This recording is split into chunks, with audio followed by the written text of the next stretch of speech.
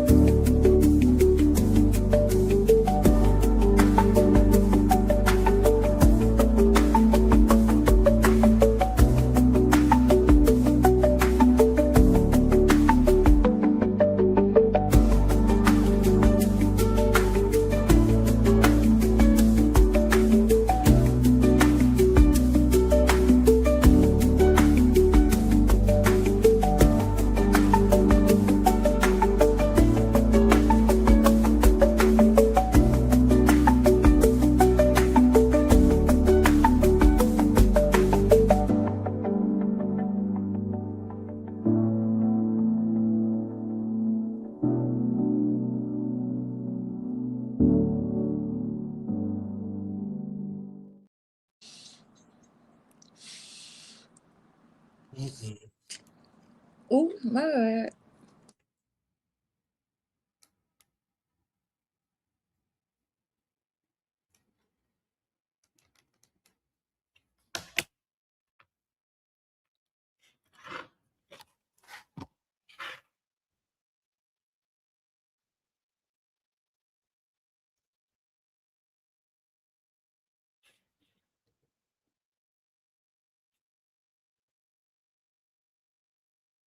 Why the hell this damn thing covered like that? It's great.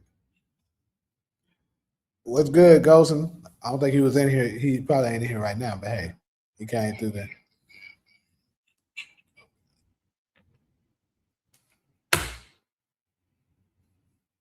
He is in here. What's good with you?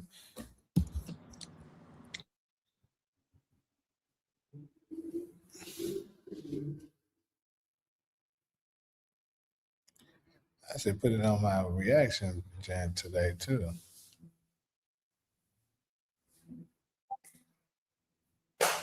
Try to give it a little time for somebody to come up in here and stuff like that. Ty's little girlfriend been coming over here on here harassing me too.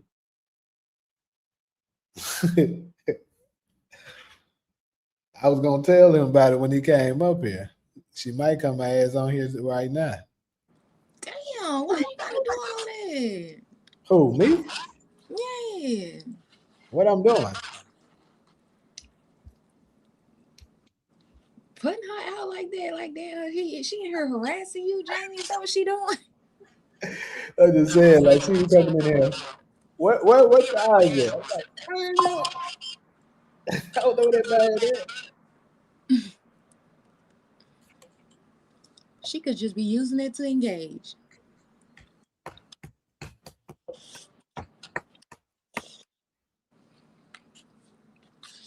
Nobody at work ready to get off in the next 3 hours. Yeah.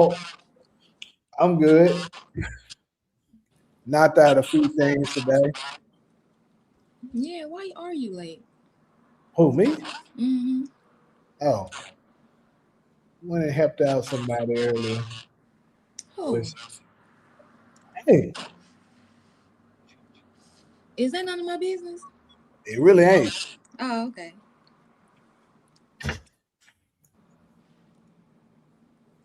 What's good, Rita? Allie.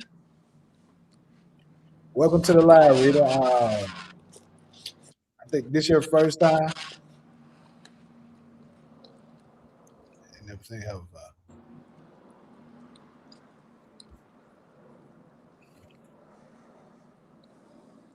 Anyways, I guess we got enough people. I'm gonna go ahead and get started. But damn, that damn static is bad. Rita, you been out here before? My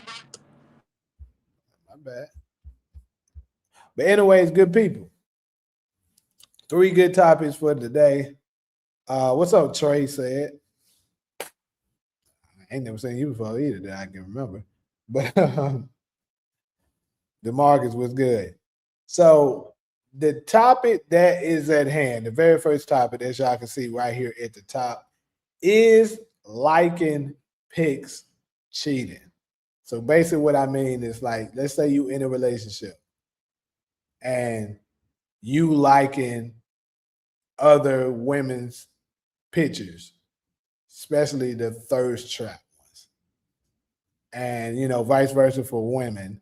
If you got a man and there's a dude, that's third strapping, he got his shirt all off and stuff like that, and you liking or leaving hard eyes and stuff under they post, is that cheating? And I got a video I want to share. One of my favorite women content creators in the game right now, what she had to say about it.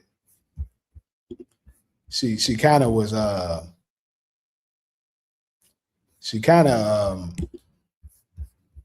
steering my pot a little bit right here, but we'll let her get away with it.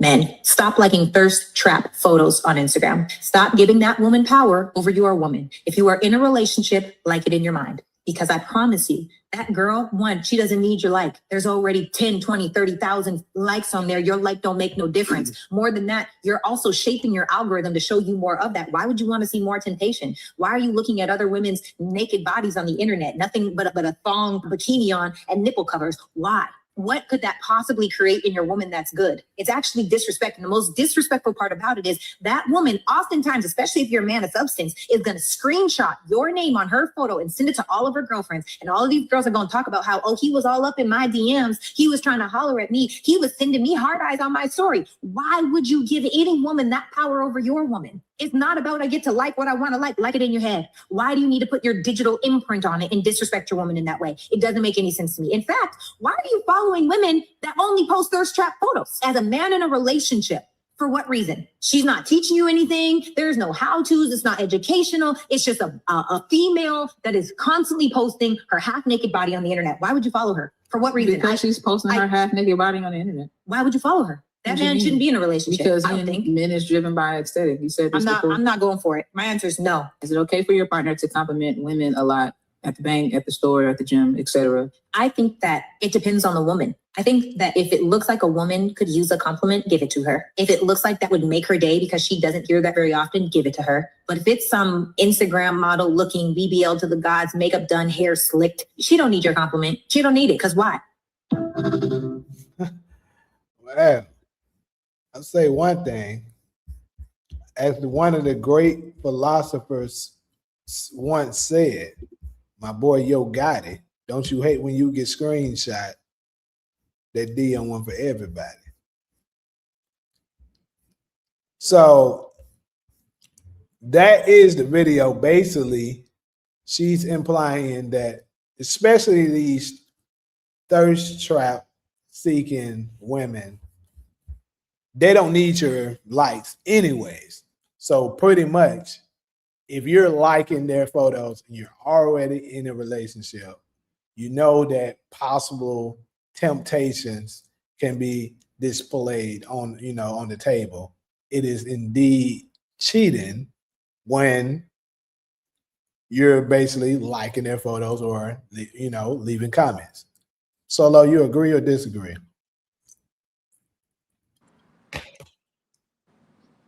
With you or her?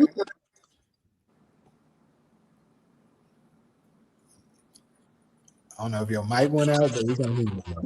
Oh, I was saying, are you saying do I agree with her or agree with you? With her.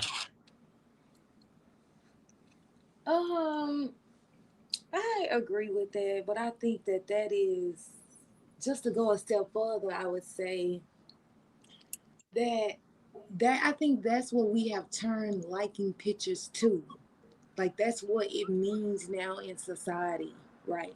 It means that you're interested in someone. It means that you want her to know that you're interested, want him to know that you're interested in her. So I think that's what we've turned it into. It didn't used to be like that. You used to be able to like a picture and it didn't mean that I wanted you to slide in my DMs. Because I think that on the flip side of it, like you can see a guy come down your timeline and you can like his photo and then here he comes in your DMs like what's up, and you like, I just like the picture. I didn't mean for you, I didn't think that I didn't want you to think that I was interested in you now.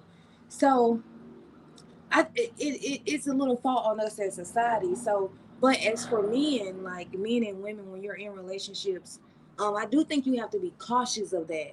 And so, if it is a very, sexual picture that you're liking, of course, that means that you like it, right? That means that you like her now in society. Um, but I just think that if it's, hey, I went to go meet my grandma had a 94-year-old, a 94, she 40, 94, and she had a birthday, and I like that. I think that's pretty innocent in that sense. But, if she bent over in a thong, then of course, maybe you shouldn't like that, as whether you thought she looked good or not. Don't like that, because that does send a message to the woman, letting her know that you did like it, knowing that you're in sort of a committed relationship, especially if you're in a committed relationship. Hmm. Well, I'm gonna be honest about it. Um, I think it kind of matters what platform too, because like if I like a picture on Facebook, it's kind of not the same as if I like a picture on Instagram. You feel me? And I don't know, maybe others y'all can let me know if this is the same for you. Because for me, Facebook is more so family oriented. Where people that I actually know were close, like people back home for me and stuff. Like I live in LA now, but most of my people in Facebook is gonna be people that I know from Memphis, college, shit like that that I may interact with here and there.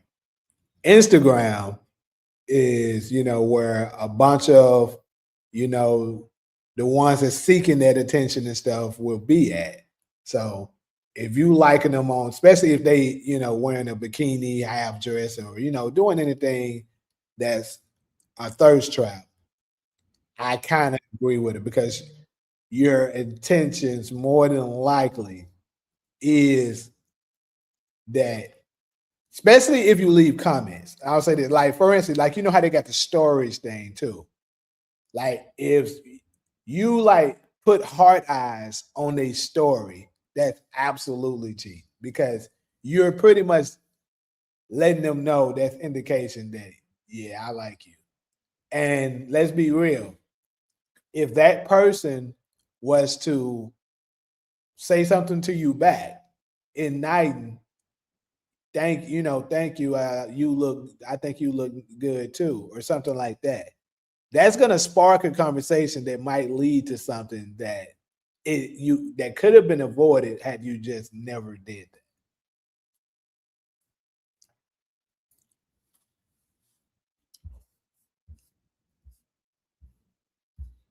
Let's see what they saying in these comments. Yes, but not when you are live. Oh, okay. She talking about mine. Got you. I don't, excuse me. So I don't think it's cheating though. Is it inappropriate? Like, could it be construed as inappropriate? Like, I feel like if your girl brings it up to you, or your guy brings it up to you that he doesn't like that, then I definitely think that um you should stop taking make an effort to stop doing it. I think that's a valid reason to be a little concerned if the pictures are, you know, sexual in nature. But just to say, so I think, but I don't think it's cheating though. Cheating is the act of betrayal against your spouse with the intention of creating a new relationship with someone else. So I don't necessarily think it's cheating, but is it something I think you guys can talk about? And yes, but is it, are you betraying your? Now, if you slide in the DMs, then I would say that's cheating, right? Because if you don't know this girl, the only thing you know her from is Instagram. Why would you send her heart eyes? Why would you send her, hey, what's going on? Stuff like that. I think that's cheating, because why else would you be trying to get to know her? You trying to be her friend? I think that's cheating. But don't you think if that's your thought process, remember, like I was saying, that more than likely, if that person was to get back, let's say that person was to hit you up afterwards, like let's say they notice you like a few of their photos and they kind of hit at you like, hey, thanks for the likes, and then they start liking a bunch of yours right after that. That can lead to something. No, but as the person who's married, you would say to her, "Yeah, I appreciate." You would keep it short. I don't even think that you have to tell her, "Hey, I'm married." You just keep it short. Be like, "Oh yeah, I appreciate the love," and that's it. You don't have to say, "Well, how you doing?" You don't have to say, "Yeah, you look real good right there." You don't have to engage. You don't even have to tell her you married. But you keep it short. You don't try to open a dialogue so it can eventually turn into something. Even if she was to open, so how old are you? You could not respond. Not Temptations get started though. no, but you're an adult, right? And you know your commitment that you made to your spouse. So you should have some type of self control to know when to stop. Okay, let's see what the chat's talking about. Would you consider Angel Reese pics as thirst trap? Absolutely. Women get so much attention on social media now, they forget how to actually be a woman. That is also true. Just because I like a pic doesn't mean you trying to holler. However, if you slide in their DM, that's different. Okay, I can agree with that, Demarcus. Um, but I'm just saying, like, because I'll say this: I don't been with a few girls before that they'll notice that I like a certain girl's photo or whatever, and they didn't like it. So I try to be respectful enough to try to limit how many women's photos I might like. And to be honest with you, shit, for me, if I notice it's a certain dude and you constantly liking all they damn photos, I'm probably gonna feel something about it too. Like, why you liking this ugly ass nigga photos so much? You interested in them? Shit, I'm gonna wonder. The internet is like the legal system. Anything you say or do will be used. I swear to God, that's a fact, Ali. Because they sure gonna try to use it against you. Especially women. See, dudes and Solo. Let me know if you disagree with this, but I don't think dudes we use that as much. Like, say when a woman know that, like, let's say she knows you with somebody, and you go ahead and take that chance and decides to go ahead and hit them up a little bit, trying to be secretive about it or whatever. They'll screenshot that shit and hold on to it.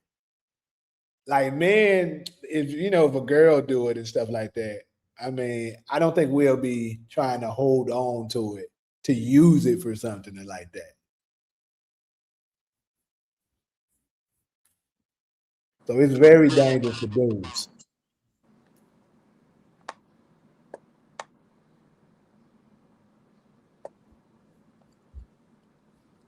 But the thing is that social media has turned into like dating. Like that's how people start dating. Like you see a girl, she posts a picture, you start following her, then you like a picture, then you start commenting on pictures, then you slide in the DMs, and then y'all done met up. You done flew her out. Like social media, instead of it just being about you being sharing pictures and stuff with your friends and people now it's turned into like this broad you have this broad audience where people are trying to meet, not only people, connect with people they know, but people that they don't know, and meet people on social media. When we started on social media, I don't think that was, we only added people we knew. Facts, we did. So now it's just like, everybody page is open. Our pages were private because only people that I know is gonna I'm going to accept. So it just has turned into this global thing, especially now that everyone is, people are making money off social media and stuff like that. So, it has turned into a dating, like You know, I don't know if you know this, but I always say TikTok is not a dating app. You ever heard me say that before? Nah, I don't think so. But what you mean by that? TikTok is not a place where you come on and you try to meet somebody romantically. Like, are you on TikTok looking for your wife? That's Not what I'm really. saying. Yeah, not really. No, yeah. But that was my experience was, you know, be I on don't there. know though. Being on your TikTok, we might be talking about something different though. That's what I'm saying. That's why I said it because my TikTok is not like, they want to know what type of content I'm doing. They don't give a damn about what type of content I'm Right, doing. they be flirting. Uh-huh. I've seen a couple of attractive girls from other countries and stuff that I ran across while I've been on there. But I'm not on TikTok.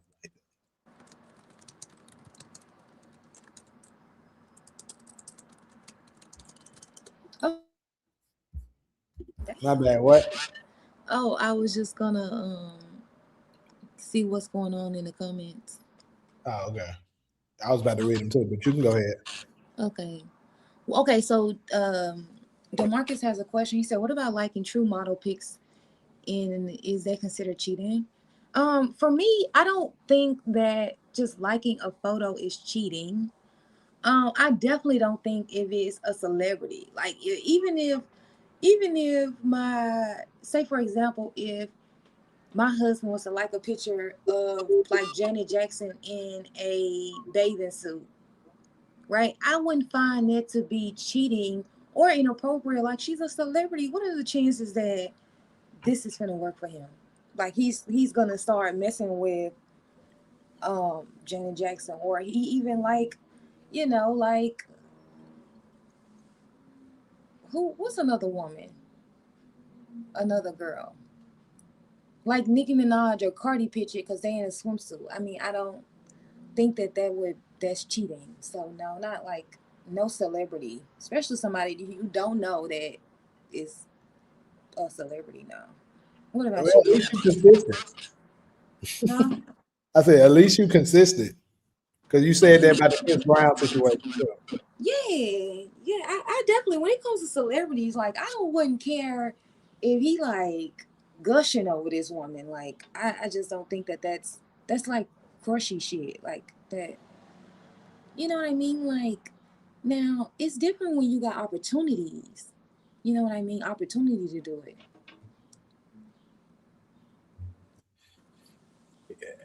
Well, shout out to Demar. He said this is a touchy topic, and this is why I don't come up on lives. When I had my own channel, it almost cost me my marriage. This is why I only comment.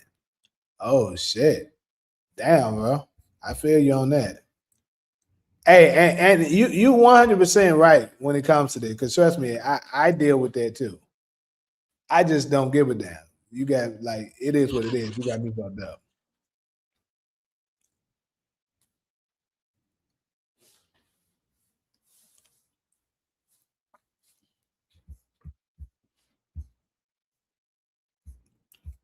Poma said, just like I don't do that. Thank all veterans crap.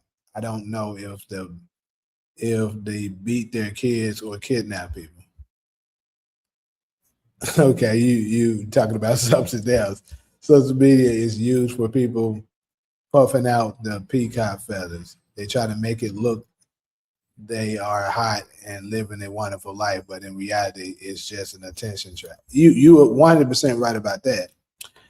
Ali says, but if you liking all the photos on the daily, then we need to talk about the obsession. Yeah, I ain't gonna lie. So look, check this out. I ain't did this in a long time, but this is a method, you know. Some of the times, if it's a girl that you kind of just meeting or whatever, and you just want to let them know that you are interested, this ain't got nothing to do with cheating or nothing, just saying that. But if you trying to let them know that you're interested, you go to their page and you like a bunch of their photos. That way, they're definitely going to see it. And that's letting them know, oh, he's interested. And then if they go to your page and like some back, I already know, okay, I can get her. You feel me?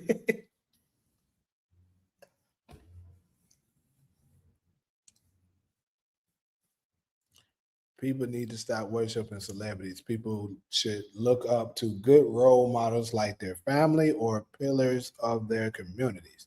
I agree with that.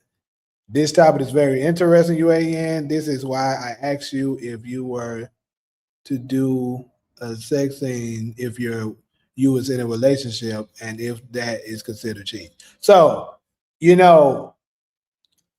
I think that all depends on who you with, because from my experience, when I'm with someone that's in the industry, which a lot of the women I tend to date are girls who are pursuing their craft in the art of acting, or let's say they work behind the scenes, or possibly music, something dealing with the industry and entertainment. Typically is the type of women I go out with.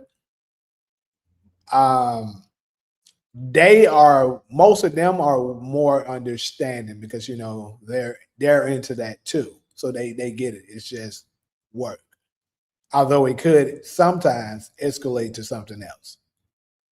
But when I've kind of spread it in, dated girls that's not in that business, they kind of have a issue with it. Like, I had one of them straight up try to I don't know what her problem was. She's tried to tell me, you're not doing any, you're not doing any intimacy things when you do your roles. I'm like, the fuck?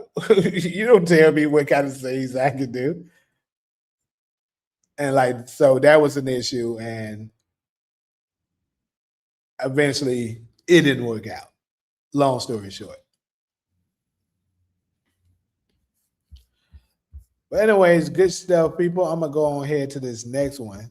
This one, it's been spiraling out of control, and as you know, it's been actually going on for quite a while.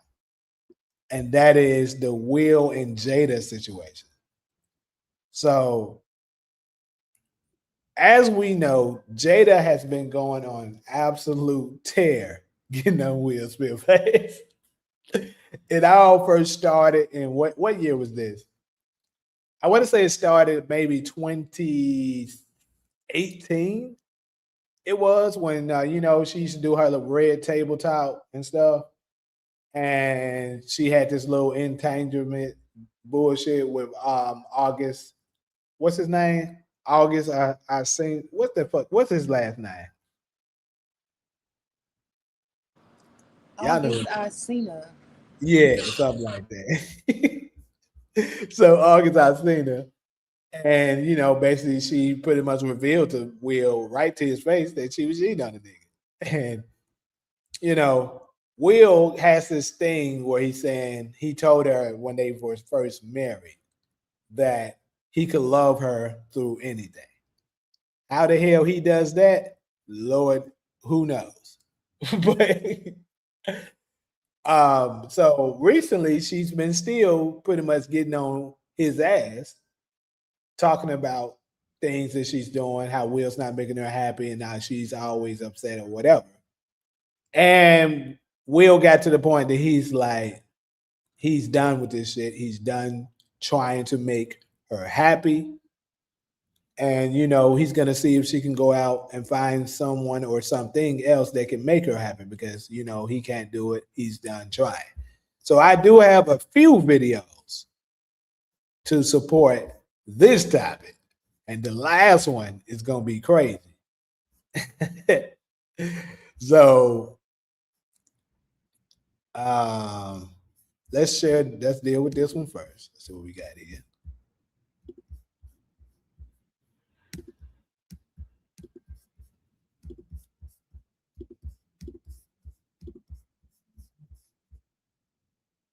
You cannot make a person happy.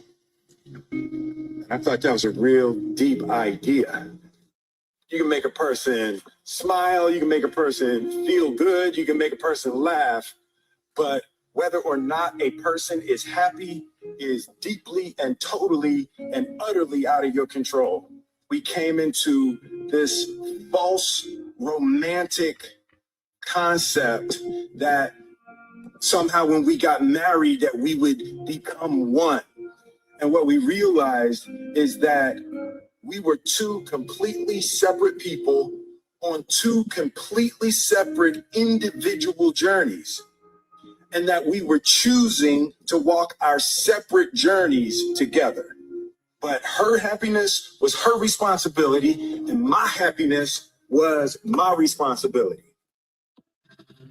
Okay, so he didn't crash out on this one. It's another one where he crashed out on. Hold up.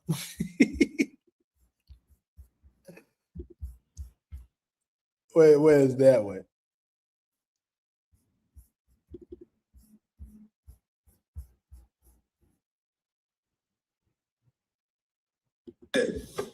I retire. I retire from trying to make you happy. I need you to go make yourself happy and just prove to me that it's even possible. So very quick, as y'all can see. and you know, I gotta share.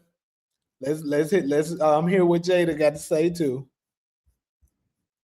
Jada been on his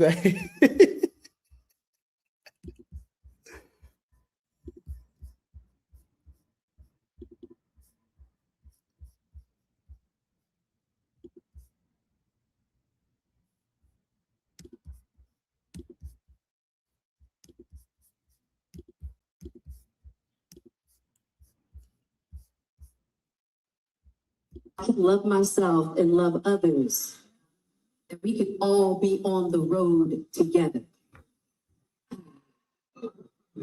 So I'm like, well, I'm going to have to speak my truth, but I'm also going to protect you. So if I got to look like the adulterous wife to make sure you're good, I'm going to do it. Y'all, learn how to love myself and not leave Will on the side of the road.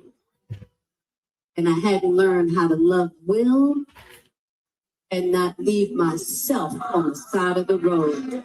In that moment, because I felt so bad that he was in this situation, I decided I'm going to love you, Will, and I'm going to leave myself at the side of the road. And on top of it, I want Will out. I don't want him part of this. Okay, I'm the bad guy. I'm the worst. Great. Let's be done with it. Right. I wanted it done. You got your answer. I'm the adulterous wife. Let's be done.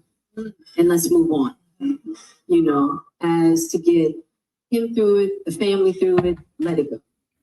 Right? And but I had to learn. That was a big learning moment for me. I wouldn't have been able to see that aspect of myself that needed to learn that I should love myself and love others. And we could all be on the road together.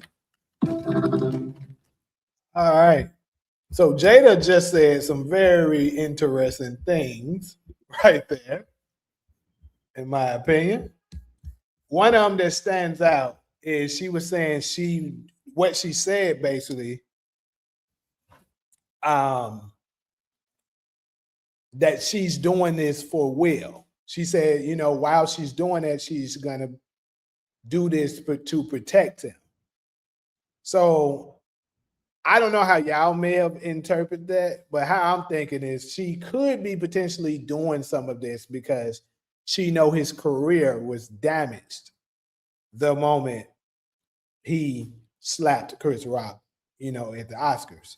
So this could be a few publicity stunts to get his name and, you know, so that folks can feel sorry for him and, you know, make him popular again, make him lovable again. And then he comes out with another movie. Everybody, you know, has fallen in love with Will again. She's like, hey, I may get deemed the adulterous, demonic wife, but at least my husband's career escalates more. Could she be? Did anybody else look at it potentially to be that, or am I tripping?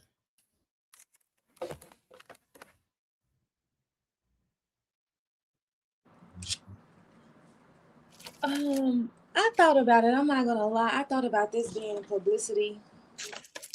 And they doing this to get their names out there because I've learned that that's what a lot of people are doing now.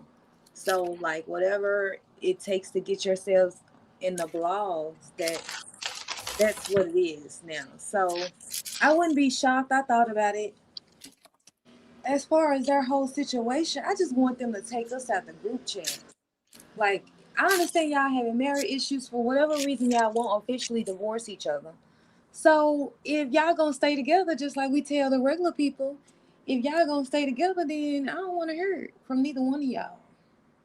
So that's pretty much where I stand. Like, either divorce each other or leave us alone and stop using us for clicks and views. Okay, so that's one way of saying it. Now I'm about to drop something on y'all that I'm pretty sure some of y'all may have heard, but I'm gonna add some more context to it.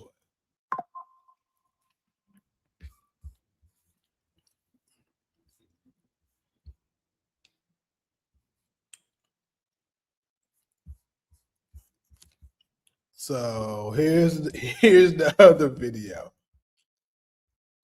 It's a little crazy.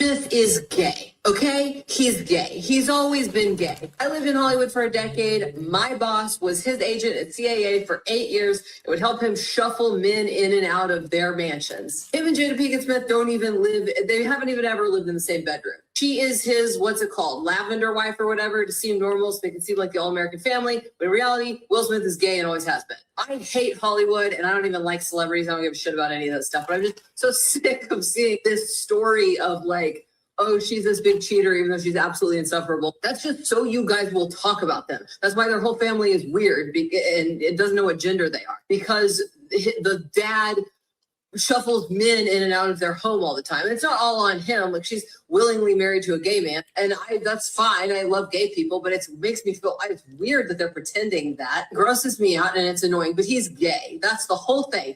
Will Smith is gay. All right. So this is what she had to say.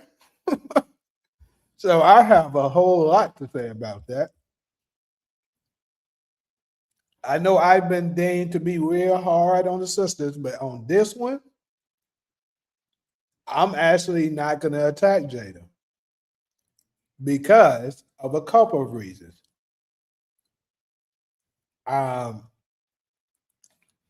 So first and foremost, all of this is allegedly, we're not saying any of this stuff is true, but I will go and use context clues of certain things that I do know. Now, I'm just going to keep it a buck. I agree with her because this is what I believe happened. It's crazy because I remember Marlon Wayans was telling the story one time, and he was basically telling us that he was interested in Jada. Excuse me. At one point, but she ended up running into Will, and they hooked up. And keep in mind, Will was jealous of Tupac because she was like, he said they had this thing going on where they were almost inseparable, and basically, she had this thing, but it never escalated. They never became lovers. However, there was definitely some what ifs going on there. And as I believe, as time has passed, especially since Tupac later on ended up passing away, she's living with regrets. She's like, damn, because she did. I believe she didn't know Will was allegedly left-handed at first. Then she got caught up in it, but she did. She is receiving some great benefits and incentives to stick to the marriage. So the things that she's doing, going out with other guys and stuff like that, is all her acting out because of the situation that she is in. That's what I always felt like was going on. And you keep hearing more and more confirmation to this. Now, here is something else that was 100% told to me. As you guys know, I live in LA, so I've been in the Hollywood circles and stuff like that. It's a movie producer that I know. I met him back in 2017. And I was with a friend of mine. She was talking to him, and I can't remember how Will came up, but Will Smith came up. And she was talking about my friend. She was saying something about Will. I think maybe she liked him or something like that. And the producer guy was like, well, you don't have to worry about anything with Will. He's the one that got to worry about him, Will. And we was like, what do you mean? And he was like, Will is left-handed. He just straight up said it. This was a movie producer told me this. So I kind of knew somewhat of this for quite a while. Like I said, all of this is allegedly, but the producer absolutely told me that. I don't have no proof of him being left-handed or anything like that. However, 100% this was told to me.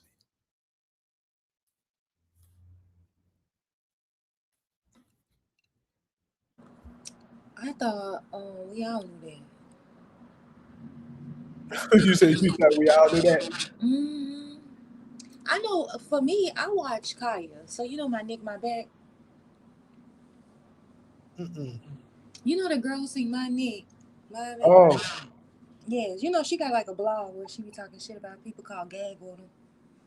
She been saying this for years. She said she alleges, not me, Will Smith, not me. I heard allegedly that you been hooking up with Tisha Campbell's husband. That's oh yeah. allegedly. That Mhm. she's been saying that for years.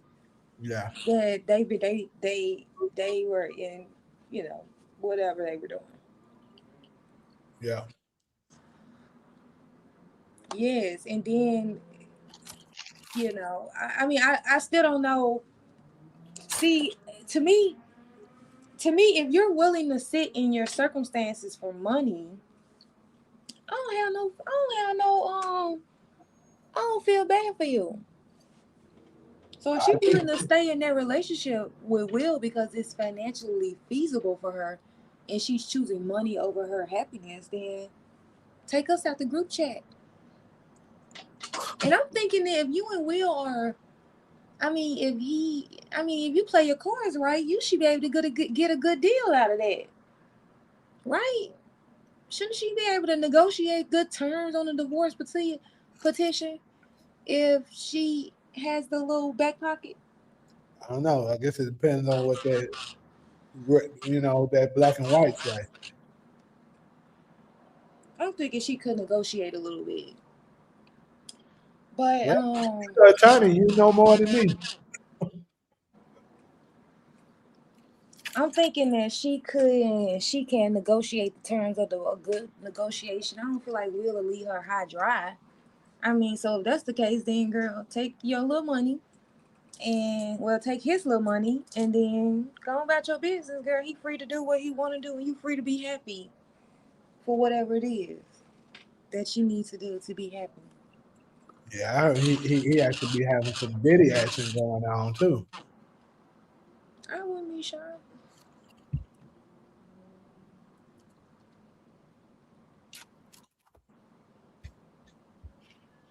Okay, comment section.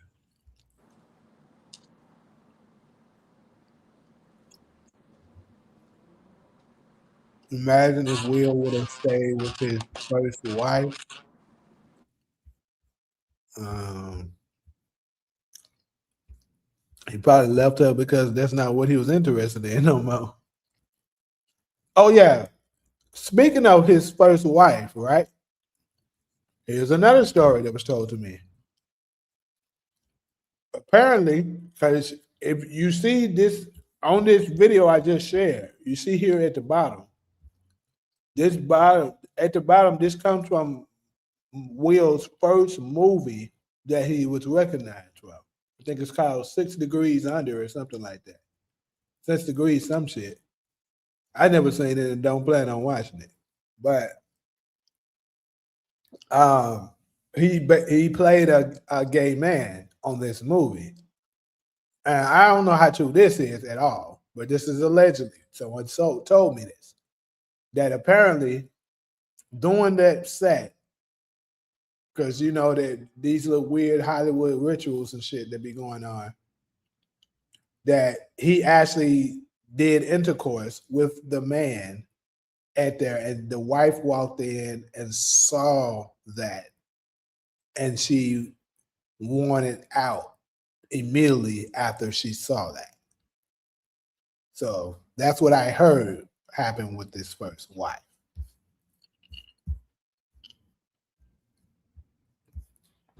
That's terrible.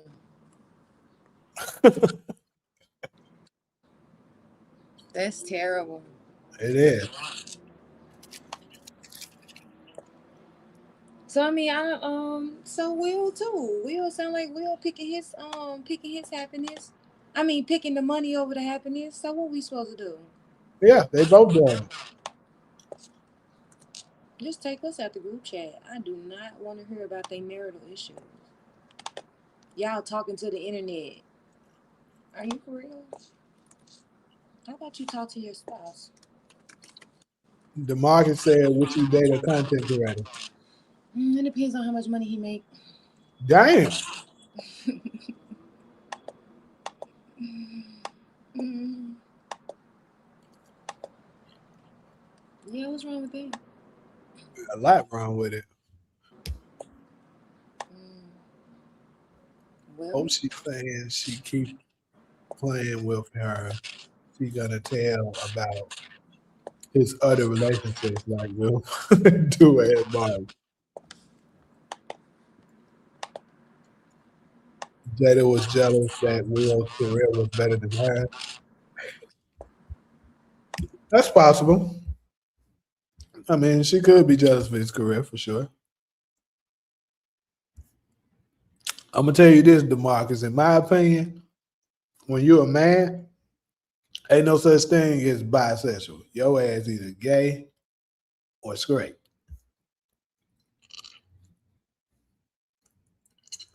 I had to come here because of the channel name. Appreciate the comment, man. Will had a chance to hook up with Lisa Ray McCoy. Hmm. who ain't playing all I see? He's talking about me. Who not playing all I see? What's wrong with that? Y'all date women based on how fine she is. Why I can't date based on how much money you got? That's not true, and it's not and it's different. Whatever.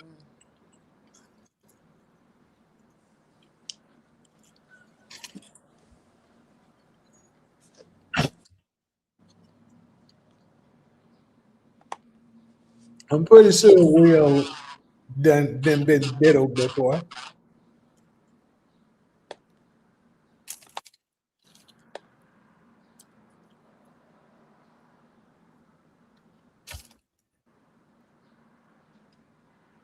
Yeah, she answered that hella quick, didn't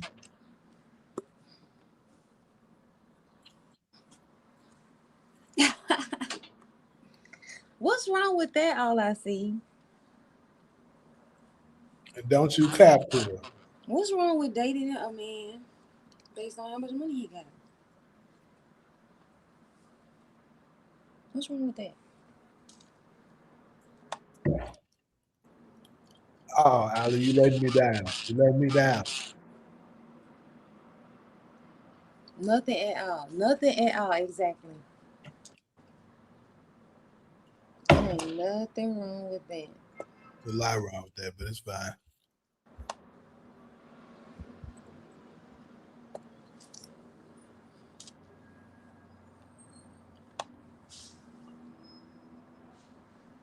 It's a shame that the audience not too big today. They what? I say it's a shame the audience not that big today for some of these topics. I'm a Leo. August Leo. Her sign is a punk.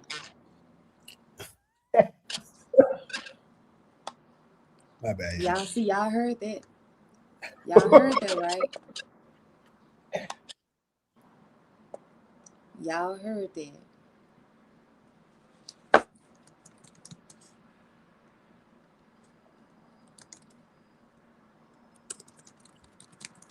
Y'all heard that?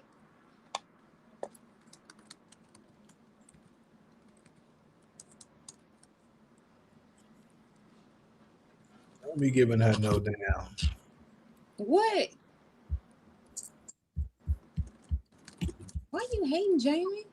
Who's hating? You. That all I see on my side. She should be. I love to stare at the pot. I'm not staring at the pot.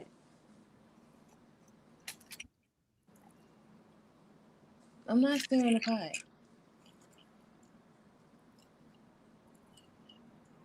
What's All wrong right, with fellas. you? I need y'all for this one. So there's been this new thing that I've been seeing, and it's this guy. Honestly, I had a video for it. I don't know what I did with it, but it's all right. But basically, there's a new trend for the fellas because you know how, especially when the women run into a guy that they're not interested in, so they love to say, "Oh, I'm not having sex right now. It's just me and God. I'm celibate and all this bullshit that they'll try to hit you with when they're not interested, but they'll keep you around to enjoy the the benefits of whatever it is you may be bringing, whether you giving her money, you taking her out on nice dates, she using you for food, paying a bill, whatever it is. But they tell you they celibate. It's just me and God. I'm working on myself. All the rhetoric that they love to cap and save to it. So apparently, Bamigas has came up with one themselves, and it's called the financial celibacy. So we just working on ourselves. And so when they come and they asking you for anything, can you let me get some money for this or this or that? You tell them you financially celibate. That's something y'all getting on board with or what? Or is he wrong?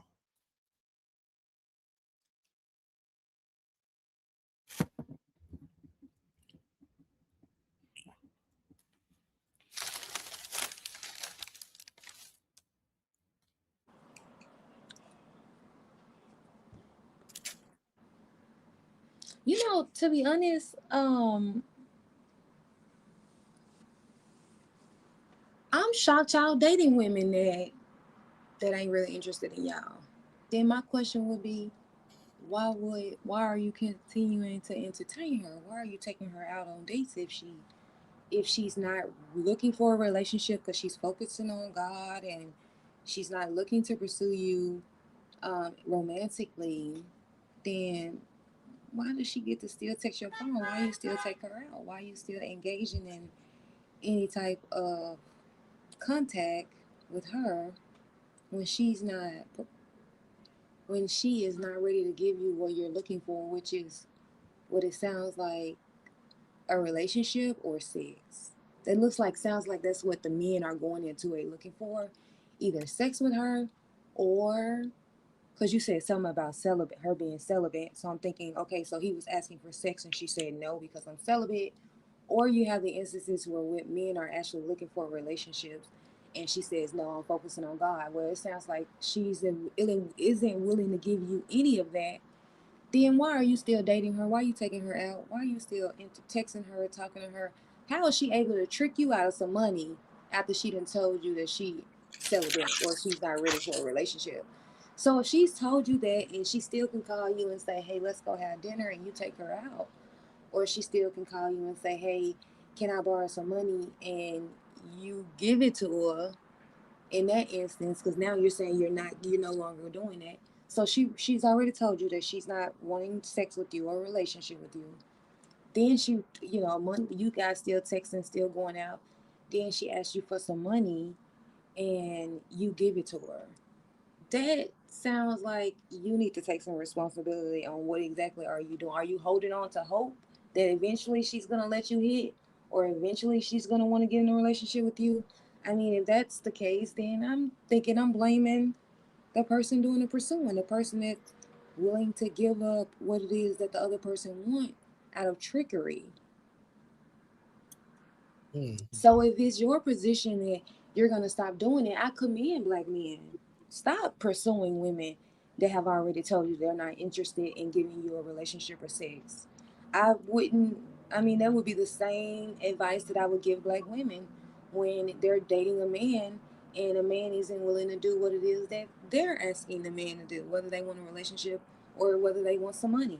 And he's saying no, then you cut him off, right? If that's what you want out of relationships, why sit around and hope and pray that one day he's going to give it what you want, give you what it is that you want?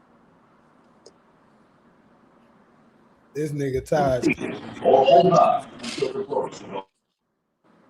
But Hey, look, what's up, Taj?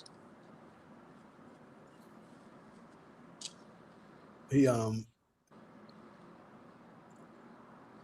but look, I'm gonna answer some of the questions you asked.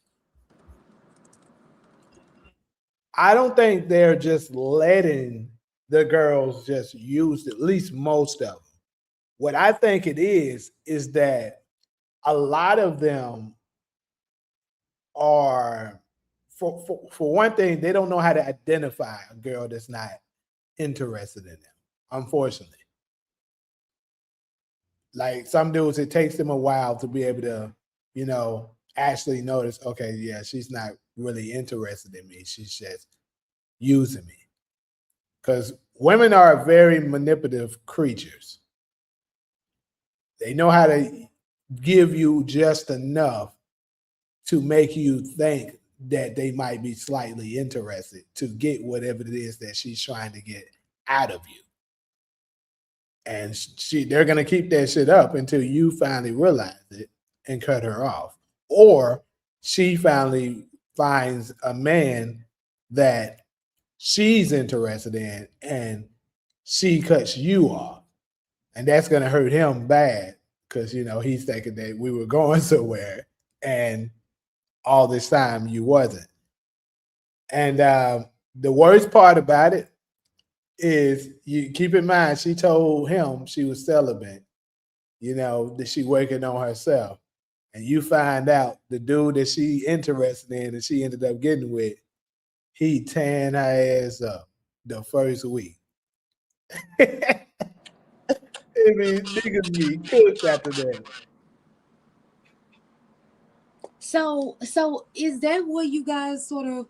I mean, is that a portion of what you guys are upset with? Is because you've been sort of taking her out on these dates, and I guess at some point you asked for sex and she said no, I'm celibate. All along she's having sex with someone else. Yeah, because you pretty much you getting used. You was getting used the whole time. But what if she just doesn't want to have sex with you? Right. So this is the thing. Women shouldn't go out with. I think you shouldn't go out with or take a date with any guy that you know you couldn't see yourself lying down But that's not the same thing. with. Why isn't it? So, because if I'm going out on a date with you, my mind isn't that I'm going to fuck you in a month or fuck you in 2 months or fuck you in 3 months. At this point, I'm going out with you. Am I sexually attracted to you? Where I'm like, I understand that you may be physically attracted. I was like, oh, he's a handsome young man.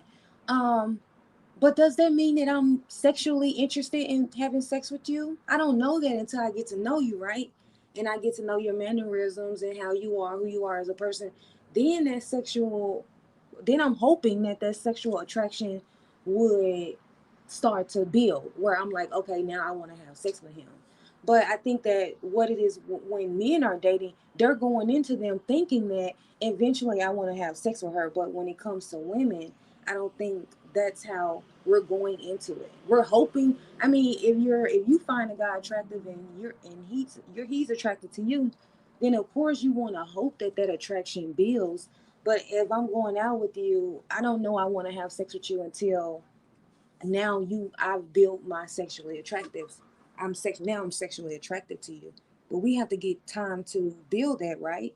And if I go out with you, maybe I go out with you 4 times and I still don't get the sexual attraction where I'm thinking that this is gonna go further.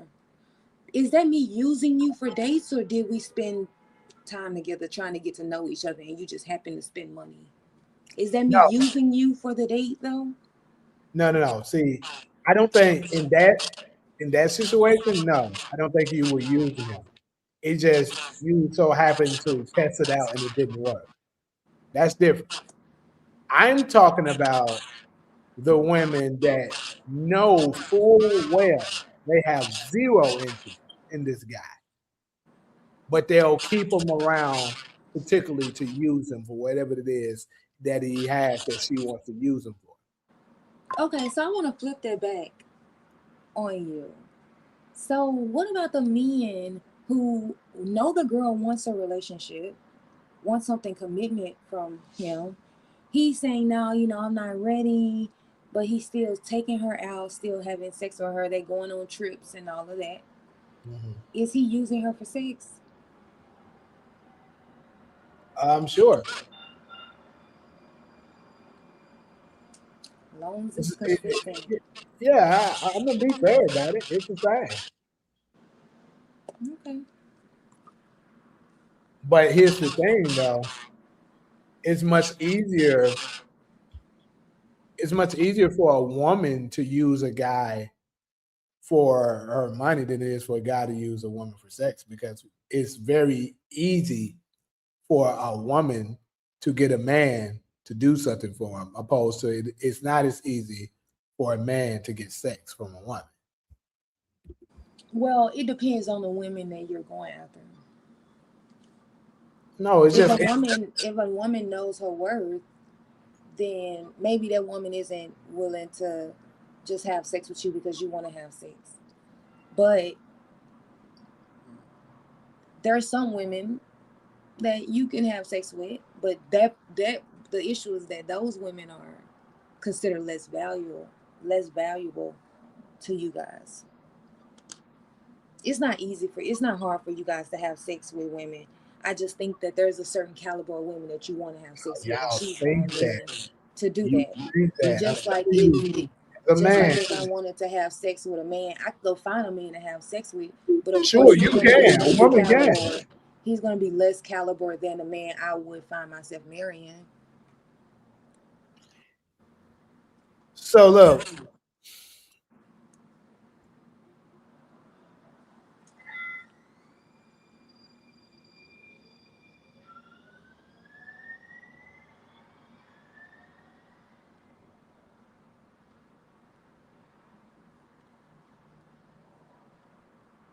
Hello. My bad, my bad. I have to mute myself. I'm tripping. Um, but yeah, I was saying, sure. I think this is something that a lot of women tend to think that it's easy for men to get sex, and it's actually not. Only the upper echelon. If you're a guy that's having sex with, let's say, if you can nail 3 girls in a year, actually, and obviously this is talking about like getting to know you're not doing no pay to play action or nothing like that. That's actually rare. Niggas aren't smashing like that, like you think. The ones that may be around you might be, but that's only because women tend to surround themselves around dudes that they may be potentially interested in, or let's say that they're somebody of some kind of status that they just so happen to come in contact with. Those guys are. But the everyday guy, they're not doing that like that. It's hard for men to get, because the average women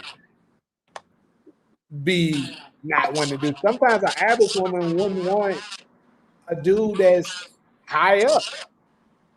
And even the ones that's not as attractive, let's say the below average women, it's the same with them. It's not that easy to get sex like Well, I think again, I think it depends on the woman that you're trying to get sex from. that. If you're trying to, like, again, I said, a woman who knows her worth, it is going to be harder for you. But if you guys pay for it, you literally can go pay for it. So it's very easy for you guys to get sex. Like I said, the low quality, the low women who are you guys would put down, say she isn't quality enough. That's the women that you guys don't want to have sex with, but those women are available to you guys. You guys could pay for it. But you guys don't want to do that. You wanna have sex with women that you think are valuable. Mm. But the thing is, even the even the below averages can smash the upper some of the time with women. That's all I'm saying. It's different.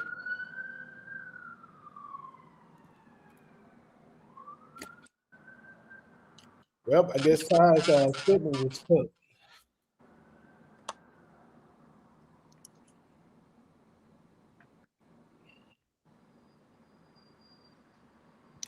Well, the Suns' first game in Phoenix is Saturday.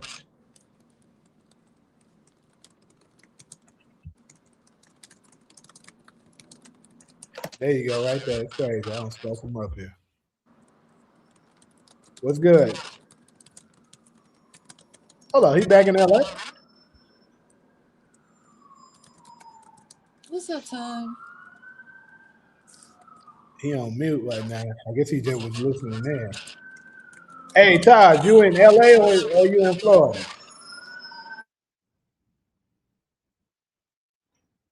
He can't even hear us, I guess. Can you hear us?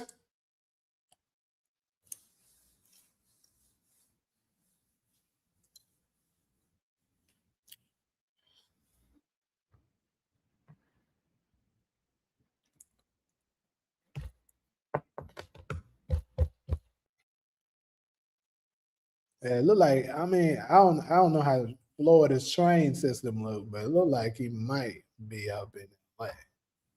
I can't really see it. But yeah, Golson, keep practicing your financial celibacy. Don't settle for less like they be telling us.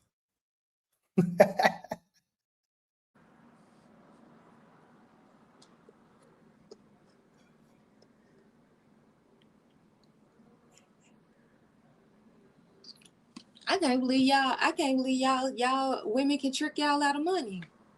That's what's shocking to me. That's where I'm stuck at. I'm like, damn, for real?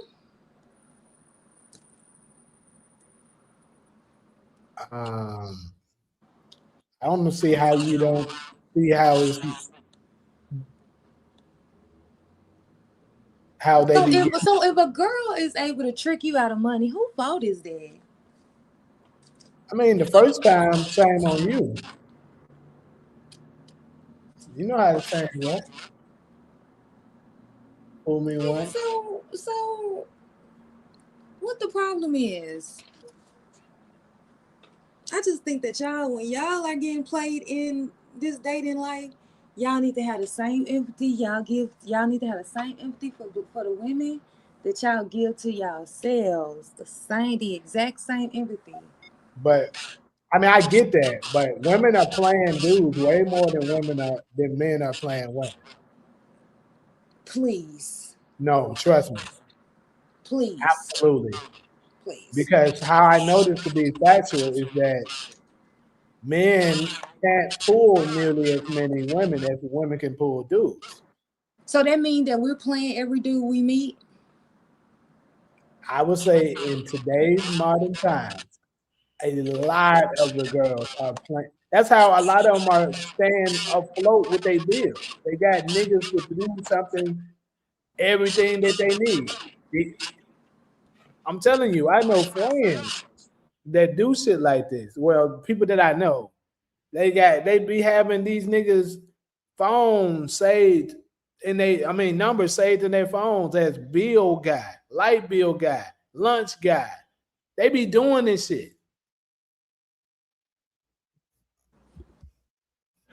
My bad.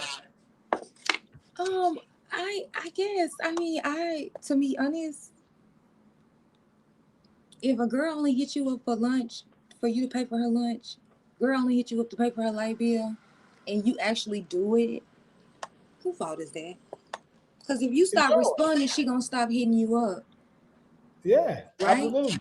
Right. But So, she ain't and gonna then know that. it definitely has to be the type of woman, because it's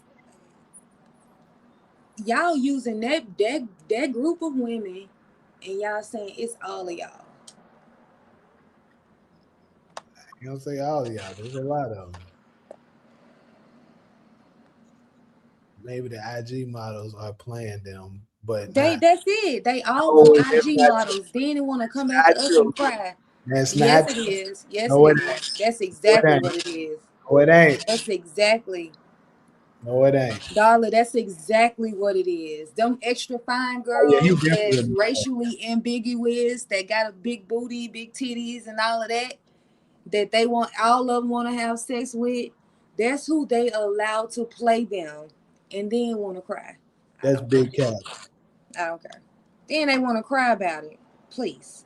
If this was TikTok, I'd be sending you your caps right now. Whatever. I just think that I'm saying my thing is you are giving the men that's getting played, that's willingly participating in getting played, oh, it ain't your fault.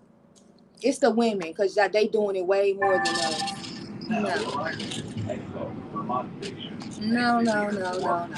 Just like you hold women accountable, hold the men accountable. And I would say at least he ain't leaving you with no damn kid that you can't get rid of. You being cheated out of $500. Like Jay Diddy would say, Well, I consider was yourself getting away clean. Cause reach down to the floor and thank God. Cause he could have left you with a baby. And ain't nobody gonna excuse you for that. You ain't never gonna get no excuse for having a baby with a man that ain't got no intention on doing nothing for this baby. You don't get no forgiveness for that. But you shit, want us they to get excuse excuses these and damn giving for it but all the time. you want us to excuse these damn men because they getting used for light bills and shit. I don't get it.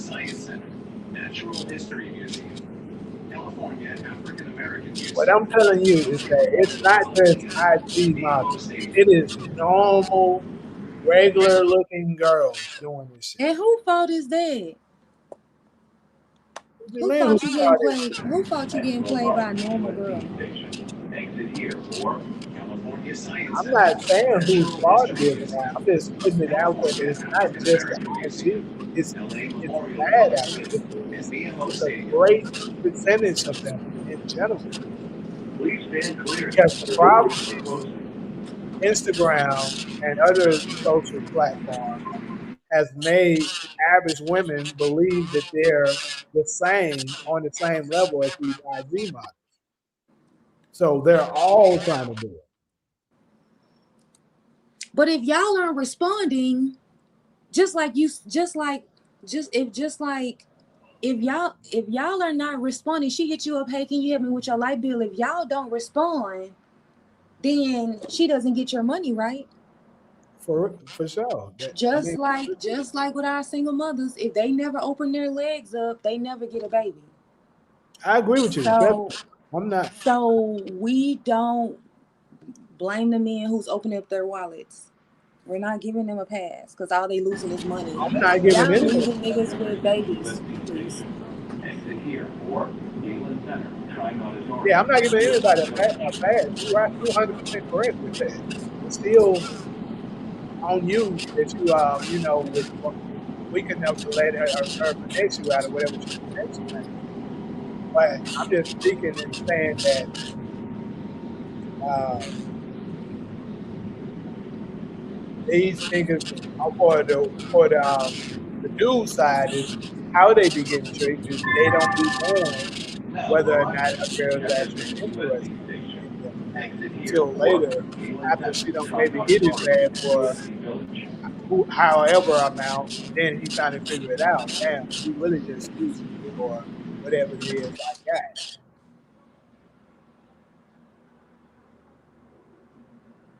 Choose better women, like y'all tell us.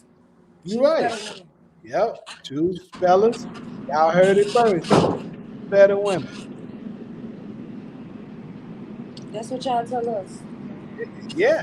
And I'm telling the dude the same thing. Choose better women. Mm-hmm. Completely.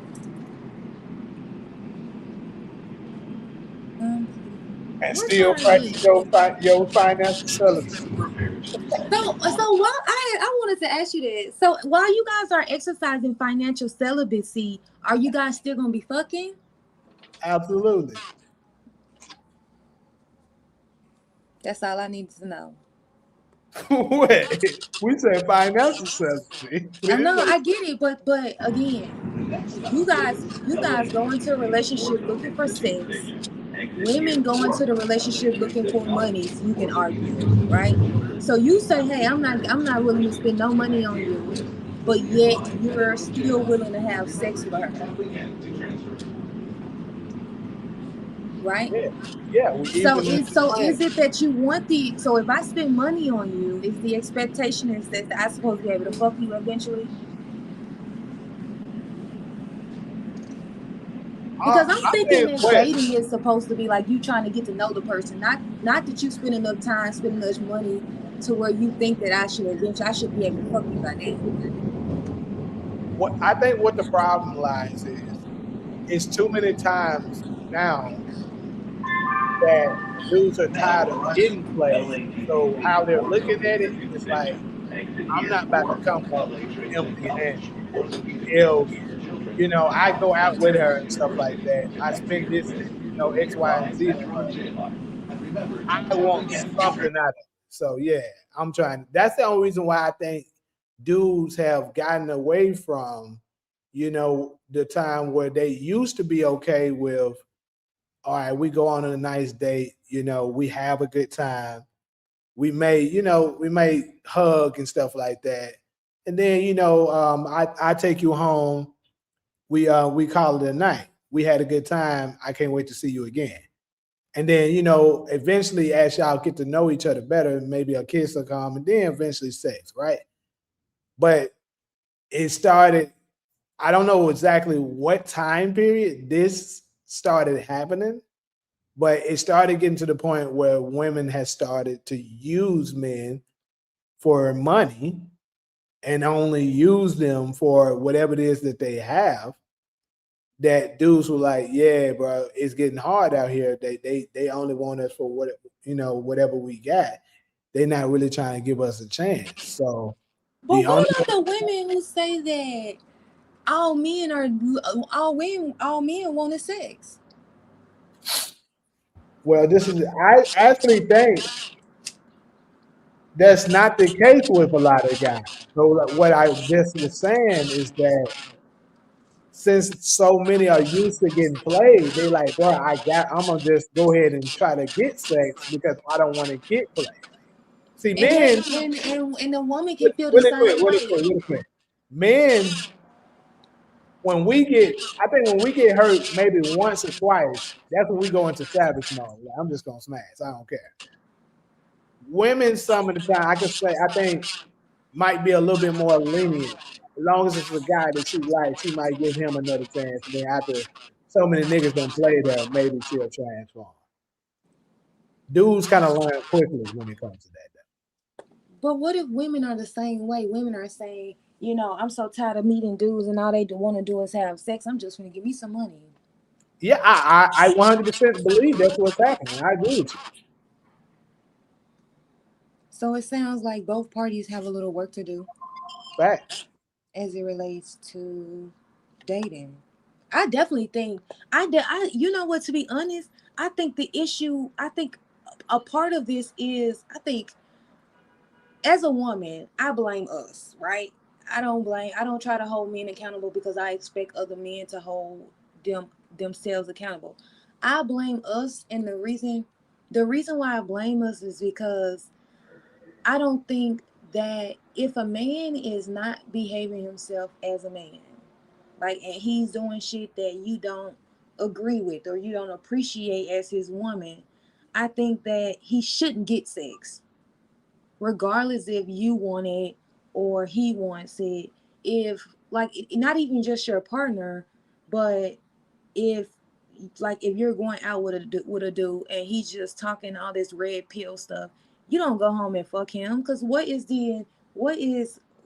he get sex from you if he isn't the man that you expected him to be? If he's less than mentally or intelligently, or he just acts like a child, like what I would say, like the YNs, like he going around the hood, causing havoc and all of that.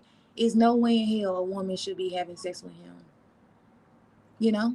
That's the way I said, like, we should be withholding sex from all these, because unless they come correct, they don't get sex. I think the reason why the behavior is so bad on men's part is because women are, no matter how bad men are, no matter how bad they think about us, talk about us, treat us, it's still a woman somewhere going to lay down with him.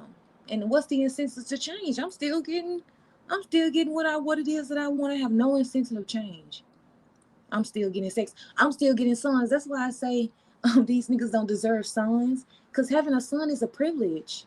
You don't just get a son because, you know, I go around just being lackluster, not being the best version of myself, and I get to like bring a child into this world. No, you shouldn't have sex. No woman should give you sex.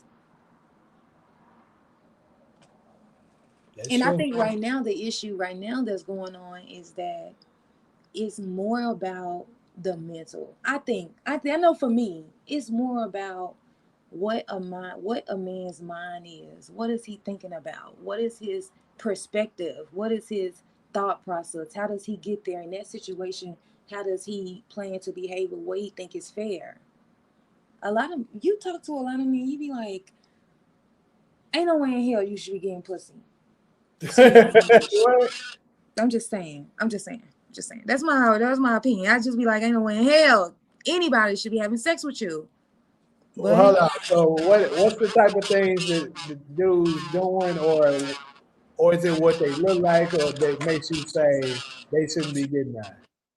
so like if so for example, uh say for example, if this dude, you meet this dude, he asks you out, um and you talk to him and he be like, you know, say for example, if you think, well, let me think, because you got to get to a certain point, right, in the relationship where you guys are talking seriously, or you're a type of girl that you don't mind having sex with him on the first night, right? Let's just say that, yeah, I have sex with people on the first night. I don't have a problem with that.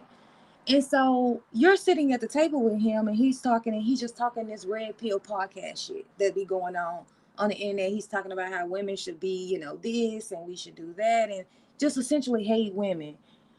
Should that should to me, I think that if he has nothing nice to say about women, he has nothing nice to say, nothing about his intellect that is something that you subscribe to, that should be enough for you to never fuck him.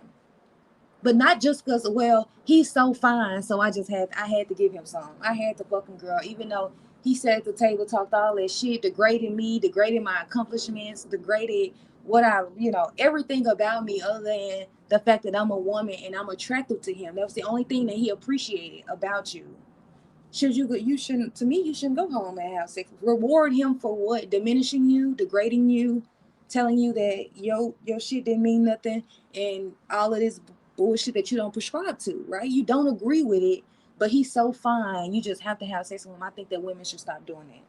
Just because he's fine, that doesn't mean that you should go home. You should have sex with him. That's not a badge of honor, I don't think. So just Yeah, like that. I can agree with that.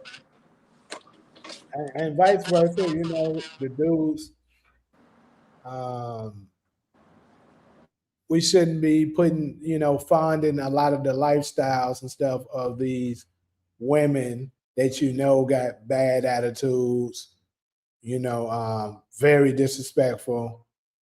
There's no like you keep on trying it, but the shit's never gonna work because they're not gonna change. Like, unfortunately, this is my opinion. Especially once a woman reach a certain age, more than likely they're not gonna change. So if that's what they're like at a certain like once they reach a certain age, and that's something that bothers you, and like say it's a deal breaker, you can't. That's something you can't deal with. You might as well just let it go. Like no matter how fine she is, just let it alone because she's not going to change, and you're just going to set yourself up for a long, hard, you know, headache full of sadness and shit. So you might as well just leave that shit alone.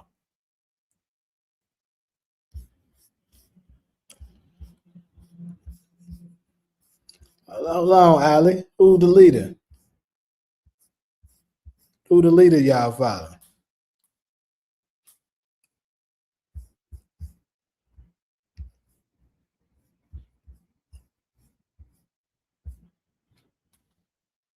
Darla, I'm not too interested in the plastic girls. I'm like, I'm more of a natural brother.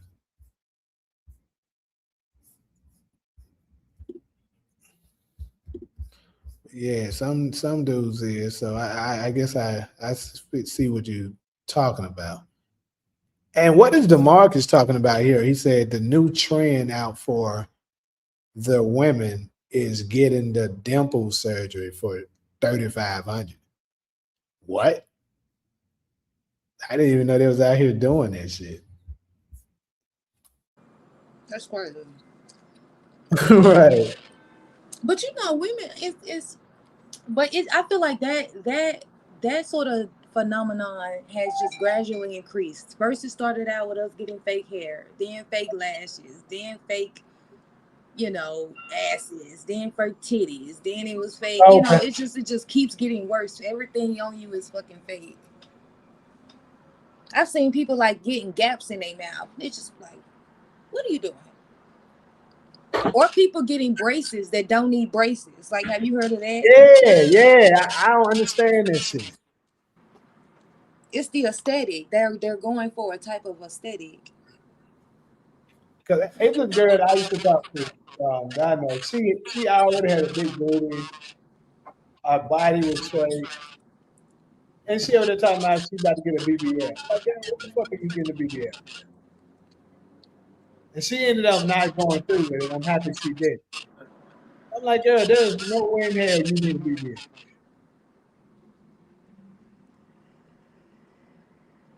I agree. What up, Philip? My bad. I took that 2-hour break now. I didn't even know you was back yet. Yeah. That's nice. Hey.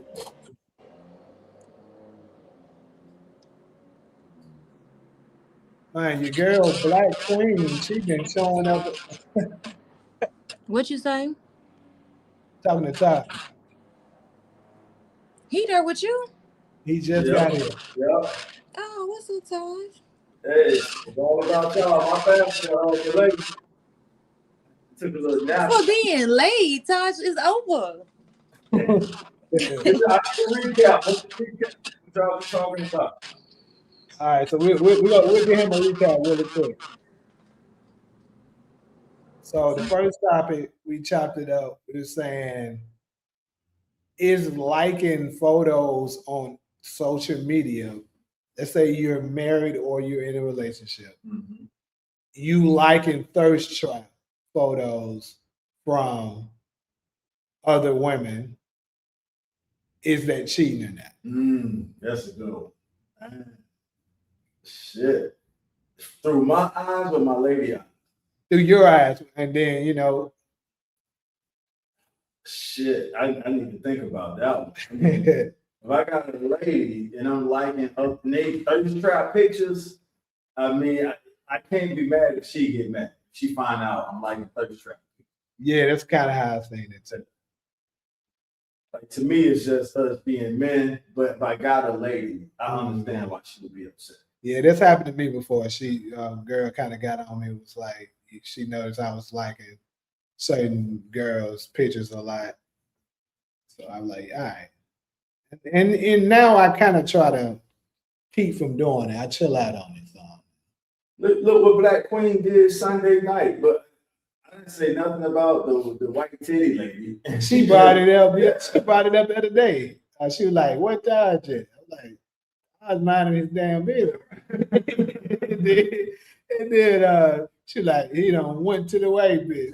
That's what she said. Yeah. So imagine her witnessing you like somebody's pictures. Yeah, she making up stuff in her mind.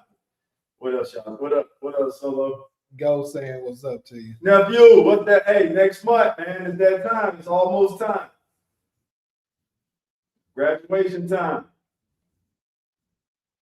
And I wish I would call them topics. Those some good topics. Then we covered Will and Jada. They look drama that's going on. Real quick recap with that. I believe Jada is potentially doing some of the stuff out in the opening to help boost Will's career because he's declining. You know, ever since the Oscar slap, all of his sales, his, you know, movies and stuff has not been hitting like that. So she do that to kind of make him look like a victim and make the world start feeling sorry for him to the point that they love him again. He can get back on top. All right. So now y'all know what I mean when I say sympathy is a hustle. So she's using sympathy as a hustle. Right. And she pretty much came out and said without saying it that, you know, I can get, you know, basically crucified as the adulterous wife, but I'm going to help my husband, you know, I'm going to, you know, do it for him as well. And I think that's what she was alluding to when she said that, for the people that was able to read between the lines. Is she claiming her influence for sort of not sending Will to do that, but Will did it after he saw how, you know, she did the black girl, the black lady eye roll. And when Will saw that, he was like, damn, that was his cue that he had to do something about it. So did she speak out about that? Because that's what got him put, right, you know, put out pretty much. And she also mentioned that shortly after that, Chris Rock tried to ask her out again after the slap. So he deserved a slap. We got to remember, y'all, Chris Rock went at Jada on the 2016. This is when the Oscar So White campaign first started. So I understood Will. Of course, I would have told him not to do it, but he used the Oscars, and I think that was the Emmys. Those are two massive platforms. So he joked on her on the 2016. Will or Jada wasn't there. Remember, it was boycott in Hollywood. Mm-hmm. And then fast forward, make a long story short, on the Oscar stage with both of them sitting right there, I understood Will. I look up to Will because he kind of got that good guy. He get that good guy when people kind of go too far because they don't think he's gonna do nothing. So I understood where he was coming from, and he was like, "Damn, bro, you already used the Emmys to disrespect my wife. We wasn't there. We let that slide. Now we're both here, and she's showing me she don't appreciate what you're doing." And so it's like, I'm not saying that's an excuse for Will to do what he did, but as somebody, I think it's Chris Ross said, I understand. And Chris Ross, I understood why he did it. Solo.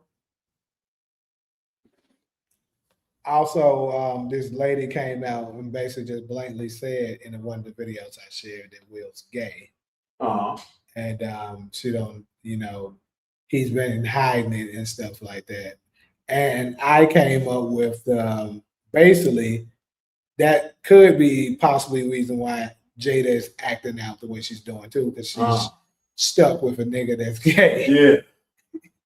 So shit, those terms for divorce. So I'm not gonna defend Will on that. As far as the good guy who kind of get pushed over, and Will never showed any signs of being pushed over, but I know how it is to have that image and people think they can go a certain distance with you. Mm-hmm. But I won't defend the gay rumors. I don't know what that man's sexuality is. And I wouldn't be surprised if it came out that he was. Will came out here, and I don't say at a young age, but he was one of the first rappers to come to Hollywood. It's possible he could have fell victim to their initiation system. So I wouldn't defend him. And if Jada knows that, I mean, those should be her grounds for saying, "Hey, let me get up out of here, nigga, you gay." Yeah, but I think it's the money situation aspect of it. She's like, yeah, I'm not. But she would get half, right? It depends on what's in their contract. So, but yeah, that's what Solo was saying. Though she was like, he should be able to negotiate. She should be able to negotiate things to try to get out of that. Yeah, that's the case. I mean, that's worse than adultery. Yeah, you gay? Like cheating with another lady is one thing. That's still terms of. And Solo know this shit better than us. She understand that law. Right. But yeah, I can't defend him on it. I don't know nothing about his sex. But the producer, another thing I said too, basically a producer, long story short, I was with a friend, a producer that I know confirmed that he's gay as well. Oh. But he also said, I didn't say this earlier, he also said Jada's gay. Not surprised. I wouldn't be surprised. Well, bye. Yeah, wouldn't be surprised either. Neither one was surprised when they actually came out with receipts to prove. Right. I wouldn't be. Jada has let us know that she's a gay. Bro, when you go put up the old footage of her taking on the industry, like she got gangster in her. She tell you when she first came out here, the way the producers were coming at her, she had to remind them she's from Baltimore. She's like, man, you gotta see that video. She was straight up checking Hollywood producers when she first came here, like she ain't going for that shit. And she did. So yeah, I wouldn't be surprised. The only thing weird about that is Jada said they had been separated for years at the time of the slap, but she made sure she was seen on the red carpet. Well, that's how a lot of them do, unfortunately. With the celebrity lifestyle, they're gonna be seen on the arm of their husband, even if they hate each other's guts. And Will definitely he did the beta male thing with that. Like the alpha male probably would have told Jada, "Nah, we'll get him. I'm not about to go up there and throw our whole family career away. You know what I'm saying? We'll get him." So we heard what he did.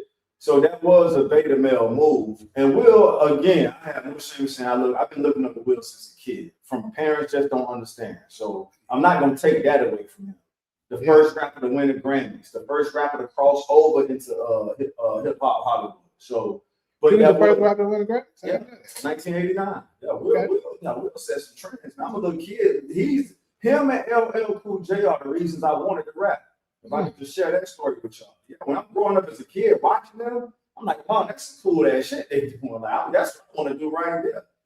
So he's the first, in 1980, he's the first when the Grammys were trying to block hip hop out of getting awards. He boycotted the Grammys way back in like 89. And then he's the first one to get one. And then he's the first rapper to cross over from hip hop to Hollywood. And that's what I'm saying. When he came to this industry, who knows what happened? And Will don't really have that tough guy exterior, so motherfuckers will come at him a certain way. So I'm not going to defend his sexuality. I don't think another man should anyway. That's for him to do, you know. So, but as far as being a good guy who gets pushed too far, I understand that part right there. I still don't think he should have did the beta male move of just letting a black lady eye roll be his social cue to go up there and do what he did. He could have simply, if he would have just grabbed her wrist, but this is, he took the lick so we could study what not to do. So I'm grabbing my lady hand now, chill, and the whole the camera's catching that shit. Okay, Taj just touched his lady hand, which means don't trip, we got it. And he could have did it like that, but I'm not here to tell Will how to handle his business. It's history now, it happened. Here we are. So Darla said, I think they had an agreement, but she got messy and made it public. It's rumored he had affairs too. I agree. I think that's 100% what it was. And TK just came in. He said, I'm tired of hearing about Will and Jada. She needs to get back to acting instead of being dramatic online for the attention. Good point. Good point. What up, TK? And everybody. I'm talking through Jamie, Mike, so I can't really see the comments. Yeah. The last topic we covered, we were talking about financial celibacy. So basically, is this trend of just dudes saying, fellas, we gonna start practicing celibacy with our wallet. I heard that. I'm already practicing that shit. Yeah, because they keep on doing this bullshit with us. We like, hell nah. Start that movement. We'll get credit for starting that movement. Hey, I gotta go back and find the video with the dude I said. I've been doing that shit. I got chicks waiting for me to take them out. Now I'm like, nah, I can't, I'm good. Like, ain't nobody doing that. Yeah. I get around to you when I feel like it, not because you're ready to go out. So I'm all for that movement. Hell yeah. That's so weird. That's a part of the hoes gonna win campaign. It is. Because why waste our money on chicks who just using us for it when we could spend that shit for some clean sex? So, yeah, because I ended up talking about, because you know how they used to hit us with the, because I know I've definitely been hit with it a couple times in my lifetime, where they'll hit you, like, if you a dude that they're not interested in, they'll tell you, they might be cool with you and stuff like that. Let's say you able to take her out, do a couple things that she likes, so she'll keep you around for that. But she ain't trying to go no further with you. She knows this. Right. She knows, right. And she was like, yeah, I'm celibate right now, Basically, she's trying to gain access to your benefits while withholding hers. Great way to say it. Yes. And they be straight up lying when they say that. That's why every time I hear them say I'm celibate, I'm like, bro, y'all, you fucking lying. I'm sorry. This is me. Certain ones, I'm sure it's a percentage of women that actually be telling the truth when they say it. But I think majority of them, when they say it, I automatically assume you're lying. No. Because you just saying that because you may not be interested in that guy. Right. As soon as the right guy shows up, he clapping you. He clapping. He clapping. You're right. Absolutely. It's almost, they always can't. What's wrong with that? Nothing. What's wrong with her picking and choosing what man she want to have sex with? Nothing's wrong with it. But to tell her you're celibate, that's the part where you're saying it's a lie. So there's nothing wrong. Look, I've been the guy who wasn't the guy she was sexy with. She had the guy, and what I really add to that is that guy usually don't have to pay nothing. Nothing. So why? He's already paid.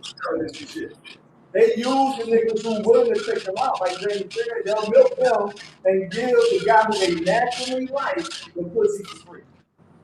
And to your point, so there's nothing wrong with that, but to actually play on other dudes. I mean, let's just put this shit out. A chick that really likes you ain't got to spend no money for her to be around. That's the hardcore truth. And so why y'all spend money on girls then? Because it's like them. But if you think that if she really like me, I wouldn't have to spend no money. Shit, you should be straight then. You only dating girls that really like you, so you ain't gotta spend no money. Right. So you're right about that. But the girls who like me, we discussed this before. The girls who like me that don't make my nature right, they don't mind hanging out with me. I got a phone full of them. And these 6, 7 chicks who I'm just not attracted to, I can call them right now and say, let's go get some coffee. Like, you ain't got to spend a whole $60, $70 taking. They just want to be around you. They like you. I know how that feels. That's the guy. I got chicks who I like. They don't like me. It go both ways. And to get one of them chicks to spend time with you, you got to spend some money. That's my. I'm sharing my raw personal experience. The chicks that like me, I don't have to spend a penny. The chicks who I like that don't really like me as much as I like them, I have to spend money to be around. And I hear y'all opinion on that. And So once you find out she don't really like you, Taj, that's it then, right? That's what understanding exactly. Practicing our celibacy. And I've already started doing it. I had to hit me up the other night. I'm like, unless I want to go to the place, you know, like for example, look at some people. Issa Rae got a new restaurant on Slauson. I want to go there and I'm waiting for the right chick to take there. And whoever I take there, they don't necessarily have to be a chick that I'm smashing. Like Lil Haiti said, I don't want to go by myself. So I am waiting for the right chick to go there. What Issa Rae selling her? It's called Somerville. She says, what she selling? Oh, I heard it was real good. I saw the menu one time. I think that was around, I can't remember, but it's. I don't want to say hot fast. I know the reservation list is long. Like it ain't really no pull-ups or pop-ups. You gotta reserve to get up in it. But it's I don't want to call it a steakhouse, but it's how it is. It's definitely a Valentine's Day destination. It's a spot that you would take somebody on Valentine's, but not just Valentine's. You can go on a regular night. It's one of the hit spots in town. Like with celebrities in town, people visiting, they're going to support her restaurant. So a spot like that, I would take a friend who's really deserving to go there, or I would take a chick who I am slightly trying to impress, or I'm gonna be challenged, but I wouldn't mind being seen. You know what I'm saying? That makes sense. Like I know I ain't gonna pay out like James said. I may, who knows? But the vibe she's giving me, it ain't capped too vibe. But she's good for the aesthetic to take a piece away restaurant. So we both play these games, and that's what y'all want to call them. But it's the day. I think it's for all of us to go to Chiron solo with us. I can barely hear Taj. Damn. No, we were talking about Issa Rae restaurant. Just, you know. Oh, okay. This is you. What's your thoughts about it?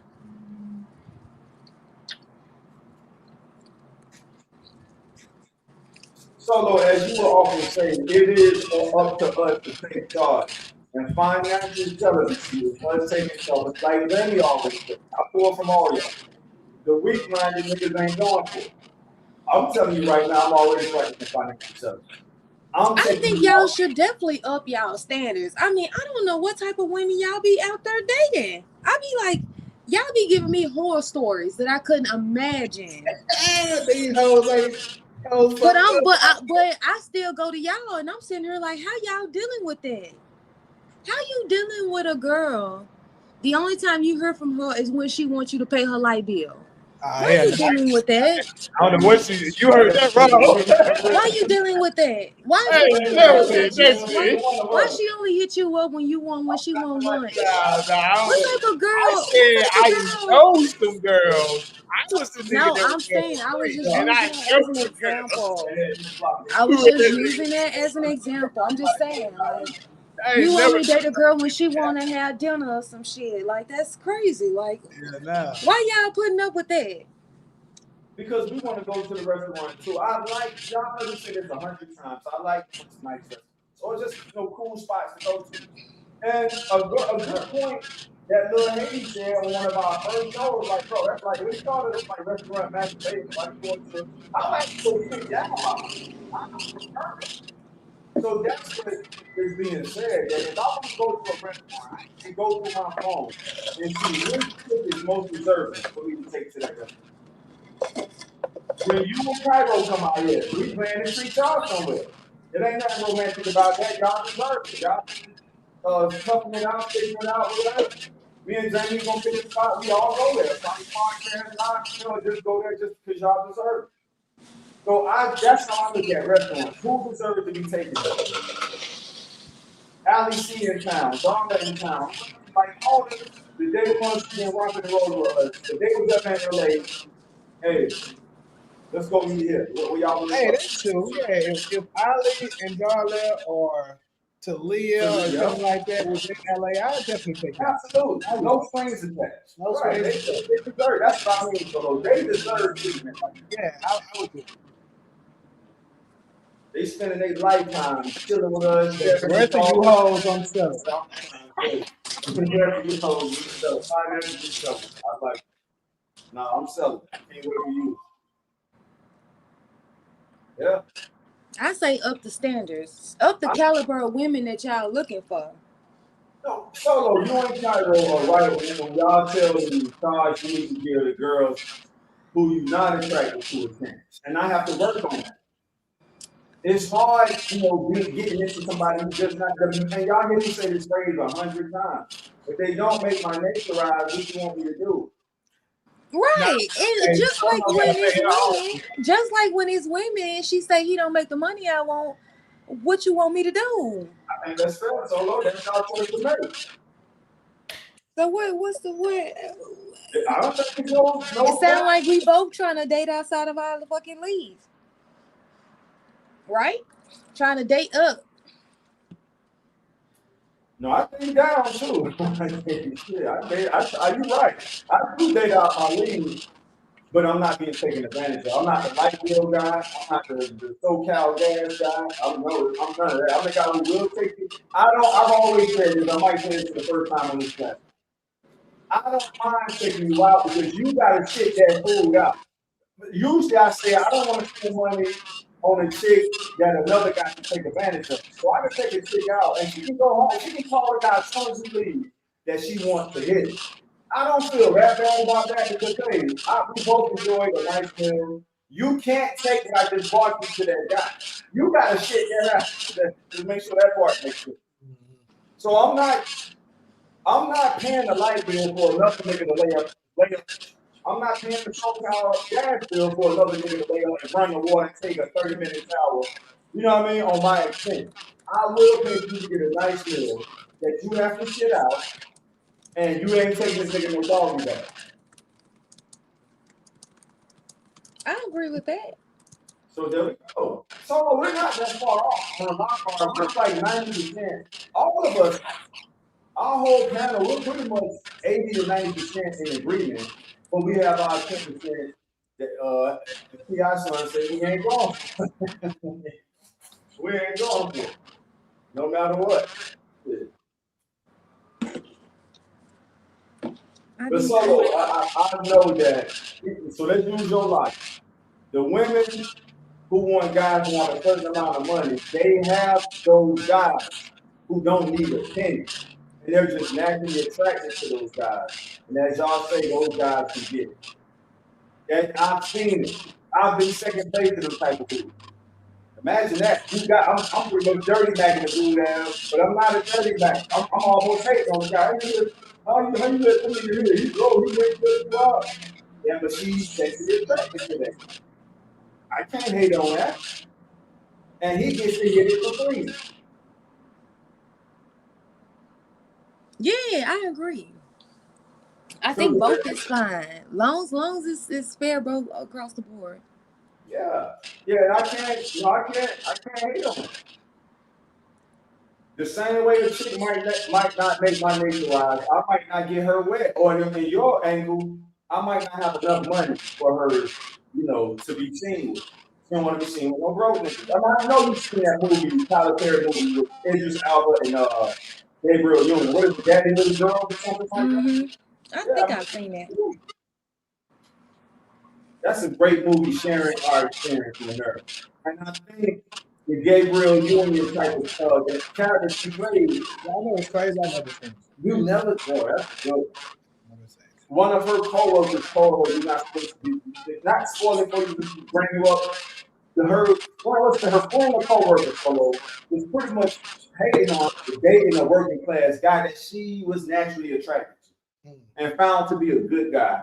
But he, like Solo said, he didn't make the money that fit the type of, and she was a lawyer. Gabriel character was a lawyer, and her friends were either lawyers or something. And her friend caught her in the working, Eldridge Alpha, the working class guy in the museum. She pulled Gabriel's character aside and said, "What are you doing with him?" Only because he didn't have the money, but had everything else she wanted. And I'll leave it there because I don't want to spoil it for you if you haven't seen it. Unless Solo want that song. So yeah, I mean, if you see what DeMarcus did to ask you? ask me, Yeah. so like, did you have to work your way through college by working at a strip club like Diamond?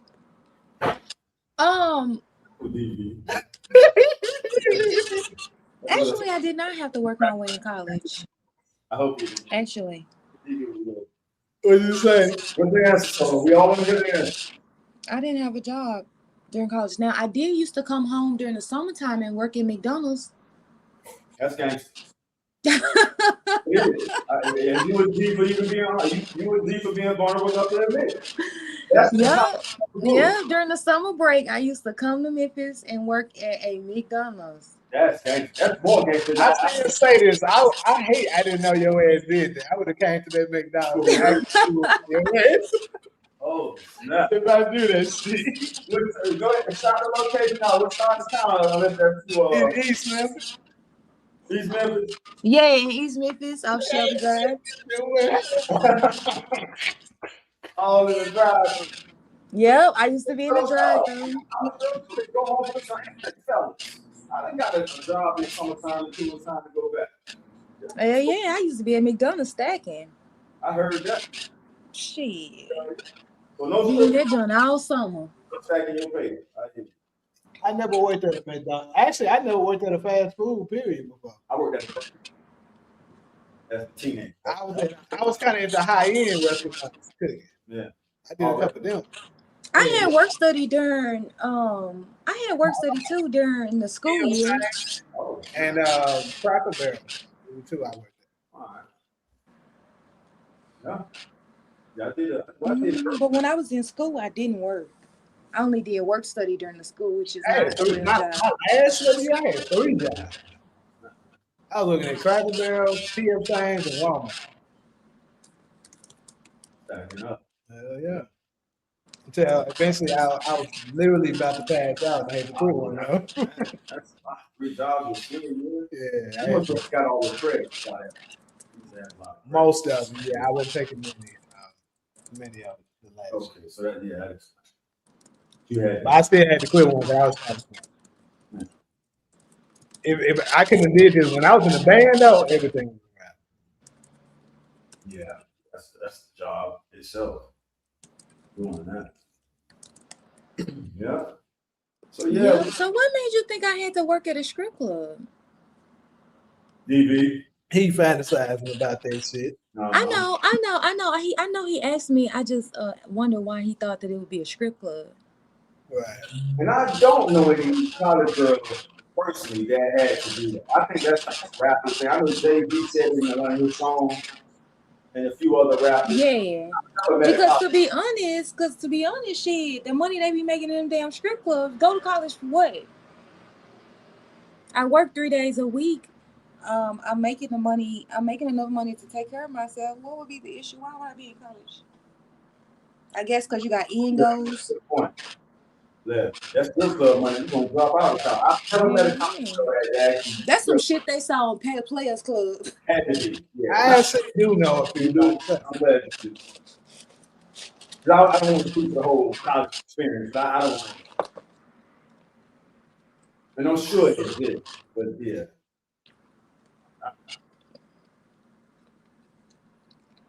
Yeah. He's one of them gang room niggas, Solo. You remember Paul? They used to work at the gang room?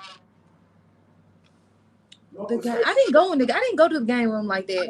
I just thought about that when I asked. I said, hold on, I've never seen your ass in the game. I've probably been there like 1 or 2 times in the game room. I didn't like the way you had to go down there. It was like 7 floors down to hell. Like it was just too much. It was too deep in the basement.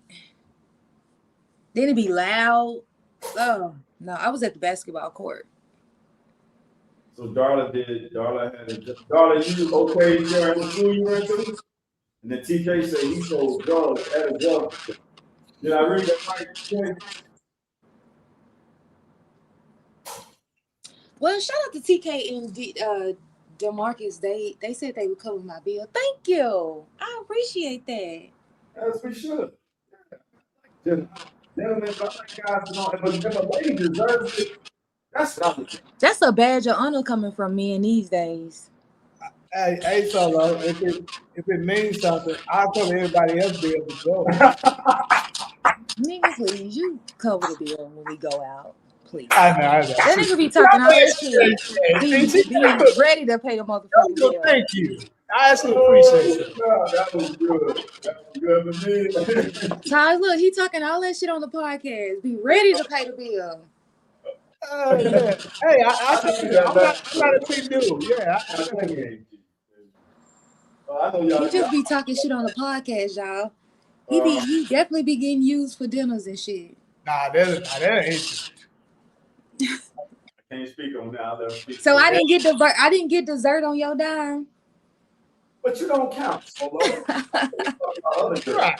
No, I'm just talking shit to Jamie because I got this strawberry cake we went out last time. Me and anything to y'all cover everybody. That was like a Martin Jane. I had a good ass. Yeah, that was good. Yeah, I needed it. Oh shit, I went past that one. I've been to everybody building too. That's a Martin Sam all day. That's fucking Martin, man. Yeah, that shit is funny as hell, bro. That Martin show is traveling through time like time don't exist. That shit come on this channel I watch it, and I'm like, that shit is still good. 30 years later. What up, TK? For the dollars, share what college you went to. Most people are proud of the college they went to, especially if you went to an HBCU. DB, Norfolk State is HBCU, right? I think it is. I almost auditioned for them, but I passed them. All right. Because Virginia has Hampton as for sure of HBCU. Hampton, Virginia Union. I want to say Norfolk State. They might be. Yeah, because I think all the schools not. Hold up, yeah, all of them I think I auditioned for were HBCU. All right. Yep. She said she went to Cal State. Hey, what's that? Yeah, you're a real California girl. Yeah, real. Yeah, that's man. My eyesight was getting bad. I had to get close to that motherfucker. When I saw that name, I know somebody from Vegas, so I can't see it either, but I was able to make out. Damn, that's the Bay Area. My eyesight normally pretty damn good. Yeah. That's like over by Richmond and all that. Okay, that's cool to know, bro. No wonder, because Darla leave her comments, we always share how she get through different experiences. And now that, I'm not saying that college is revival. That's a respected college. Cal State is similar. They got them down here too. I know the ones in the Bay are kind of like Cal State Berkeley. Heard of Cal State Berkeley. That's real known. You know what I've learned, that usually when girls grow up in California, they usually don't want to leave. I had a roommate who like basically grew up in California, and she like moved to Memphis like for like 2 or 3 years, then went to TSU. All she talked about was California. She always wanted to go. They don't want to go back. You said they don't want to go back to California? Nah, they don't want. They moved back to California. Yeah, and so I want to make sure I understand. When I want to move back. As exotic as I thought Miami was, when so you right about that, so I thought it was the LA thing, but you're saying it's in California. These motherfuckers Yeah. impressed by much at all. I'm like, yo, man, we fly back to y'all mind it. Oh, all right. It's just like, nah, we good. The world come here. We don't have to go nowhere. That's the vibe LA people get. Trying to think, hold on. Mm-hmm. So Saul was saying, listen, I know they don't leave here. they don't leave, bro. They don't leave. Unless they're forced to leave because financial, like the people I know that left was either family or financial reasons. But they don't leave. You spot on with that stuff. Their mother LA is probably worse than the whole state. But you can understand why. The whole world, 50,000, I can't remember the numbers, but there's a lot of motherfuckers that come here every month. It might be 50 million. I know 50,000 ain't nothing. But so the whole world come here. They're not really impressed about going nowhere else in the country. And I learned that within my first year or two. And I stopped inviting motherfuckers or stopped telling them about where I was from. Because you can just read, you can just look at them like they ain't interested. Like, oh, that's cool. Oh, yeah. Oh, y'all got beaches too? Oh, all right. Yeah, man, our beach water even more warm. Oh, that's nice. Motherfucker like, yeah, man. So I let that shit go. It is what it is. So that's interesting. You had that experience too. No, they love this shit out, especially LA. I didn't know it was like that in the whole Cali.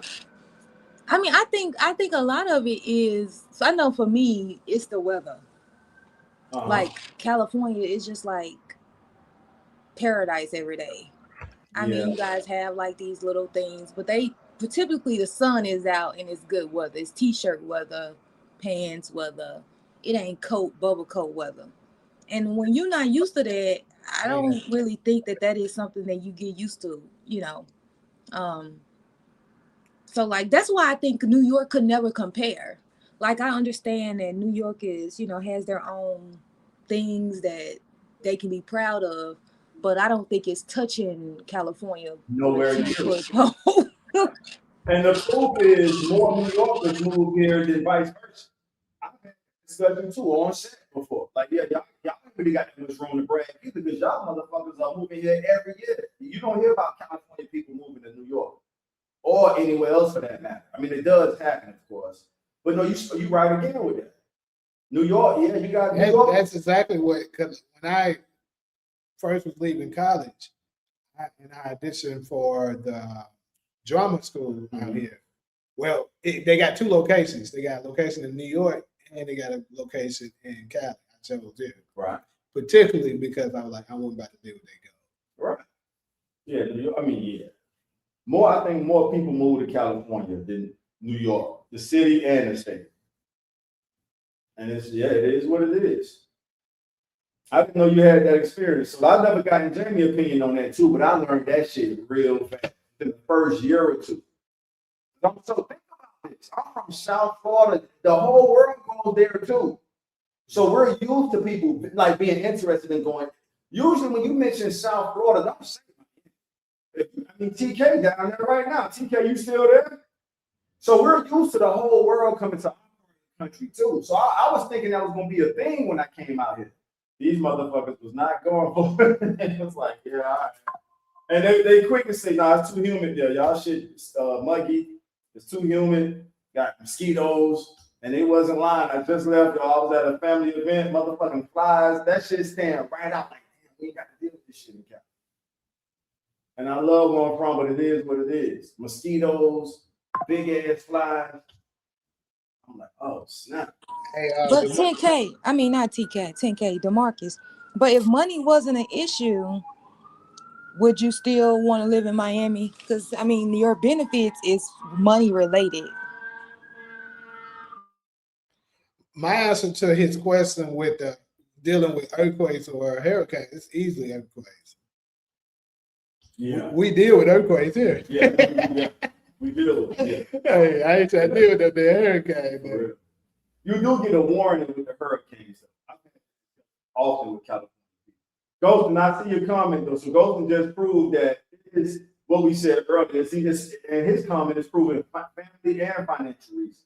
And that's usually when they leave. Like right now, a lot of people can't. The natives are leaving left and right because Cali is getting more and more expensive. Yeah. So they are. You know what their number one destination though that they're going? When they come from here? When they let me see. Is it Nevada? Mm-hmm. One more guess.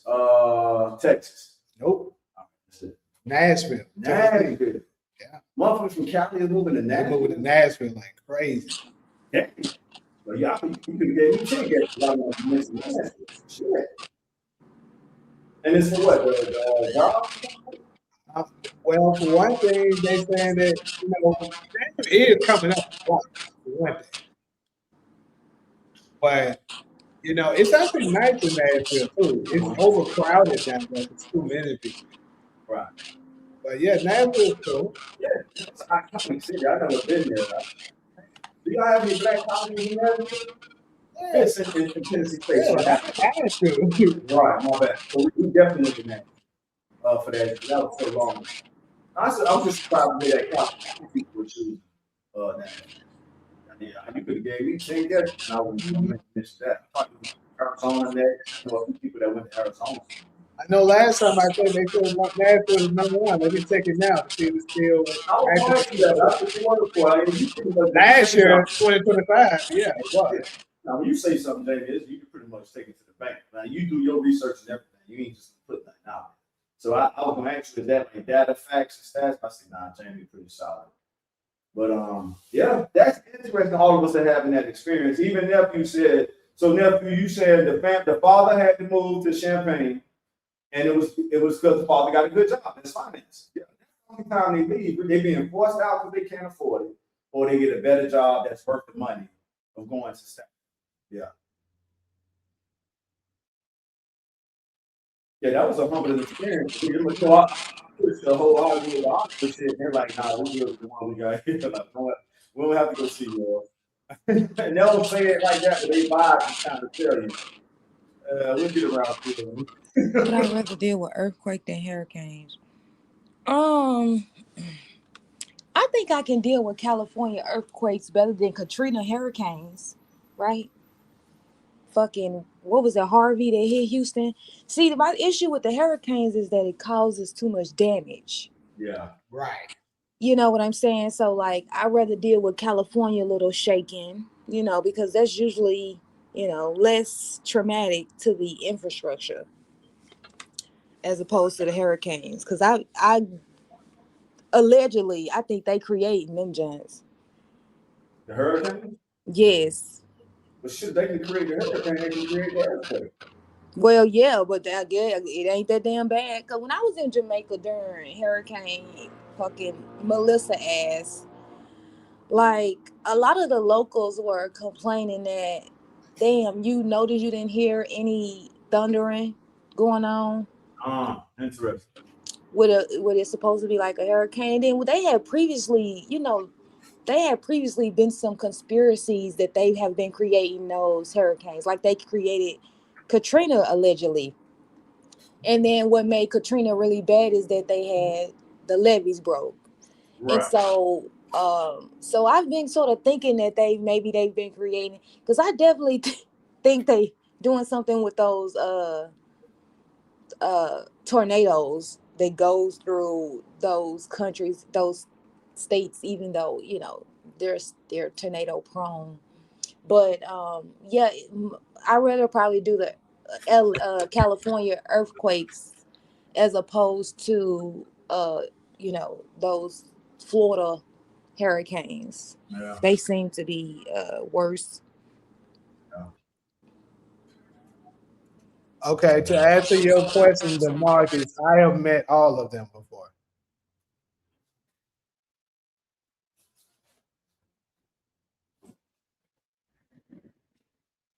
Lil Chat's son used to go to school with me, actually. What are you saying? He asked, have we ever met Lil Chat, Project Pat, and 369? I have met Yo Gotti a few times. Yeah, Lil Chat, go against the book. Who was first? But they both played pretty hard. I like that.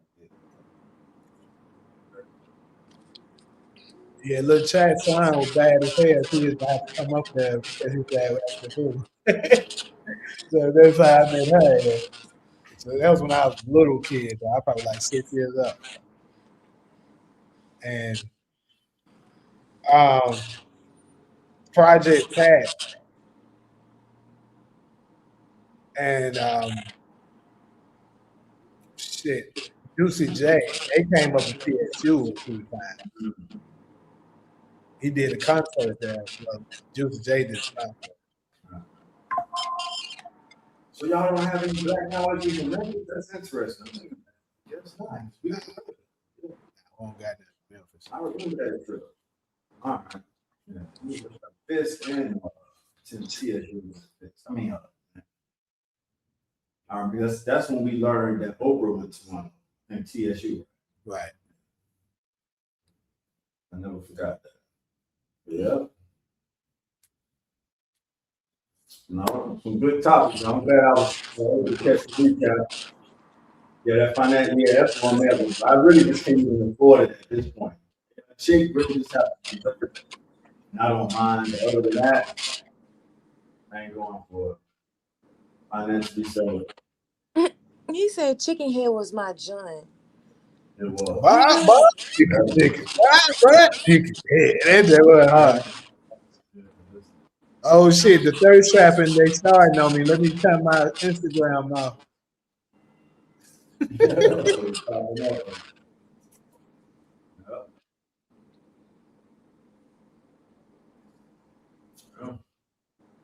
We need to I like California though.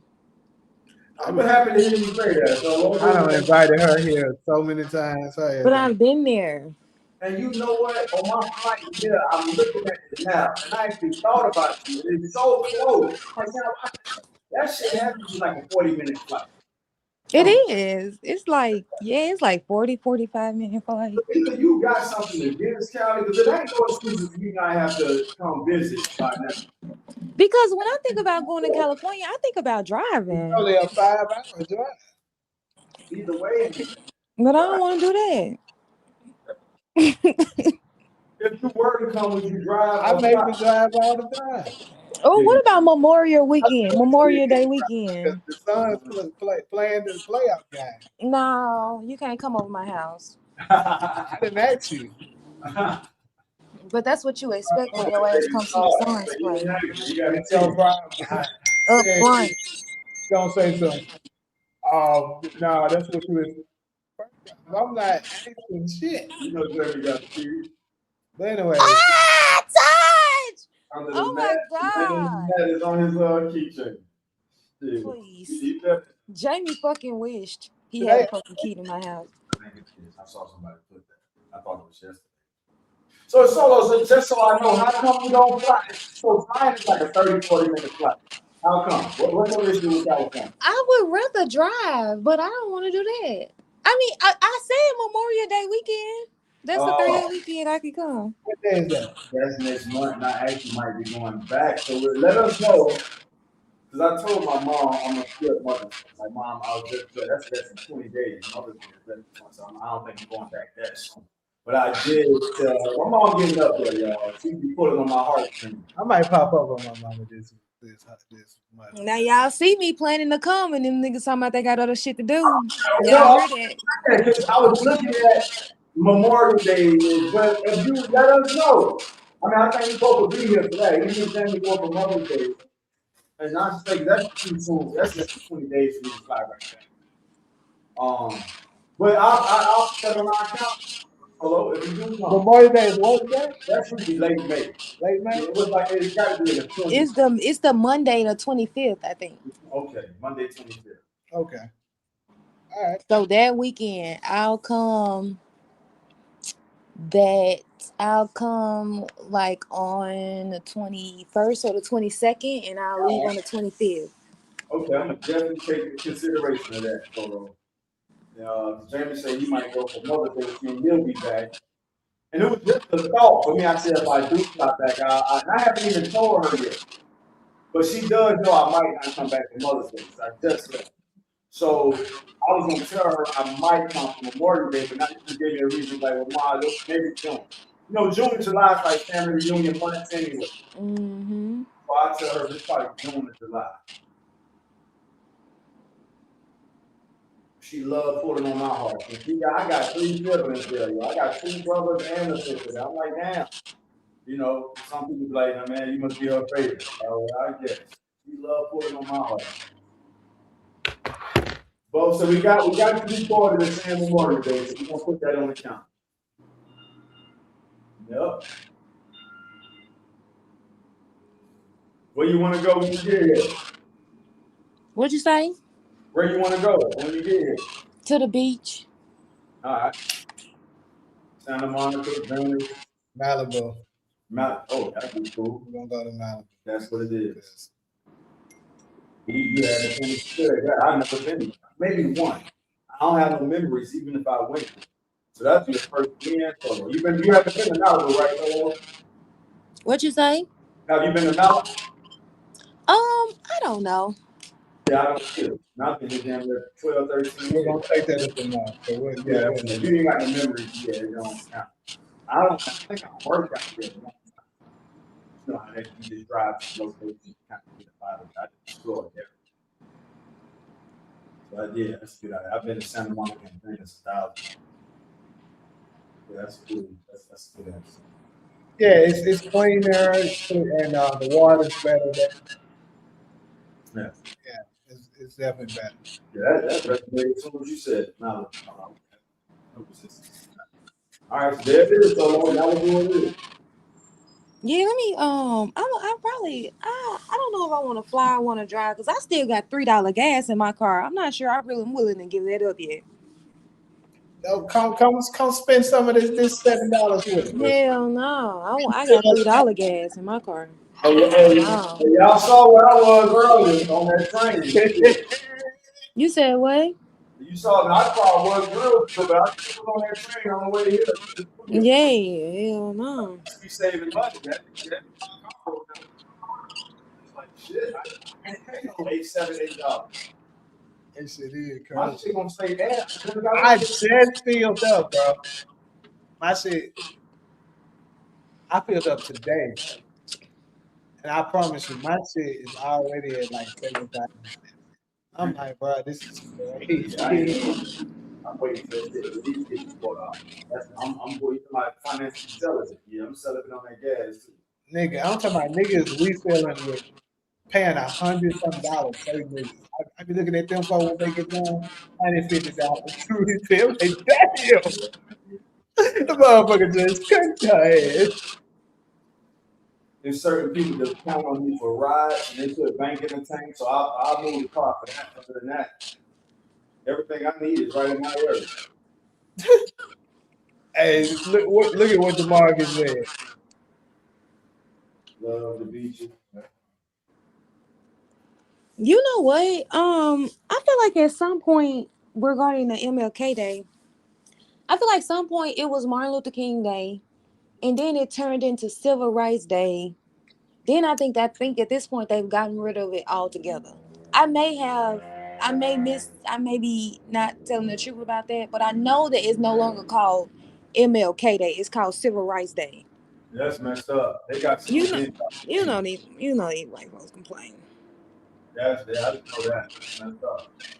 Yeah, and then he asked me, have I ever had a lap dance? Yes, from a girl. I've had a few of them. I've been to strip clubs before. Hey, I'll take that $4 in a heartbeat, Ghost. I was waiting to respond to that. What he say? Hold on. Hey, nephew, you don't want to pay the full. We can't wait till it get back. Right, we looking for We're folks. looking for the full. I'm not driving shit. Go back and forth. Shit. That's my boycott. Unless somebody call me and say, I need a ride, I got $30, $40, put some bank in the tank. All right, let's go. Other than that, I'm not going. Nephew, we feel the same. But hey, I ain't gonna lie though, I'm glad my car good in gas. I went to Vegas, 2 weeks ago? I was able to go all the way to Vegas without stopping. And my shit wasn't even on E. Usually you have to, or no? That's no. No, it's just Hell no. I gave y'all a scenic route on my way over. Y'all, somebody was paying attention. We went by US2. I saw it. Yeah. I was kind of confused on where you were. I was like, I can't tell if that's Florida or LA with the palm tree. And that's why I moved here. I just told a family member that, so I'm glad for you to be confused proves the point that when people from Florida ask me why I moved here, I say, bro, it's like another Florida in mountains. And they're like, oh, like, yeah. So for you to say that, not being from Florida or California, proves the point. Taj, have you ever been to Phoenix? No. I want to come. You should. As many times Jamie has be coming to Phoenix on a whim. I might come this weekend. Real soon. You cannot come to my house. Solo. Stay over there. But yeah. Taj, did I tell you that day he popped up at my house on my side? I think he told me. Yeah. Jamie get his alphabet on when he comes solo. He took it so far. No, I already told him that was his little courtesy. But in the future, I'm not gonna feel bad about leaving his ass out there because I already told him don't come. Oh, see, it's a little different now. He popped up the first time. I said, okay, I'm gonna let you in this time. But the next time you pop up at my house, I'm not gonna feel bad when I leave your ass out there. What? I hear some sincerity in solo voices. We're gonna see. He definitely told me he pulled up on. I might be on the phone with him. Yeah, he ain't got no boundaries. And I never got your grip on it until now. So I did. That's their job. You gotta make it rain. Yeah. I expect to get paid when I work. They expect to get paid when they work. Yeah. Yeah, that's a normal thing. Like for the ladies to be in the club. Now I'm used to it. Not girls at all. Yeah, I don't have girls take these. TK, who you talking about? Who the hell is Guy Who Heart? Got the key to Who Heart? What's the difference from California and Phoenix? First of all, Phoenix is hot. That's first. Phoenix is hot. Phoenix is more red, I think, as far as like landscaping, more deserty than California. I think California is like the mix between Arizona and Washington State. So it's kind of like a between. Definitely more greener than Phoenix. Yeah. Now I do want to come check Phoenix out. Specifically Phoenix, not so much Arizona, Phoenix. So that's the biggest city there, right? Yeah. Yeah, I can't think. I know Elijah Muhammad and Farrakhan they got a compound out there. I don't think it's in Phoenix. So I have to find out which part. When I go to Chicago, that's what I want to see too. I want to see the Obama's house. I want to see Elijah Muhammad's house. And a few other things in Chicago. But they also have a compound in Arizona. I got to find out what part. But I think I didn't know that. Yeah. It's real low key. I think it's in the middle of nowhere. And not that it's a tourist attraction, but I just know that. Because other than that, I don't really, it will be just becoming just a comedy. I can't really think of too many attractions that I know of in Phoenix or Arizona that I would want to see. The only thing here is the Grand Canyon, which is far as fuck. Oh, yeah. How far is it from Phoenix? It's like 3.5, 4 hours, I think. That ain't bad. Shit. You know, I never been to the Grand Canyon. That's how we should put it on the list, though. One trip. I mean, why not? Hold on. So, Solo, you said you would rather drive to California, and that's a 5 hour drive. You saying shit about going to the Grand Canyon, which is a 3 hour. Yeah, because the Grand Canyon, you going up there, you driving back. It's a turnaround. That's what makes it a bit annoying, is that unless you're going up there to stay for the weekend, you're driving, 3.5, 4 hours up there, and then you're having to drive right back down. I think that's what makes it. Yeah, I ain't gonna lie, them mountains ain't no joke up in there, though, bro. So they do got. Them motherfucking mountains in Arizona ain't no joke. I didn't know that. I didn't know they had mountains. It was one Shit, Taj, they everywhere. it's a crazy mountains in Arizona. They every fucking where. Living here in Cali, they got them here. Nigga, Then they it's be a falling and shit. Arizona. Nigga, when I came back from getting on her ass one day, I ain't gonna lie, bro. It was, matter of fact, it was heading in Phoenix. It was this one route where you going over and going through that joint, and it's like it didn't have no rail. You high as fuck in the mountain. I was like, nigga, and I'm slowing. I'm not going that fast during this time because I'm like, and I'm talking about people who you can tell they were natives. They blowing at me trying to get. I'm like, nigga, I'm not speeding. You see that shit? Man, that's crazy. That was on your way to Phoenix? Yeah. Yeah. But it was the route I took though. I was about to say, It's another route. It's another way. It's another way. Is it a way to get around that shit? Yeah. No, we go there. We're definitely not going there. I remember my daddy when I was in Phoenix with my daddy last year. He had the truck because he was an 18-wheeler, and he was trying to figure out the route to go to because we was going to head to Memphis. But the route they was telling him to go was the route that I'm talking about with them fucking mountains. And he was like, oh, I'm not going there. We're like, what's wrong with that? He was like, the motherfucking mountains ain't no joke over there. And on my way coming back, I seen it. Matter of fact, I was, you know what? Because I wasn't coming from Cali to Arizona though. I was coming from Memphis to Phoenix when I went through the mountains. Because because coming from Cali to here, you can just go straight down to 10 and go right into Arizona. DV said the Grand Canyon was cool. Nephew said I wouldn't be speeding either, nephew. They'll just have to blow their horn. Because that pull over that Yeah, we still. that shit sounds scary. It does, bro. And you know how you in there, you know how when you on a plane, how you can once the altitude gets so high, how your ears start. I was feeling that shit going up there. That's how high it was. I look, hell no.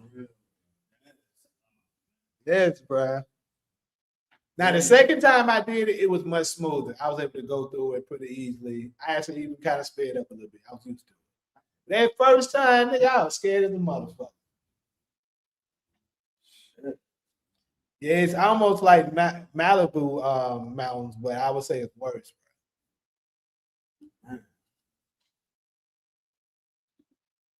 Yeah. So I'm gonna come.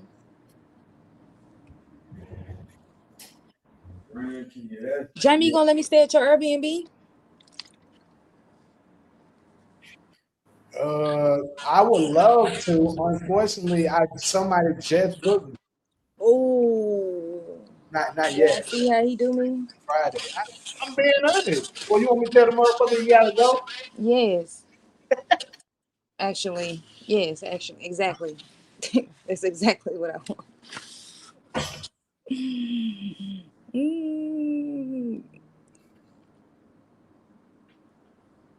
I didn't know about that, DV. A draft for people under 25. Yeah, I saw that shit.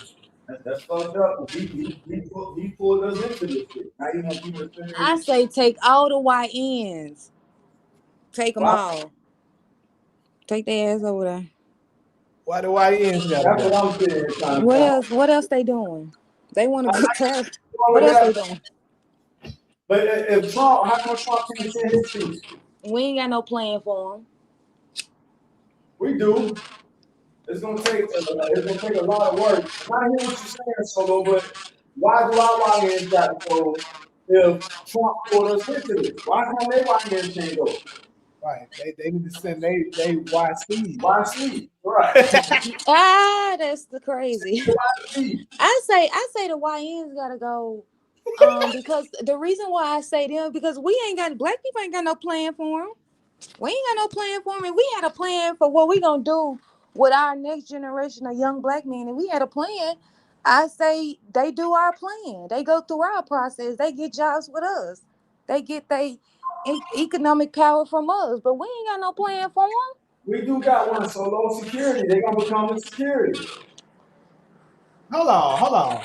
I just thought about it. Solo, you said what day again? Memorial Day, that's the 25th. 25th. Memorial Day. Let me check that. And that's usually that's not usually, that's a 4-day weekend. So if she come on the 20th, Memorial Day is the Monday, which means you would come with that Thursday, Friday? Yeah, one of them days, like Thursday, Friday, and then I'll leave on Monday. Right. So she'll be here the whole weekend.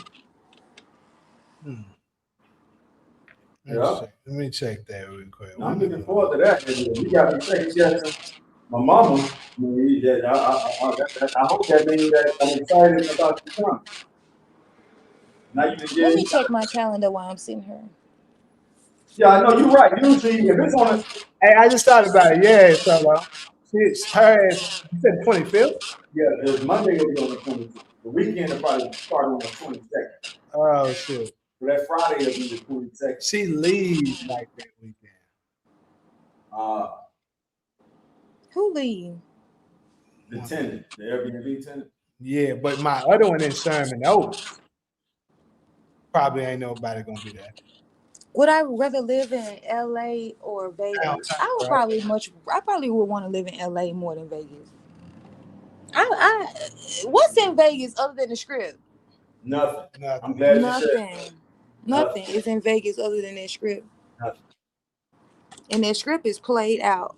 Once you do Vegas a few times, it's played out.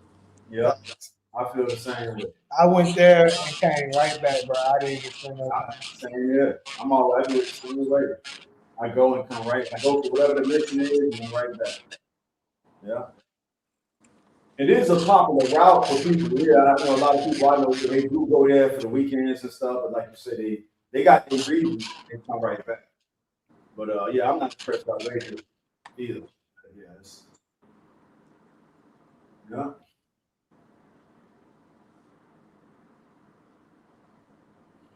So yeah, Solo, we got that on the calendar. Yeah, Solo, you can figure it out. Man, I on Sunday night when we going them 7-8 hours. A lot of times I'll stay until the morning and then when I'm sleeping at the midsection of the studio. No, okay. So we got a mattress for you, we'll get it right. I mean, that's what I tell my I wouldn't have one sleep in the night. See, I give up. I would do that. That's what I tell people. I say I sleep on the floor for you, but you can sleep in your room. You could, I mean, that's between y'all two. That's what I tell my people. Like, man, if you ever come out there, I'll sleep on the floor for you. As a figure of speech, what I'm basically saying, I'll give you my room to stay in, and I'll sleep in the living room. I tell my folks in Florida that all the time. But like I said, my Sherman Oaks location, if that's what you want to do, I think that'll be fun. But I think it'll be more fun if you with us. Yeah, I mean, sure. But I'm thinking like if she wanted a place to stay at, if she wanted to, I think that would be open. Yeah, I think she'll have a better time downtown. We'll just go from downtown to wherever she want to go, Malibu, wherever other spots she want to play. You know what's crazy? I've been thinking about getting another place out here. So I really have. I'm glad you brought that up. Let me know if you need a partner. I know partnership ain't the best, but just to show me the ropes, because my nephew keep asking me about it. I'm like, man, he got the blueprint, but whenever you're ready. He's telling me at this point the money ain't the problem. He said, nah, money. I know we're talking big on that. But he like, so if you do let me know if you need to invest, I just said that. Yeah. Yeah. And I'm racking up a couple more because, like I said, this damn, what's the name of that stuff? The soccer shit. That's coming. The FIBA Cup. What is it called? Yeah, World Cup. The World Cup. Okay. So I'm about to get back. Yeah, in like a month. So I'm probably about to get like 2 more locations. All right, cool. And that's what he was asking me about. He said, just find a location. You got your own thing going on. But once he told me that, I'm saying the money ain't a problem, then I'll let him know. And so when you mentioned that, you made me think about what he does. I can keep me in the loop, and if it's a certain location, let me know. I run it by him. Is he okay with that? Because he basically we'll talk about it. You doing your thing with that shit. What y'all think about they starting this war back? Them folks had cooked. The United States had cooked down in that shit. Yeah. Yeah. So like man. moving out this country. What'd you say? So you might be on to start moving out this country. Hell yeah. More and more. I'm really thinking about taking my money out of that damn stock market. Has it been good to you? Hey, I'm gonna tell you this too. The banks ain't safe either. You got 250,000, over 250,000. You got to start consolidating that shit because this bank we passed some new bullshit that basically they don't have to be liable for your assets after a certain amount. And $250,000 is that much. I don't have $250,000. Well, I'm just saying. TK might be on something. TK say the war is only about manipulating the financial markets. Right. And that's why I'm talking about what I'm saying with the crash and stuff with the bank.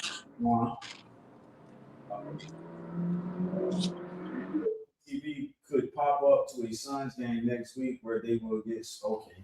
Stop hating. Stop hating. Grand Canyon could be He gonna come here and be disappointed because the Suns got their ass towed up. We winning tonight since you motherfuckers talking. Yeah, exactly. Okay, see, no motherfuckers. Jamie gonna drive all the way here just for that. That's dedicated fan. Yeah, he just ain't his first time. Jamie traveled for this. Hey, man. I've never seen us lose before when I do it though. So maybe I'll be helping us out by driving down there. Nah, that's some shit you done came up in your head. That's the facts though. I've never seen us lose. Did you go to the game on the 10th last Friday? Mm-mm. You said they was coming to town. No. Remember at their funeral? Oh, so you did go. I left one, yeah, but yeah. So that makes sense. I know Friday we didn't do the show. So this is weird. So that's why I was saying I had to go to Vegas. Because like I said, remember I told you it was $1,000 some to go to Memphis. I was like, bro, this is crazy. So, but it was cheaper to go to drive to Vegas and fly to Vegas. So I parked my car in Vegas to fly to Vegas. Non-stop or you had a little? It was a non-stop to go there. I flew back on Frontier. The Spirit was too expensive. They saying Spirit ass about to go out of business. You beat me to it, so I found that out when I was there. And that's why they priced so high. They said they can shut that junk down at any day now.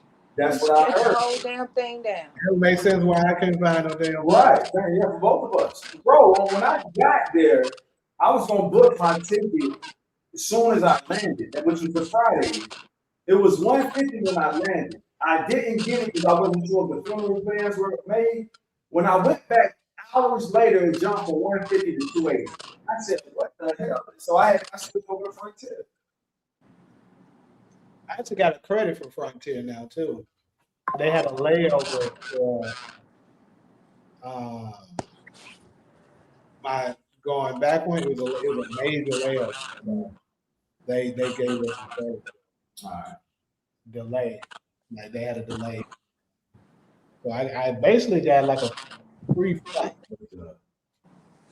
And Solo, you flying no less than JetBlue, right? You don't go below JetBlue. Is Spirit below JetBlue? Hell yeah. I don't discriminate. I pick the flights based on how much they cost and what all I gotta do. But hold on, the way you had us thinking the other day that you don't fuck with Spirit. No, the thing about Spirit is, first thing is, Spirit always got some crazy ass layover. Like it's like go spend 12 hours in Orlando or go spend, Frontier, go spend 12 hours in Denver, right? Yeah. That's how you get a cheap ticket after you go, do that, some shit like that, right? True. Yeah. Then they be like, okay, that's a reasonable ticket, you know what I mean? But then you got to go buy your bag, buy your carry-on. Once you get done adding those fees on there, I can go fly with For real. United. For real. That's the issue with Spirit and Frontier is that, yes, you got a cheap airfare, but then you got to go spend $75 on your first check bag. Yep. I thought it's solo. They was pulling people out of line left and right on my way back, just based off their carry-on back. Yeah. Then they serious about it too. Yeah. Your ass is not, for real. I heard one lady, and I'm back quiet after this.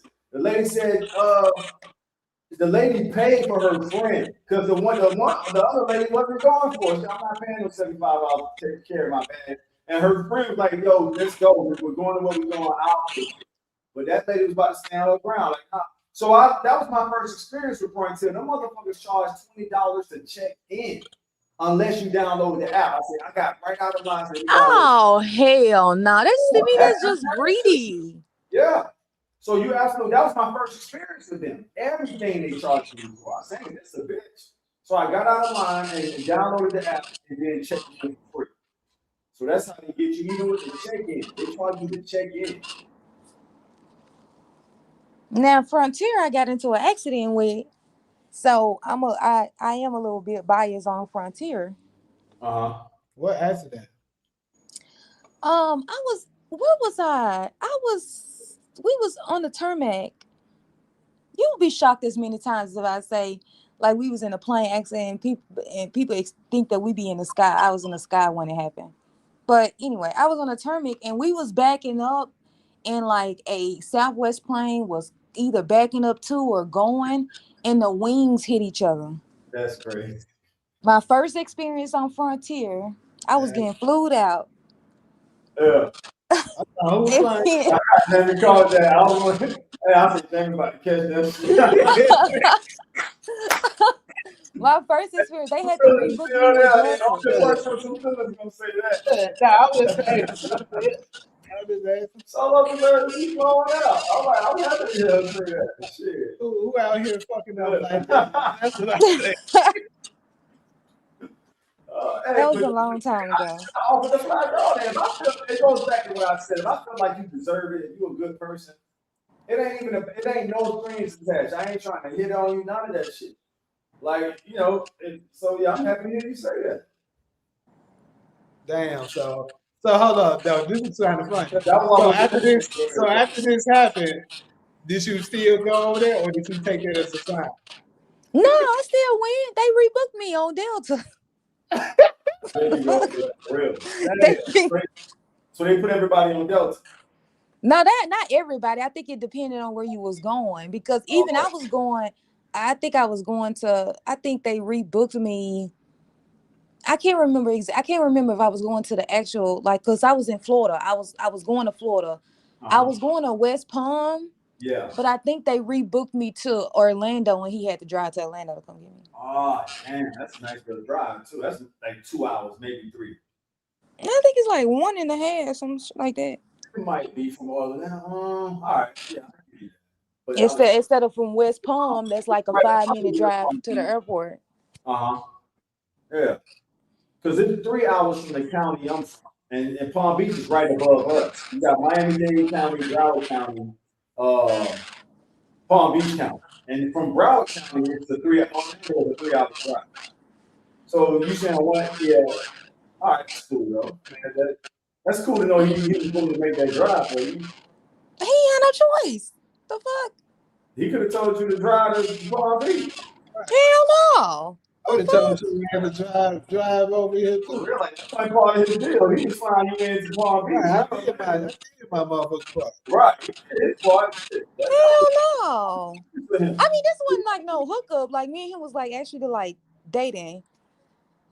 So like, I mean, and I either get a flight in Orlando or Palm Beach. So it was like nothing. It's either one of those airports. It was like nothing for him to like come get me because he usually have to drop me off at least one of them.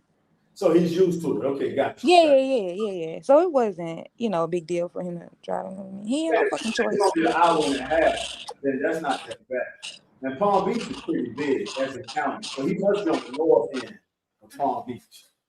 I have no idea.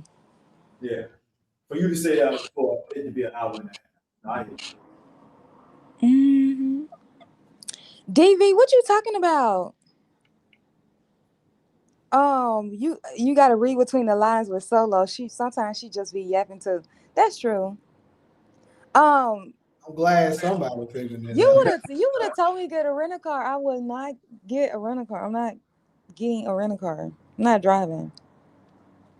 That's an interesting dynamic because there's a lot of people that would have been like, "Hey, get a rental car. I'm here."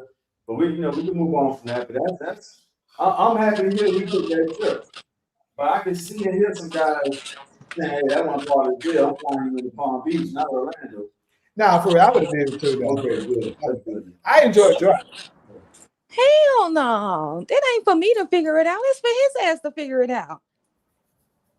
It wasn't his fault that Frontier hit. Since we talked, let's do it. I think it's interesting. Yeah, come on, let's go. Frontier back to Southwest. Yeah, no, I get that part, but things happen. Now the situation has changed. I can't get a flight to West Palm Beach. Right.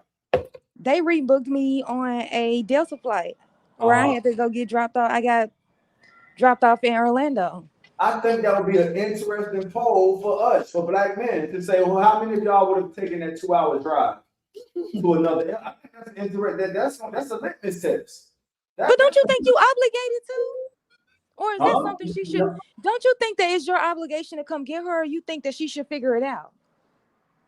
I wouldn't put the figure out all on her. Of course, we're going to figure it out together. Yeah, that reminds me of a scene of Poetic Justice when Lucky kicked her ass out the damn and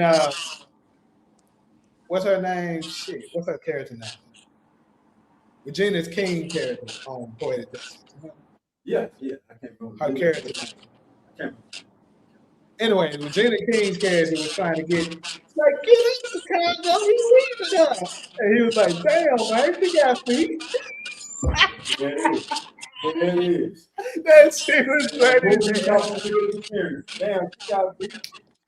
Now, what was his position? What was his role in Chicago? That was her book.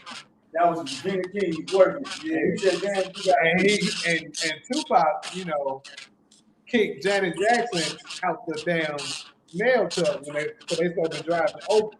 Wow. And he kicked her ass out because she was basically full of shit entitled. So she was trying to save her homegirl, so she tried to get her boyfriend, who was friends with Tupac, to stop and go back and get them. And like she got feet. Damn, man, she got feet. I mean, but so that's it.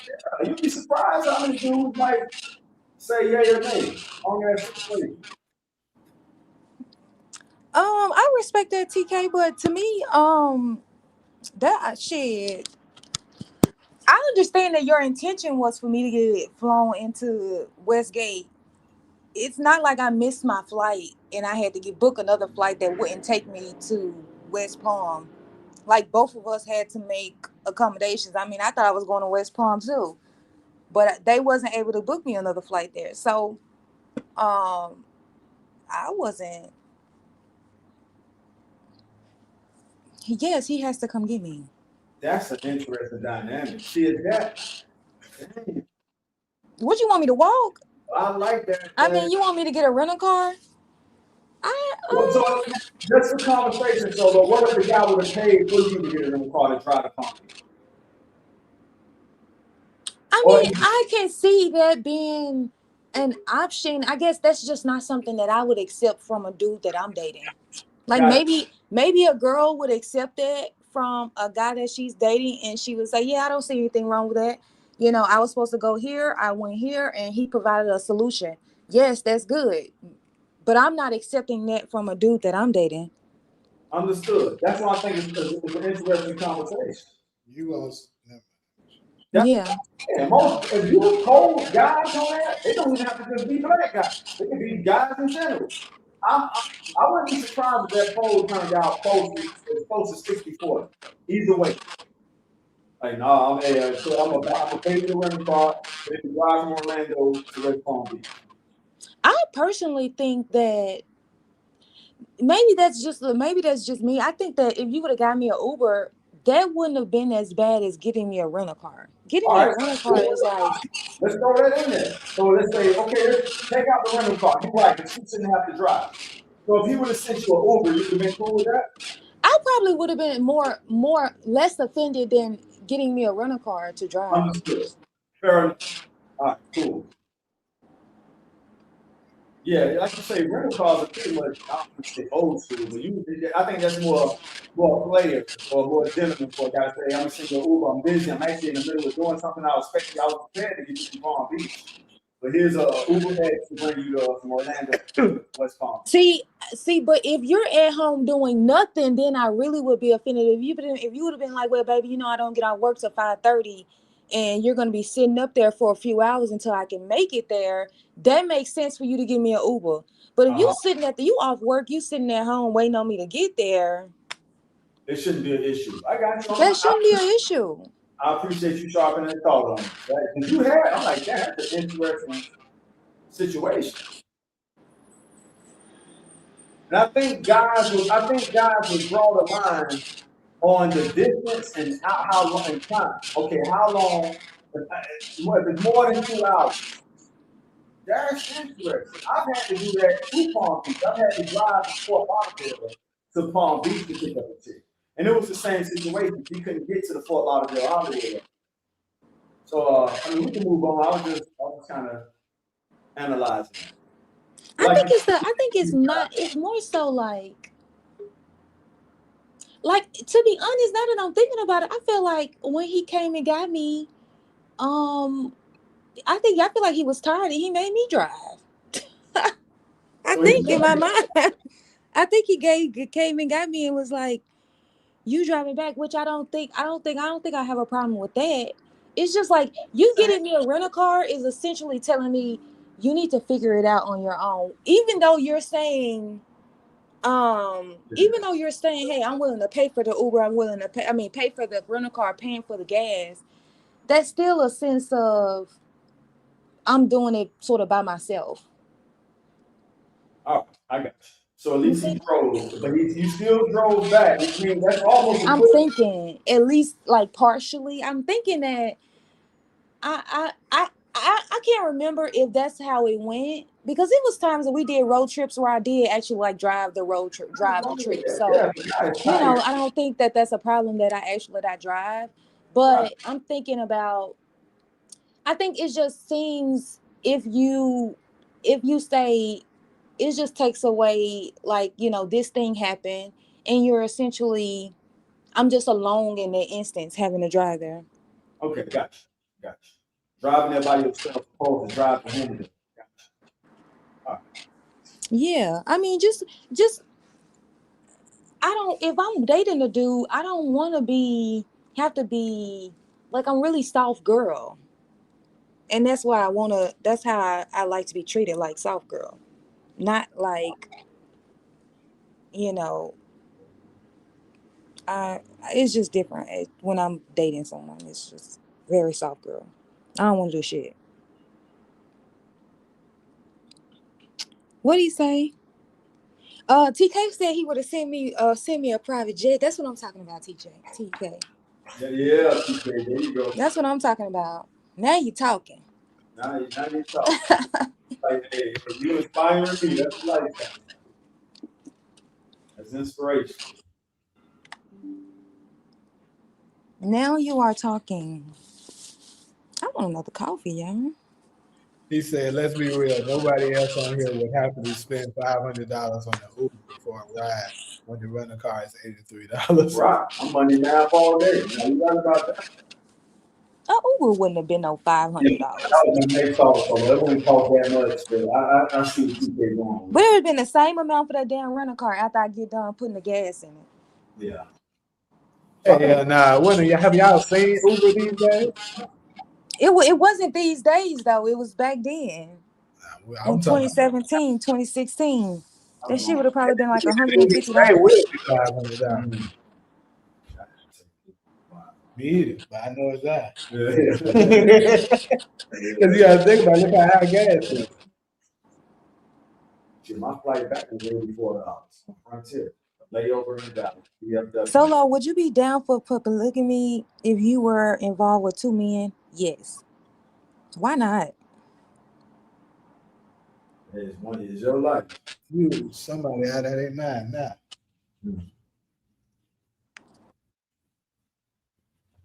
Yeah. That sounds like a ball. Actually. That sounds like a good time. I'm just playing. Yeah, I hope you are. When the twins pop up.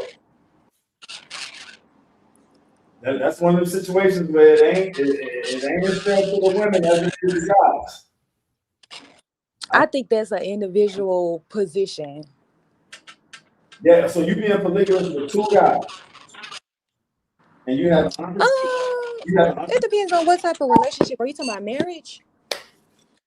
Either way, you have an unprotected sex with both, which means you can have both of their babies at the same time as twins. I think if the situation is what I want, yes. So like, first of all, like if can't be working, right? I'm not working if I got two husbands, right? Right, not working. So, one got one house and the other got a house, and I take care of both of them. Is that what you're saying? Or are you talking about we're all living in the house together? That's responsible. TK or me about you being pregnant with twins? You. Yeah, let's use the fairy tale imagination you want, but I want you to focus on both of them want their sexual affection from you. And you, I got a homegirl who was pregnant with twins with I knew both dads. I knew both homeboys that was both small from her at the same time. She got grown twins, as you see, one twin belongs to the other. So that means both, and I think the way it happened, she ended up having sex with both of them in the same day. Yeah, it could happen if you have sex with two guys. Right, so there you go. And I know a set of real twins. I don't even know if the twins know this. Like for my Power fans, I'm telling y'all, that's what happened with Ghost and Canaan. There it is. So Solo, does that change your mind a little bit? Because you might just want to carry one child. I mean, women don't have control over they get twins or one baby. That's biology. But does that kind of make you reconsider? That's the only thing, even if it was a female girl. No, I don't see the problem with it. If anything, that helps because I can get them both. I said if anything, that helps because I can give them both sons at the same time and I ain't got to do it again. All right, there you go. I just wanted you to take Get it out the way. Get it out for both of them. All right, there you go. Both of them. Give them both sons and tell them that I don't want to hear it. Oh, he got the first son. He got the second. I don't want to hear it. They all came out at the same time. What if one of them get a girl and he's like, no, bro, I want a son too. I'm glad you called it. Well, that's fine. We can try again because I do believe my husband deserves sons. I wasn't gonna push on that too, but I'm glad you did because that means you want sons real bad, but you don't have no control over.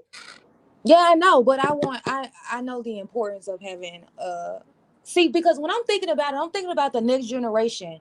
I want that generation to have a male lineage, right? So to me, it's important to have a son. But I ain't gonna have 5 kids looking for a son. Like once I'm gonna give you like 1 or 2 or 3 times. If you as dad can't produce a son, then that's your fault. Cause don't the sperm come from the man? Don't you pick the? So that's your fault. You ain't got no fucking son, right? We don't know the science behind it. I mean, it might be some, but I don't know if we can say that's the man's fault. Both men in the house. I mean, for both men to be in the house, I don't necessarily have. I don't have objection to this. We're trying to get out of it. like giving them a son and one pregnancy. What if you get a son and a daughter twin? Then we're gonna have to keep trying because There you go. All right. the other one need a son. As long as you understand that biological dynamic, then hey, you know all the. Don't y'all have project twins all the time? Yeah, you got sister, brother, twins all over this world. Dang. Who is this? Somebody said biggest scams in history. COVID, the entire Democratic Party. Damn, Jesus returning. Yeah. Civil rights, the devil, religion, Elijah Muhammad. No, I'm pushing back. Property tax, hell yeah. Yeah. I like number 3 in the last one you just said. Integration. Yeah, I agree. Integration?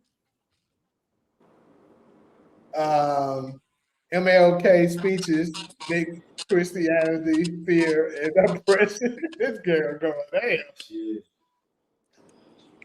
Democratic Party forcing Kamala funky ass on the black. Who is this girl? That's what it is. Obama pushing the gay agenda. Israel manipulation of the Bible. Interpretation. I should say manipulation. The popes, all of them. Property taxes. Do you know how much blood America has on it? You know how many people were buried under your home. Do you know that means you do not have to pay property taxes? DEI, BLM, entire movement. Interesting. I'm waiting for you to finish, but my soul only resisted on 2, and that's one of them. BLM and a lot of Me Too movement, absolutely. 94 crime bill, that was some bullshit. Welfare. The music and television industry. That's her last one. Yeah, my soul only reacted to Elijah Muhammad and BLM. That's interesting. I was just reading up on BLM, not on purpose. I just came across it. So everything else was cool. But Elijah Muhammad, he reformed my brothers and sisters to call what he did. And his movement is still going. So I gotta put something. I can appreciate what they've done with the community. I had somebody wrote. Every time you talk about what? I thought somebody wrote a comment for me, but never mind. Yeah, my soul only resisted on BLM. BLM was necessary in its initial stages.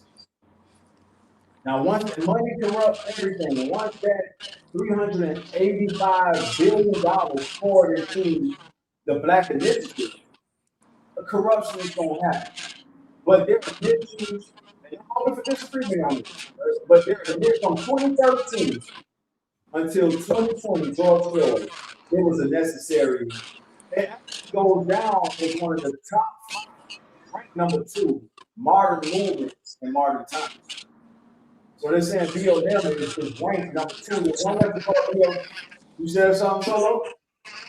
Yeah, I agree. I mean, it's unfortunate because I look at BLM and I say, damn, y'all had all this money, all this power. Y'all really could have made changes in our community, right? But the way I look at it is that if it's not exclusively, if these movements aren't exclusively for Black people, operated by Black people, then you're going to always find corruption in it because I don't think they genuinely want us to have a very like a movement that is really going to benefit us.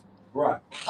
So they always want to, because they eventually they're going to invalidate it. Yeah, we're going to let y'all get all this news, and then we're going to come back and explain to you guys how all of this was a shame. Like when I kept seeing those headlines about those girls, about the owners of BLM and like how they were buying these, $8.5 million homes.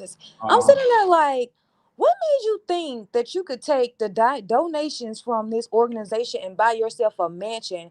I'm not saying like if you were dedicating your life to this and you're saying that, well, I'm unable to work my, normal 9 to 5 job, and I want to pay myself like a small salary because I'm dedicating my life to this.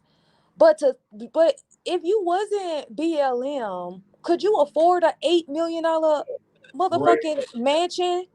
Or did great. you just need $1,000 apartment? What you could afford at the time you were working your job. Why is it that you went and bought a $8 million home? Like, then you Wow. bought one in California, then you bought one in New York. It's just like, if you didn't have access to this money, you wouldn't be able to buy that. So why? See, the thing is that a lot of times when we get in contact with this money, we try to sort of like increase our lifestyle.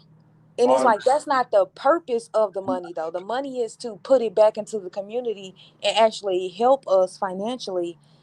So that's my concern. And what really pisses me off is that you would have people that genuinely thought that they were helping people by donating to BLM, but then you have this scandal attached to it, and now you have to, when someone else is genuinely trying to start a movement in the community, you have to fight against BLM, even though you have absolutely. no intention on behaving like them. But that's what people is gonna say, oh, this is just another BLM scam, and without even knowing your genuine intentions. You know what I mean? So So look, they just fuck it up for everybody, and that's they what do. And I makes it. got to take advantage of this moment. And I'm not putting you on the spot, but when you put out the whole $20 a month thing, how do we know it's not another? And that applies to you and anybody else who's asking for money on a weekly or a monthly basis. I mean, Dr. Umar is good, and I feel like his intentions is good. But at some point, you have a lifestyle to maintain. Once when I say you, I mean people in general that ask for donations. So now to you, and you don't have to respond to me like I'm putting you on the spot with this. With your $20 request a month, how do we know? You know what I'm saying? But just a person who don't know you, okay, why am I sending her this $20 every month? I could be putting that towards something else. Towards what? Whatever Because they want to because one do. because this is my Toilet paper. position. All I'm asking you for is $20. We gonna spend all this money on BS. You think that I'm finna go back and forth with you about 20 fucking dollars? You just described what BLM did. So I what's a know, but I think that's the issue about? with us. Go ahead, my bad. You know what I'm saying? What if a person, it don't have to be you, it could be anybody asking for money on a monthly basis. What's wrong with a person saying, nah, man, look what BLM did with the money? What? And there's nothing wrong with a person having that thought and saying, nah, I don't want to donate to something I don't have transparency on. And your rebuttal is, what is $20? They're saying $20 can buy them some toilet paper. Gotta Can buy laugh. them what? Some black fare for them niggas. Some blunt Some paper, what? toilet paper or blunts or whatever they want. Please, and then if you want to go that far, I'm gonna say, okay, so let's look at your budget and see what else you spending money on, because you're not gonna try to convince me that this last $20 that you're giving to me was gonna go towards tissue or some type of fucking necessity that you're gonna miss out on because you gave me $20. So if some, You didn't eat for one day because you gave me $20. That's not it. so I just would you donate your $20 to someone who had a similar idea that you had? absolutely. All right, so there it is. So it should be enough of y'all out there. She would. She was donating to Umar. And I look like still donate to Umar. oh, shit. Huh? I still donate to Umar. But there you have it. There you have it. There you have And it. the issue is I never think about where my money is going, because what I see is a black man that is asking the black community for donations towards a specific goal. So you're only donating what you're willing to lose. Nobody is telling you give this man $1,000 out of your check every time you get paid. I'm talking about giving him $5, giving him $10, giving him this. We spend way more money on BS than the $5 that you gave you, Dr. Umar. So like, it's just that we as black people, we have to learn how to make sacrifices. And then money is barely a sacrifice. It's not like I'm telling you, all right, I need you to come out here every Saturday and Sunday to walk the kids to school or to stand on the block with me while we promote this, black owned business. Like, I'm not asking you for time. I'm asking you for $20. Look at the money we spend. We $2 trillion people. And you're gonna ask me for an account for $20. We going to the club, we traveling, we going to brunch, we're going hookah, we buying sections, we buying Jordans, we buying Gucci, we buying Prada. Like, look at all this shit we buying, but then you gonna give Gucci a $2,500 for a purse, or $700 for a shirt with Gucci all over it, right? It cost them $10 to make the damn shirt, but you gonna give them $700, and then you gonna come to me talking about I need an accountant on where the fuck my $20 went. Please, even though I completely intend on doing exactly what it is I plan on doing with the money, but it's just that we need to get our priorities in order. We whooping their ass today. We whooping their ass today. Then I'm gonna go to Phoenix this weekend to watch us deliver their ass whooping in person. But TK, you keep saying the thing about Dr. Umar's school. Do you follow Dr. Umar?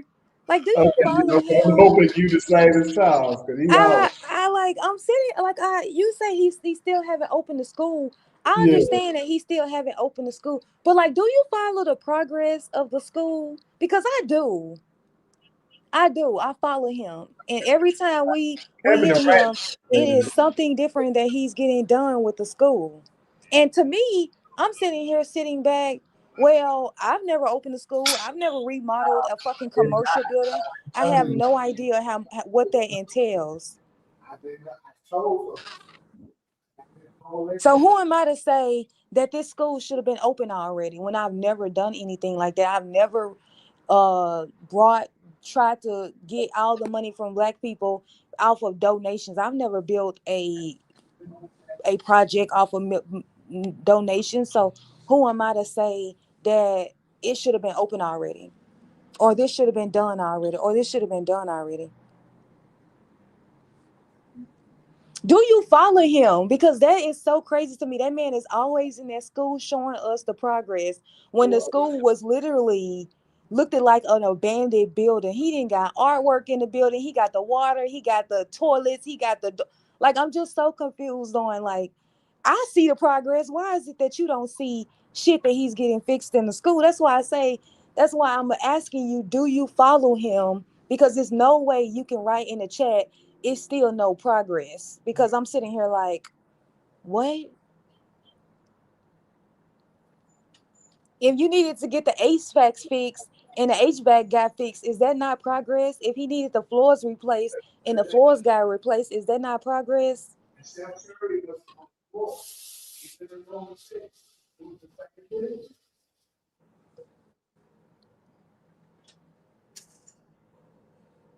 So, and I understand that it's $20 can get you a whole bunch of shit, but we're trying, the goal is to build institutions for black people.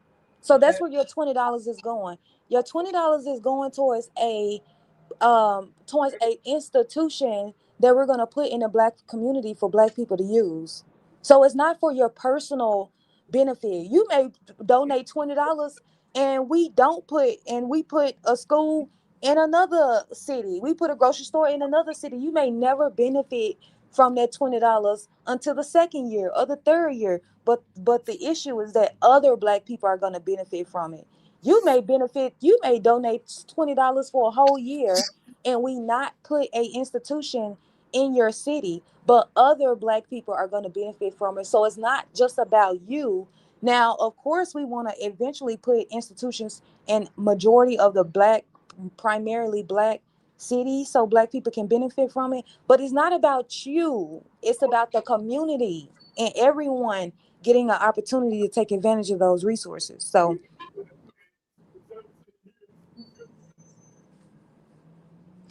it's not for me to say it take that long. That's why I don't comment on how long it's supposed to take. Like I said, I've never done it, so I have no idea how long something like that could take. It's his opposition that says, oh, it should have been open. Oh, it don't take that long. All of that. Only his opposition brings up how long it's been and what it should have took, even though we have no clue how much money has been donated. Y'all just assuming that, oh, I assume that he should have raised X amount and he should have been able to do it with that. I mean, other than that, because I follow him all the time, he's never let us know how much has been actually donated.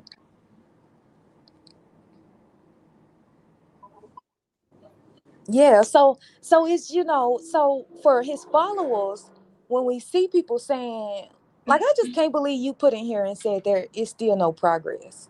Like, I can't I that tells me that you don't follow him. So you're just spewing out whatever it is that you say, which is unfortunate.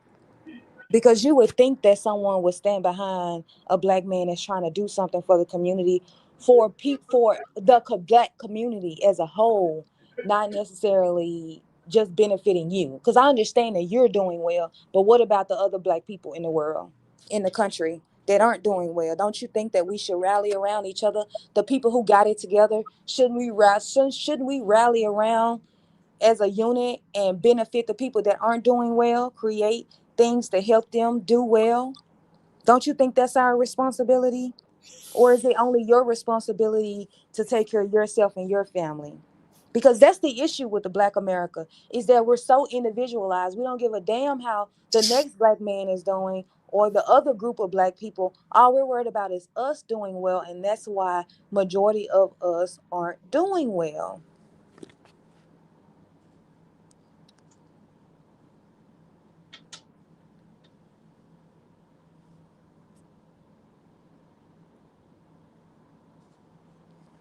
So yeah, we just need to learn how to stick together.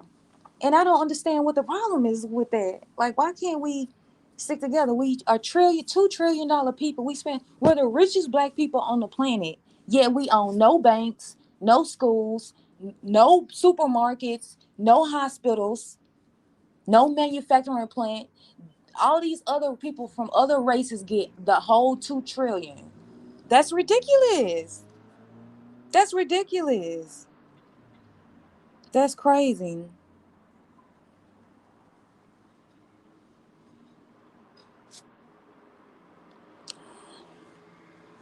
Sir, now, no, no, because first of all, he hasn't opened a school. And if you watch Dr. Umar, he has a plan of his curriculum. Why would he give us his curriculum? Why would he put that on the internet? Why would It says the law requires Mr. Umar. He has his doctorate, so I don't know why you don't say Dr. Umar to publicly display his financials. Okay, and he hasn't done it. Okay. It's a whole bunch of people who haven't done it. I just don't understand why we do that. Do we make the churches disclose every dime that they get from the black community every fucking week? Do we require the church to do that? Hold up. So then you Uh, say Solo doing light remodeling on a building to keep the donations point is a part of the scam. It doesn't take that long to rebuild. I've one so five zero two one. in what you say? What you say, Jamie? I wasn't talking to you. Well, we hear you. Okay, so we back to TK's comment. Doing like remodeling and is a part of the scam. It doesn't take that long to rebuild.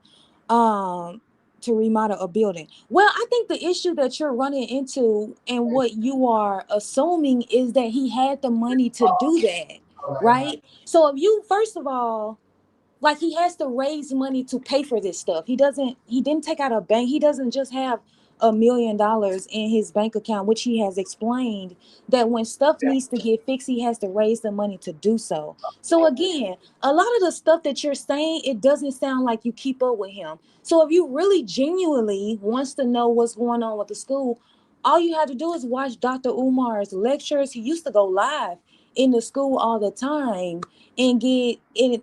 And then then you have people who live in the city, in the neighborhood where the school at, that be like, he be there all the time. So it's very easy for us to say, oh, that should have been done. Oh, that should have been done. Oh, that should have been done, when we ain't did it. I understand that you remodel stuff too, but did you raise money from individual Black people in order to finance that, or did you have the money already? See, I think that is just not the same playing field. If a bank was to give Dr. Umar, if we had a black bank to give Dr. Umar $5 million, he could have been had this damn school up. But every time something needs to get fixed, if he has to raise the money to do it, then don't you think that it's going to take him longer to do that? If he needs to remodel, if he needs to get a new air conditioner for the whole school, he need electricity work for the whole school. If he needs to replace the water pipes for the whole school, don't you think that it takes money to first raise the money? First, I got to raise the money, and then I have to find somebody to do it, right? I've been brainwashed. You won't address what it is that I'm saying. You just keep moving the goalposts. Because the first time it don't take that long, right? Then I say, well, he has to raise the money to get stuff fixed. Now I've been brainwashed. That is crazy. Oh boy. And you keep saying it doesn't take 10 years to remodel a building. What about raising the money to do it? Right? Because he doesn't have a bank loan, right? And then you're asking Black people to donate when three fourths of y'all think he's scamming. So let's just assume that only a fourth of us is helping him. So, like, it's not that I've been brainwashed. I could say that you've been brainwashed not to support, or I could say that you have. I think the issue is that you have self-hatred, that you don't support Black people when they're trying to do something that you think should have been done. I could say that. You say that I've been brainwashed. I can say that you hate Black people. So that you saying, I mean, being brainwashed means nothing just because I disagree with you. Now me on the flip side saying, oh, I'm saying that you don't believe in Dr. Umar, so you hate Black people. You see how crazy that sounds? Just because you don't agree with me, now I'm brainwashed, just like I don't agree with you, so you hate Black people. See how that doesn't, you know what I mean? See how that doesn't, you know? Please start loving Black people. Solo, you've been brainwashed and you don't like Black people. Please wash your brain. Please start using self-love. So how do you know he doesn't have a bank loan? Because he said that he's raising money to do it. Raising money to do it. I'm just making a lot of assumptions, or I'm listening to the person who's giving us the information about the project that he's building, right? Has Dr. Umar came out and said, I have a bank loan? So I mean, he never said that he's came out and have a bank loan. So I'm not assuming that he doesn't have a bank loan. I'm going off what he said. He said he didn't say that he had a bank loan. It's just crazy to me that you would go to this extent to just play this mind game with me based on what another man is doing. If you don't support him, you just don't support him. I don't know why you have to go out of your way to try to invalidate him and then tell people who support him that they're brainwashed. That's insane. But has he ever, you're assuming that he has a bank loan. He's never came out and said that he has a bank loan. You're just in your mind, you're saying, oh, he's got money from somewhere and he's still raising money. I'm saying that he's raising money because he came out and said that he's been raising money. So are you saying that he has a bank loan or he could have a bank loan? Isn't it you assuming that he has a bank loan? He's never came out here and said that. See how you keep moving the goalposts? Now he got a bank loan. At first it didn't take that long. Then he was scamming. Now he got a bank loan. See, then it don't take. You see, it's crazy. It's crazy. It is crazy. Yeah, you guys have no proof of none of this shit. Give me proof that he got a bank loan. Give me proof that it doesn't take that long. Give me proof that he's been scamming. Y'all just be just spearing that shit. I have yet to see any evidence. It's just black people not supporting black people, which I would say is i.e. self-hate. TK, you married to a black woman? Because I know you married. Is this white white? Is this white black? I knew she gonna go Is there. this white black? I Because said the it. issue, because a lot of black men, what they don't like about Dr. Umar is that Dr. Umar tell them to date black women. And so a lot of times when black men are not dating black women, they find very issue with Dr. Umar. And so the only thing they can really attack is the school. And you still hating, TK. Damn, you still not supporting black people. I could say that's self-hating. I mean, I'm just saying. Which one of her parents black?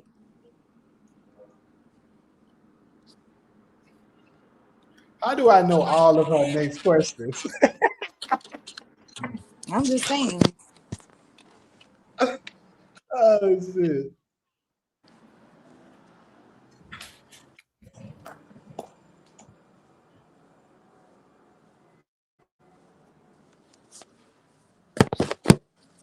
Well, that Her makes her dad black. is black.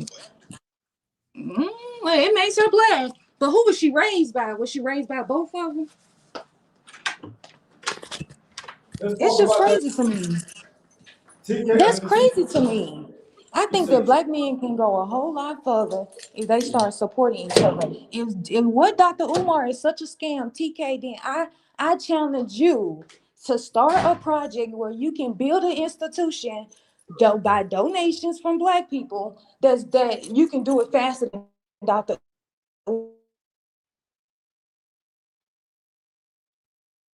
Technical difficulties.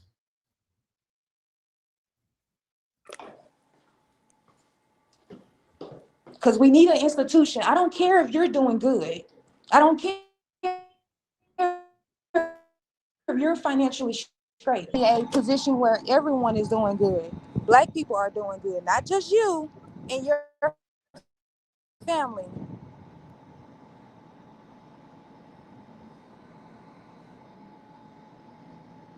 TK say he know a place that would give you $25,000 for $20 a month.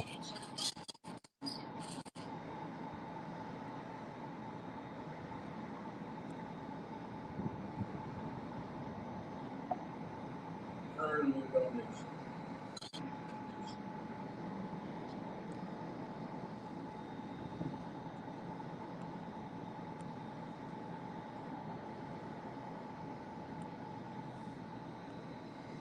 Where are you going? With my damn.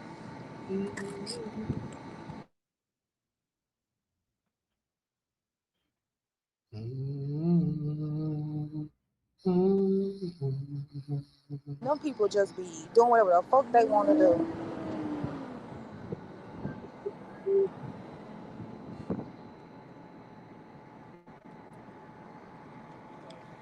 Thank you.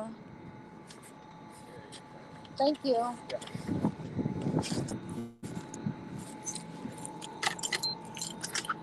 I mean,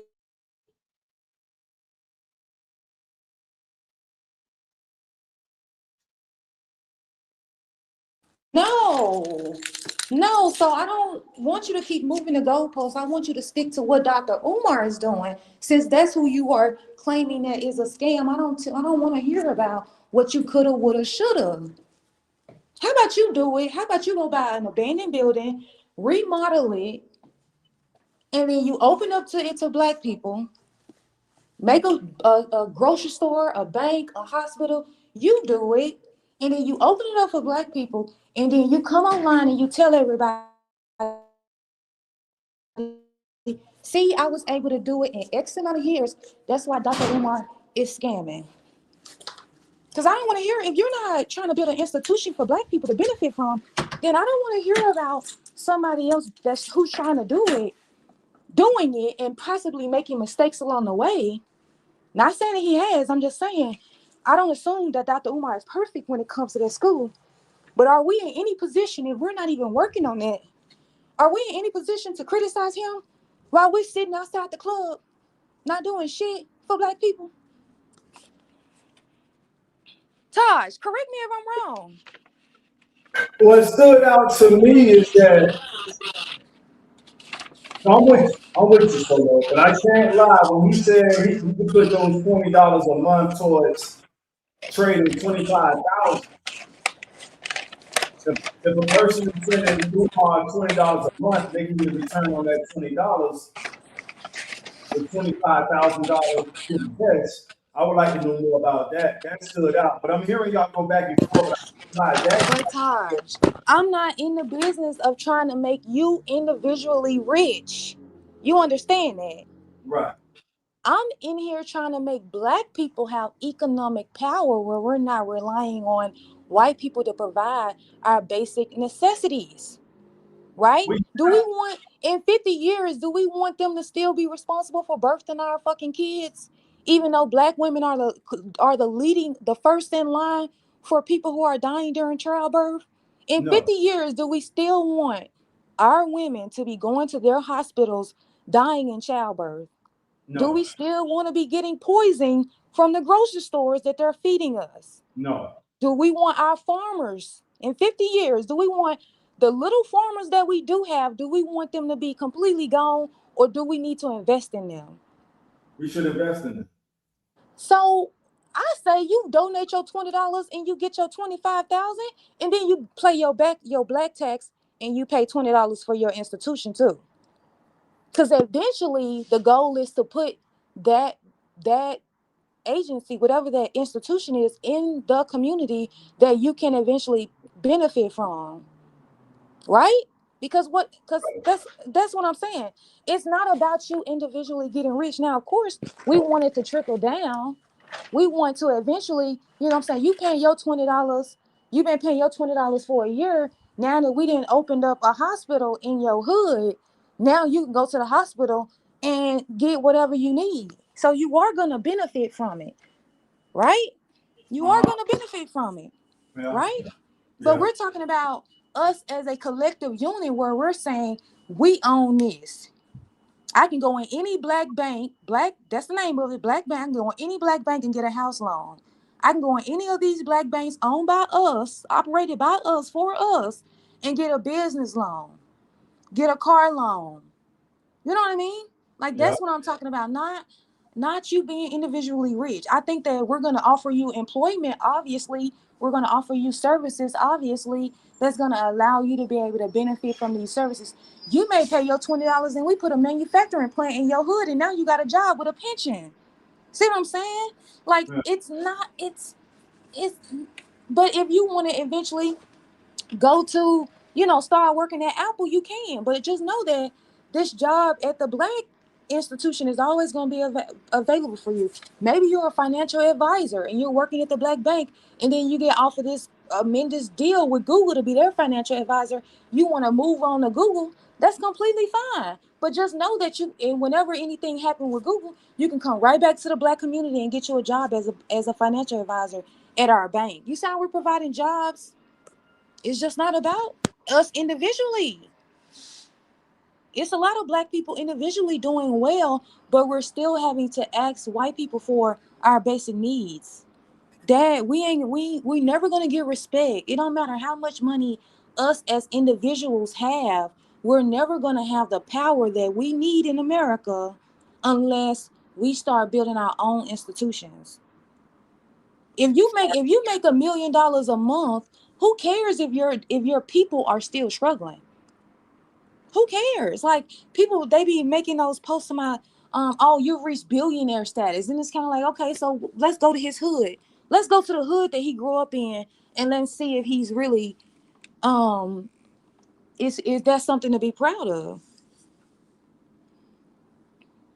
When you get the power to create one of those institutions, which one would you start with first? The grocery store from our black I woman? would start with the bank first because the bank is going to fund all the other institutions, All right. right? We're going to start with the bank first because the bank is going to give us the financial means to buy these other stuff, right?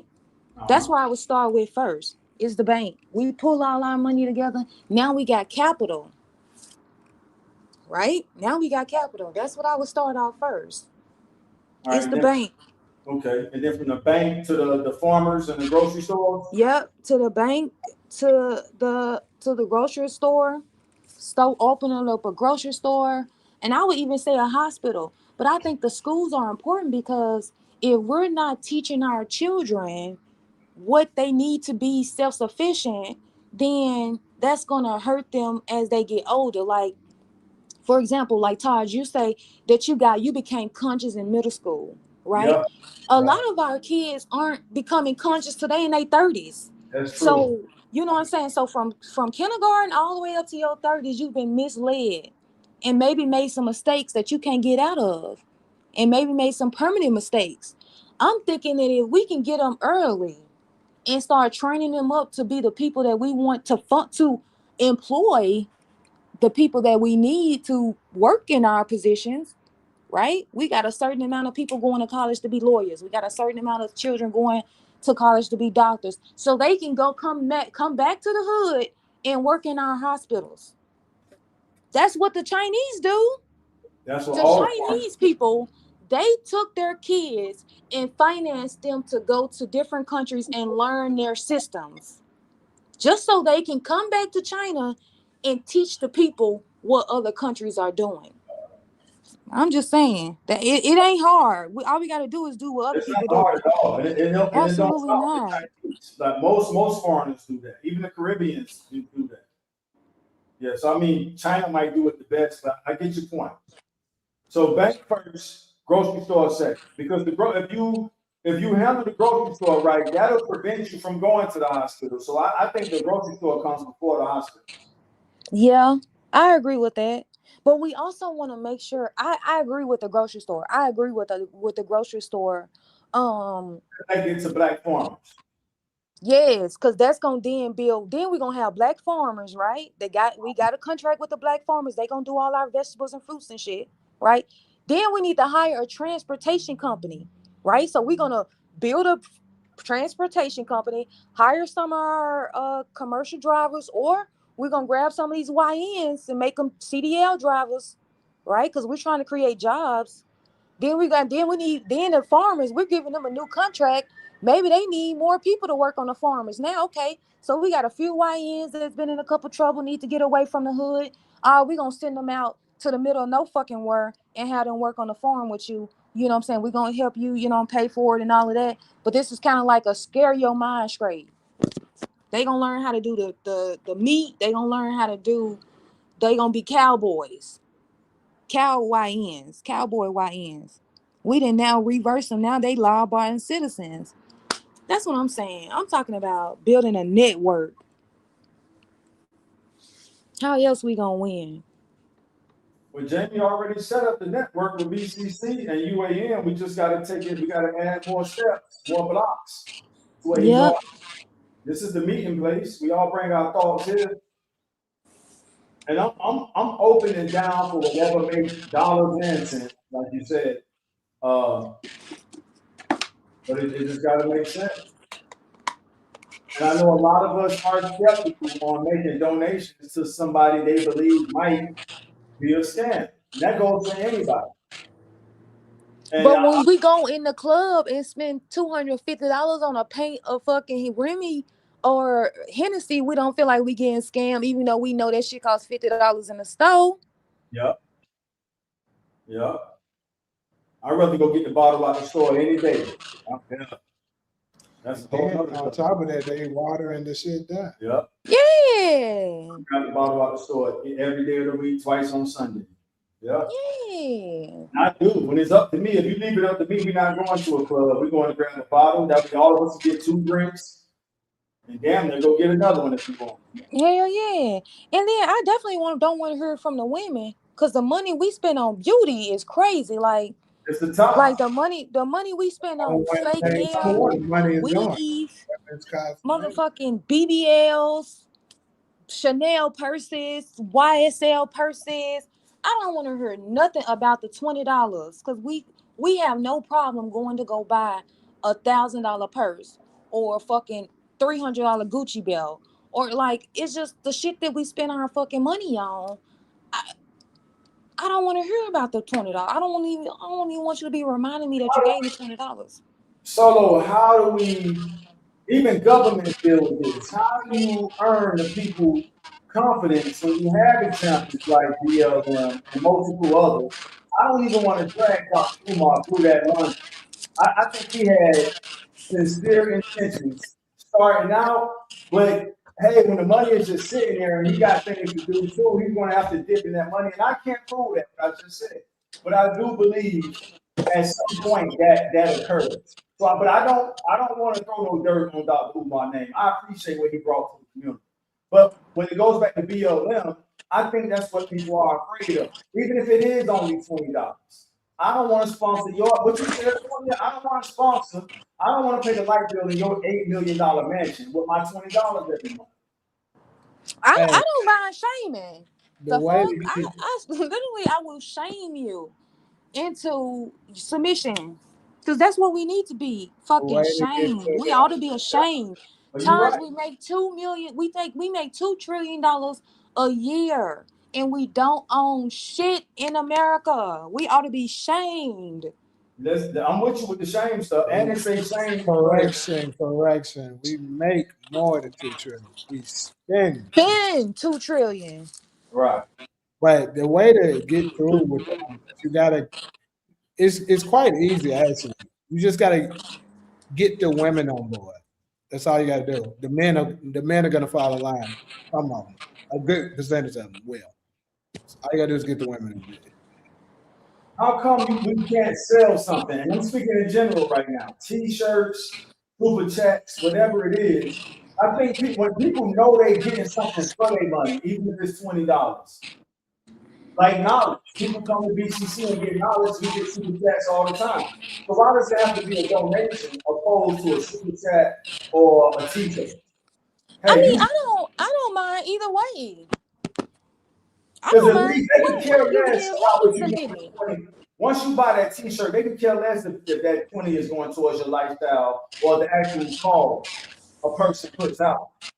You see what I'm saying? So if Dr. Umar was saying, I would buy Dr. Umar shirt, to be honest with you. Now, do I just want to send him $20 and I can give that $20 to my nephew or my niece or somebody else in my neighborhood that can use it, and I can see that they need it? I'm right there in their apartment, like, yeah, this motherfucker needs this $20.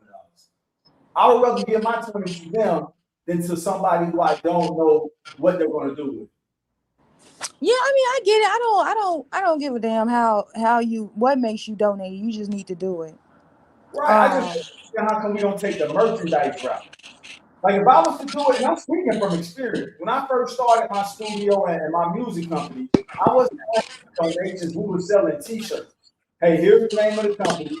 We want $20 for these T-shirts, so you see what you're getting for your money. Whether we blow up or not, there's people still to this day that got those T-shirts. We sold those T-shirts in the early 2000s, and people still walk on these today. So I still got this shit in my closet. So they saw what they got for their money, and they helped us at the same time. I'm just saying, I think I would support that method faster than somebody just asking me $20 every month. And I don't know what they're doing with my 20. When I know what my neighbor could do with that 20. I know what this person in my neighborhood could do with that 20, or somebody in my family. So I think the Black community has to figure out a way to fundraise to where it's beneficial to the donor. Because clearly we're not going for it. If you're saying we're spending $2 trillion from Black Friday to Thanksgiving, and we're being petty and cheap about $20 a month, there's a psychology to that, Solo. And I believe it's no, I get it. I don't have a problem with that. But my issue is I don't have a problem with that. I don't have a problem going that route. My issue is that I shouldn't have to Like my issue is that I feel like black people should realize how in dire need we are in our own institutions, and we should be signing our name whatever it is that we need to do to be able to then Damn, they eventually stopped get showing these you? That's crazy, institutions. Marcus. What? I'm answering DeMarcus. My bad. Oh yeah, I feel like we should be lining up to figure out what the fuck we need to do for our community, so we can start taking care of ourselves. I feel like that's some shit that, I mean, we should be screaming out left and right. As much as we ask for reparations, that's what we should be asking for. Is we're gonna organize and stop asking a white man for something. When we're gonna start building our own institutions. That's what I think we should be lining up to do. If you bless me to implement a part of the idea you're sharing with all of us, the part I will go after first is the black farmers. So let's say, like Danny already gave us his blessing for the spin-off podcast. Let's say we set off a separate podcast that's strictly for what you're talking about. I'm saying that my approach would be, hey, we're going to get a directory of all the black farmers in the nation. From there, so this way it goes back to people getting something for their money right away, opposed to them donating $20 a month that's going to build a bank that might go in the same direction that Dr. Umar school went in. And I heard everything you and TK was, and you made some great points to TK and DV. You was like, hey, I can tell you're not keeping up with Umar because Umar is showing us the progress, but you guys just want to formulate your opinion and say that he's scamming us for the money. I'll be honest and say I haven't been keeping up with Umar. So when you said that, it was good to hear. Okay, he is showing some level of progress. Now back to your idea. Imagine we got a comment section of people sending their $20 super chats, and they're receiving some type of produce from these black farmers, no matter where they are. What I know about us, and I'm not saying I know black people better than you and Jamie, but what I know about us, we do not like to feel played. I can say that for all 50 million of us. We do not like to feel played. And if you can show somebody what they're getting for their money right away, you got a way better shot. Your odds are much stronger than trying to get you just to send their money to you. Because how many, Solo, I'll rest my case after this. Scams have been going on longer than all been living. Pyramid schemes, Ponzi schemes, all kinds of schemes, and people are tired of that shit. So even if you got good intentions, we just don't even want the possibility of being scammed on our radar. That's it. And I would say to us, we be getting scammed right in our damn face when it comes to other races. Then we have no fucking issues. I'll go back to the bottle situation. You know damn well this same bottle of Hennessy Patron, Casamigos, 1910. You know this shit costs $65 in the store, but you have no problem going into the club paying for $300 for it. You think, or we got no problem buying a fucking $80 a purse that costs $50 to make. We have no problem spending $1,500 on that goddamn purse. So Right. I go back to that, but I get your point, and I have no problem with giving them something, right? I would even argue that, but this is my thing.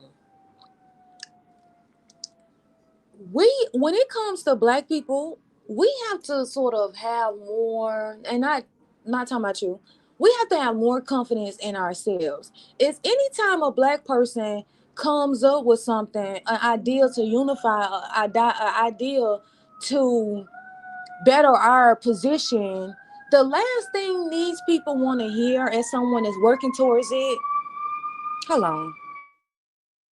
Yeah, I told you about that shit. Yeah, you remember you tried to get me the other day? Check that shit.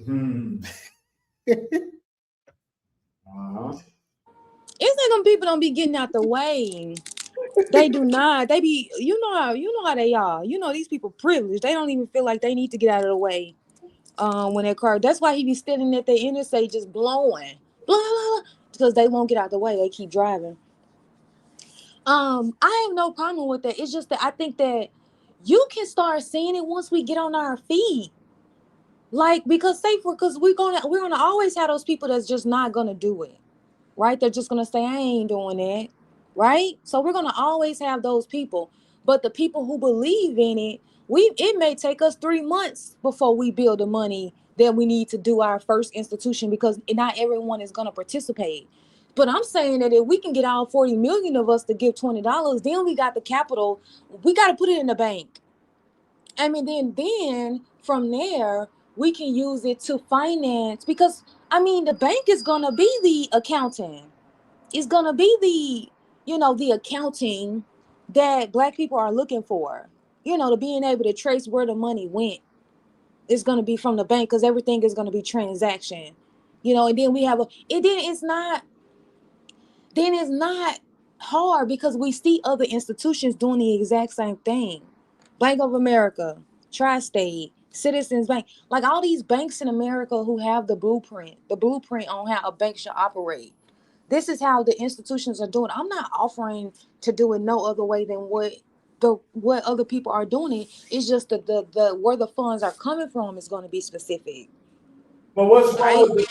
with the banks that the black farmers are already connected to?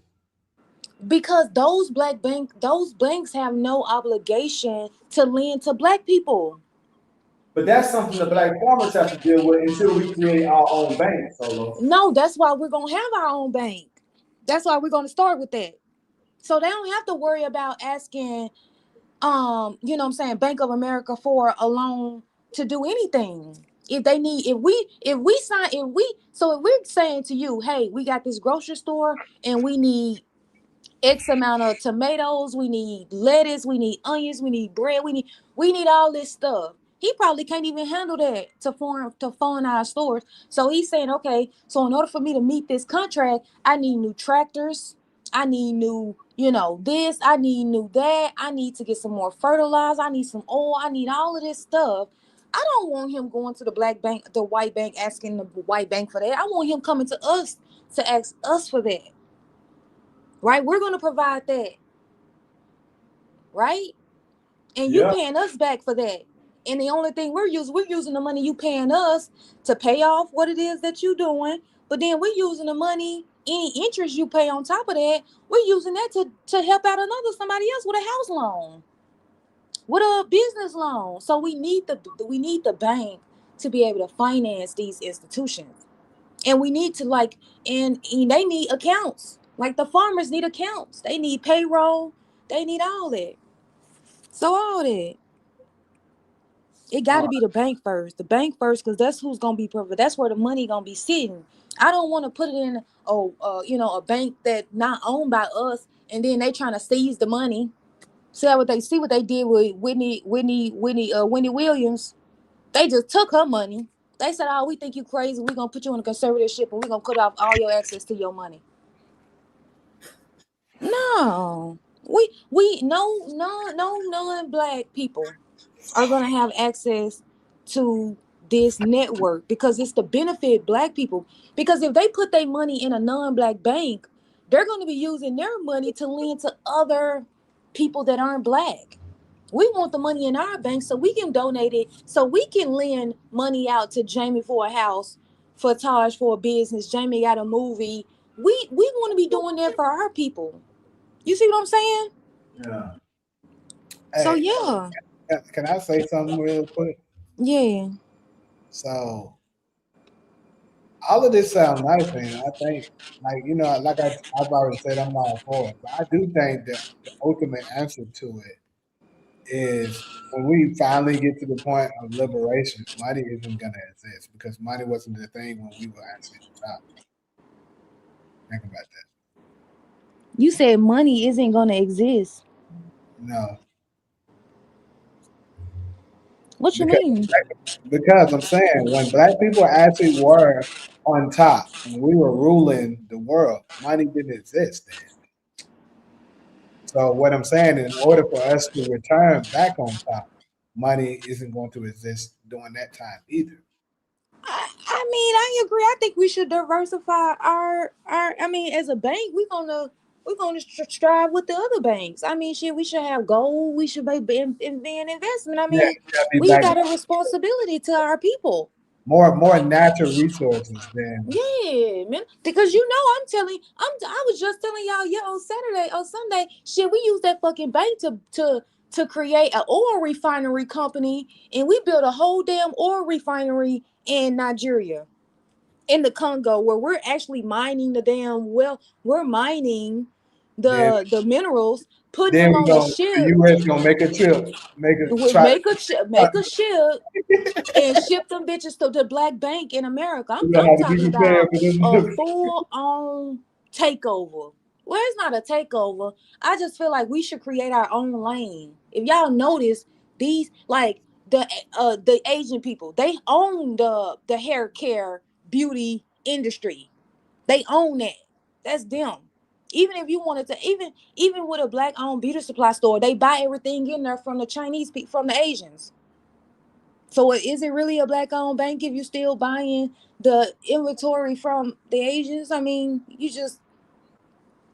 I'm talking about us owning every aspect of the network, right? So I just look at it and think like, damn, like y'all, these are reparations, $20 a month. Y'all, Netflix costs more than that, and y'all still getting ads. Are y'all asking? Check this out. The federal government take 25% of your income. Are you asking for the federal government for an account on where your money going? I'm asking you for $20. Is Trump ass giving you an accounting on where every dime of your tax money going? Taj, it's called a black tax. And they are cheating you. Y'all saw Trump sued himself for $10 billion so the US government can write his ass a check. Y'all saw Trump is suing the IRS. That was a motherfucker, man. That's what I'm saying. I'm just saying Trump That writing a man is $10 billion check out to it's himself. crazy. Then at the same time turned around and said, "Oh, we're gonna join the board of peace and we're gonna put our $10 billion to the board of peace." He created the board of peace, and he gonna take our fucking taxpaying dollars to fund his membership on the board of peace. The same thing with the tariffs. Trump finna have to give all these companies back this tariff money coming off of the taxpaying dollars. We finna have to pay them back, even though we paid them initially. So that's what I'm saying. Black people ain't asking for an account of that. So why is it that I'm telling you, I'm trying to put a hospital in the hood. You want an accountant of where your $20 going? Come on, man. We gotta do better than that. We gotta start. And then it's not like I'm asking you to go put the bricks by brick. Come out here every Saturday and Sunday and build the school by hand. No, I'm asking you to transfer $20. How long that take you? 5 seconds. So I'm sorry. Y'all. I get a little passionate about that because that's my mother. That's my shit right there. So no offense, TK. I ain't trying to come at you. It's just that I'm just so passionate about us being better. I'm tired of us being last place, and I know that I just been an adult for a little point. But from growing up in the hood to going to where I'm at now, I definitely see how us not having economic power, us being individualized, us not working together is the reason why we are last. So we got to start making some changes. Otherwise, in 20, 30 years, we're going to be exactly where we are now. Worse off. Cook says a cook. We make the money. We ain't broke. We're the richest black people. And I'm talking about turning this into a global empire. I'm talking about having a distribute. Remember Marcus Garvey? You remember the work Marcus Garvey did when he united the Negro race and he had his distribution line. Uh-huh. They charged him with money laundering because he received a $25 check. They talking about it was wire fraud. $25. Y'all, that's what they convicted Marcus Garvey on, $25, and they deported him out with over $25. Was it really about that? Or was it about that damn Starline shit? It was about the song. That's why other races have such a problem with Black America sticking together. When we start talking about sticking together, everybody got an issue with that because they know that we're the population that gets exploited that allows other races to build their empires. Our money goes to other races to build their empire. We're not building our own empire. They're building theirs. So like, man, we got to make some changes, y'all. We cannot. I don't want my kids to grow up like this. I don't want us in 50 years we in the same damn spot. Black women are still number one in mortality rate. Number one getting the most abortions. Number one.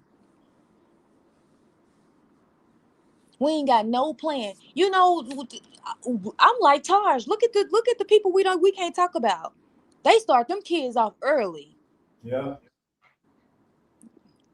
Am I lying, Taj? No. Hell no. They got a plan for their kids. Yeah. They got a fucking plan. You ain't going to school and follow your dreams. What the fuck is that? No, you going to school to be a doctor. You going to school to be a scientist. You going to school to be this, or you gonna do this, or you gonna do this. This is the role you're gonna play in our community. Not follow your damn dreams. I know I just ran it. I'm sorry. No, you good. You know. Yeah. He said we spend too much money on weed. He got a really bad perception of black people. Like real talk. He really got a really bad perception of black people. I wish he thought more of black people.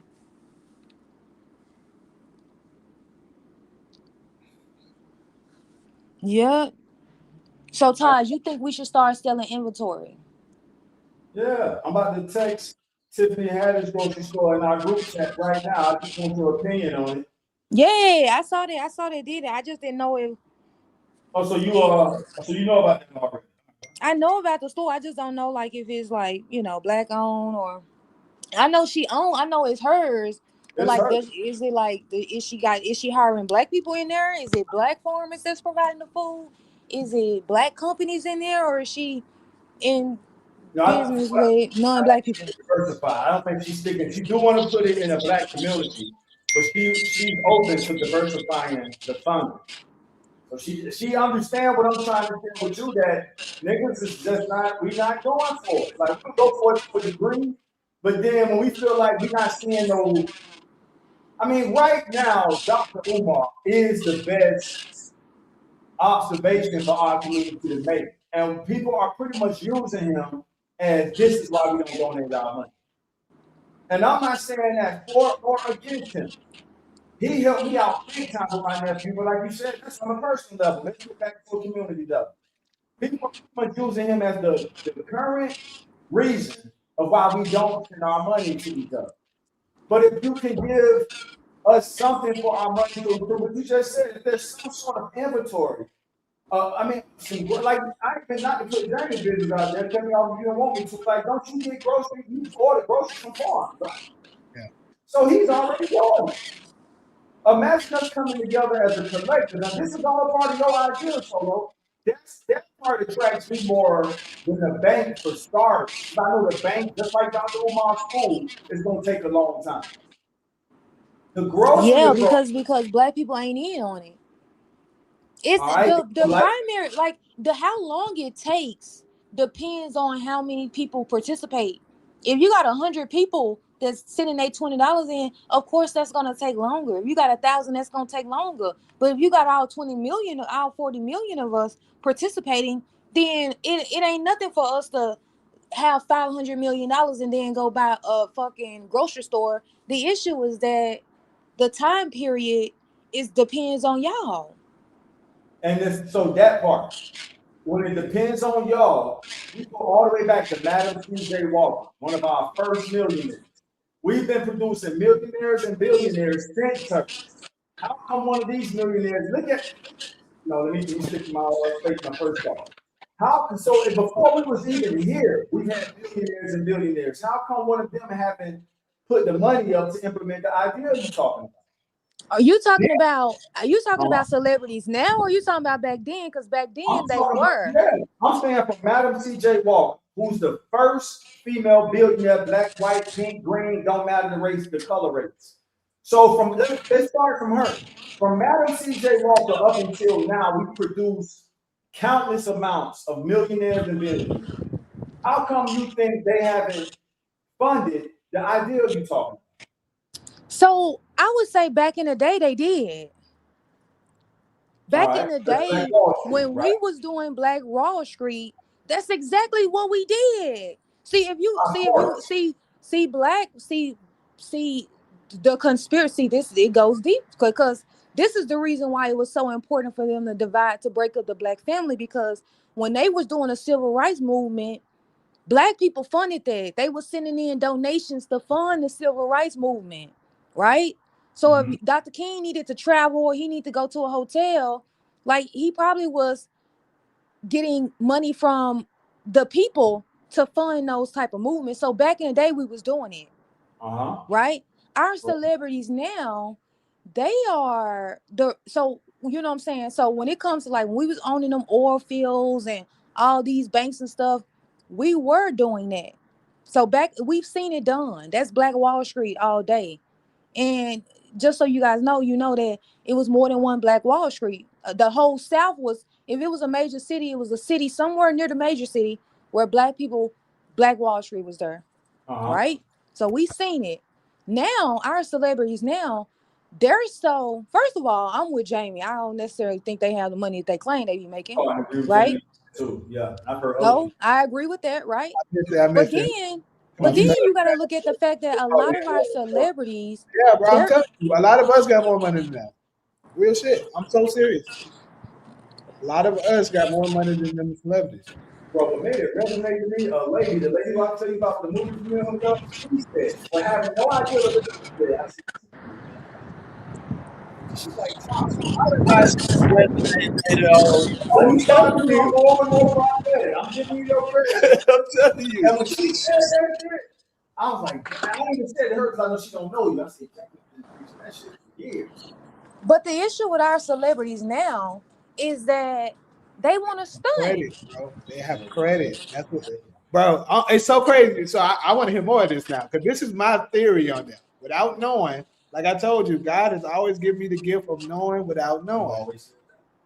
But what I was like, bro, there is no way we have this many filthy rich, supposedly filthy rich black celebrities, and they don't come together collectively to say, let's do something for our people.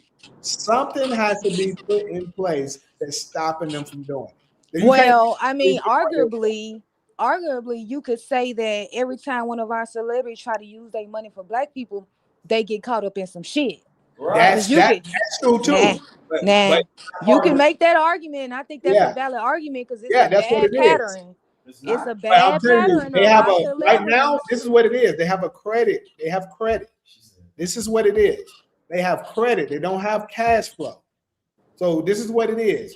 Jay-Z, you're worth $2.5 billion right now. That's his credit line. That's not how much money he has.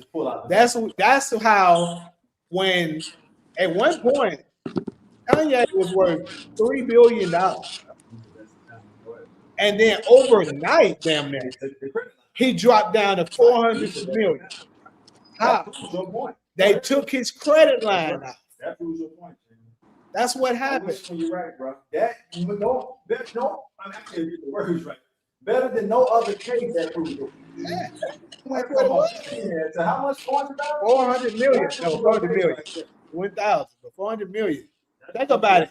It may have been 6 billion, to be honest with you. And he, boom, fell all the way down. Puts him a button. Or whoever said, okay, take that nigga credit. Take his credit, cut his credit card. Cut his credit card. Just like your daddy, when you fucking up and he take your credit card from you, that's what they doing to us. And to those classmates at school, you look like you got all the money. But it's actually your daddy. And these little Jewish people and stuff is the daddy. That's what it is. But I blame them because if you're gonna seek money from them, you're giving them the control. But we giving Jamie. What you say? We giving Jamie credit again because they're doing it because niggas love to stunt on other niggas. Yeah, that's the reason why they don't. That's why our rappers. But they want to go buy chains. They want to go buy this. They want to go buy I got mansions. more than you. Yeah, and that's the That's what sickness. it is, man. That's the It's sad sickness as in fuck. us. That's what it is.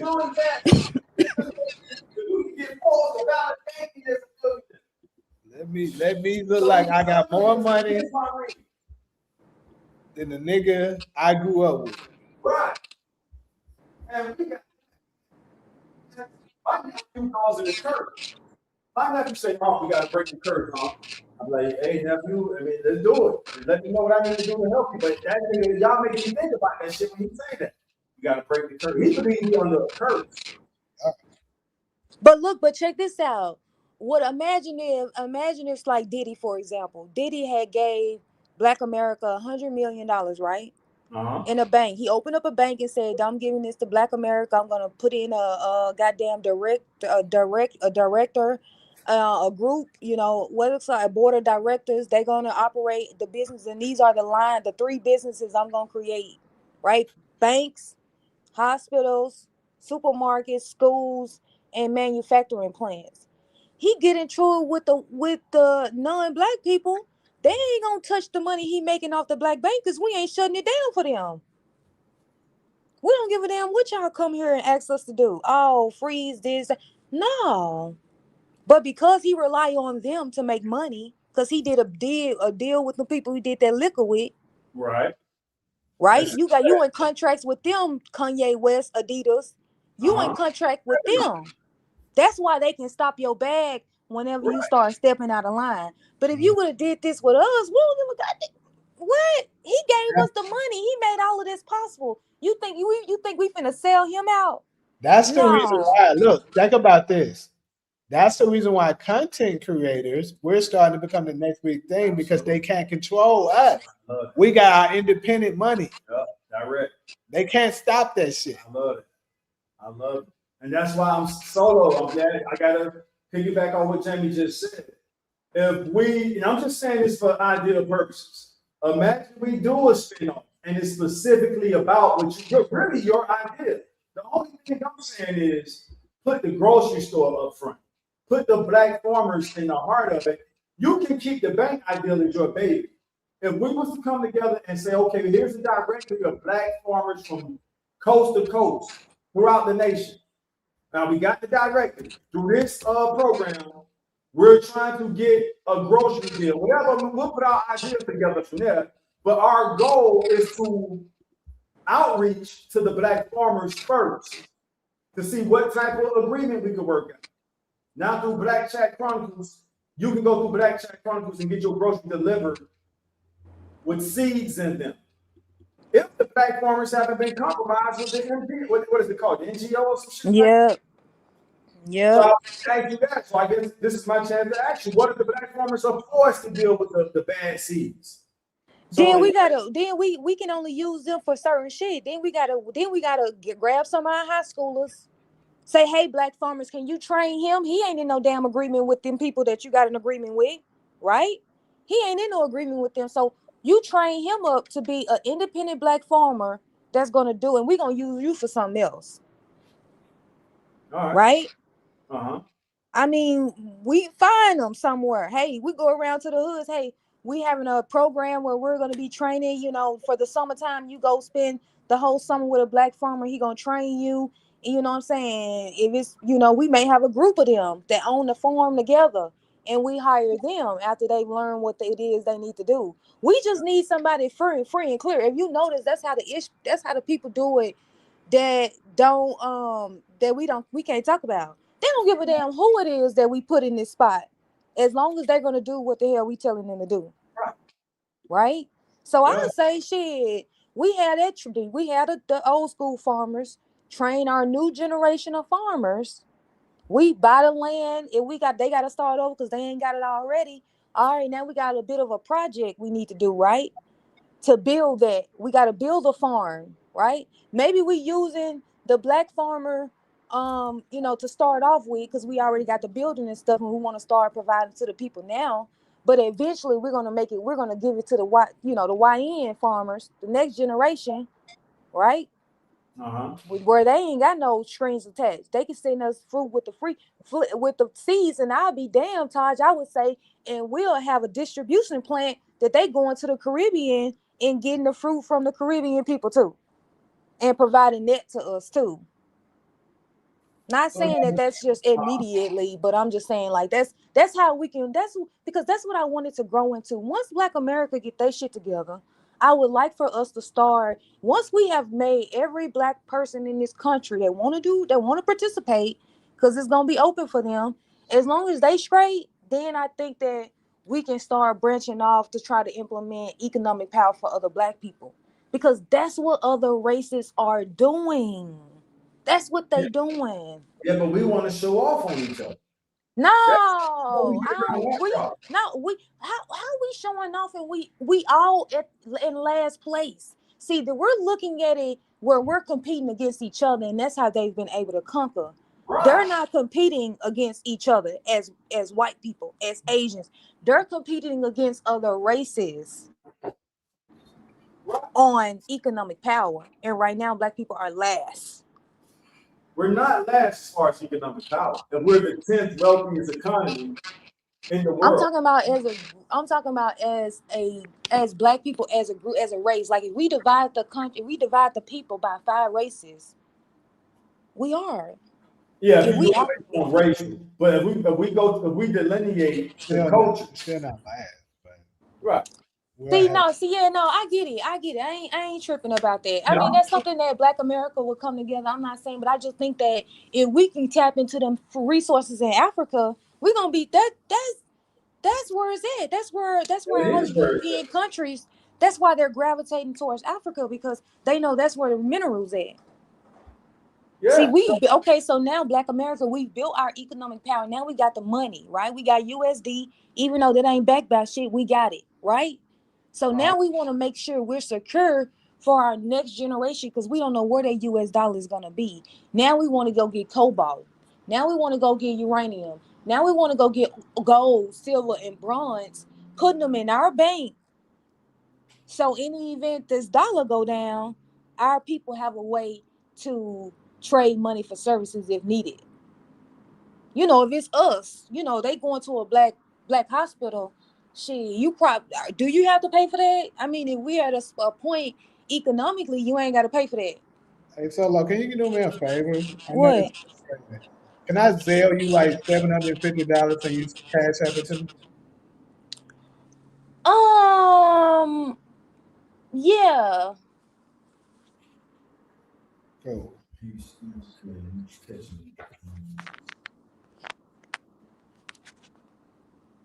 Right. So, I agree with that. I really want to work. I think that is, and I just want everybody to know, for the record, this is Dr. Umar's idea. This is something that I got from Dr. Umar, as far as like what programs we need to build a community.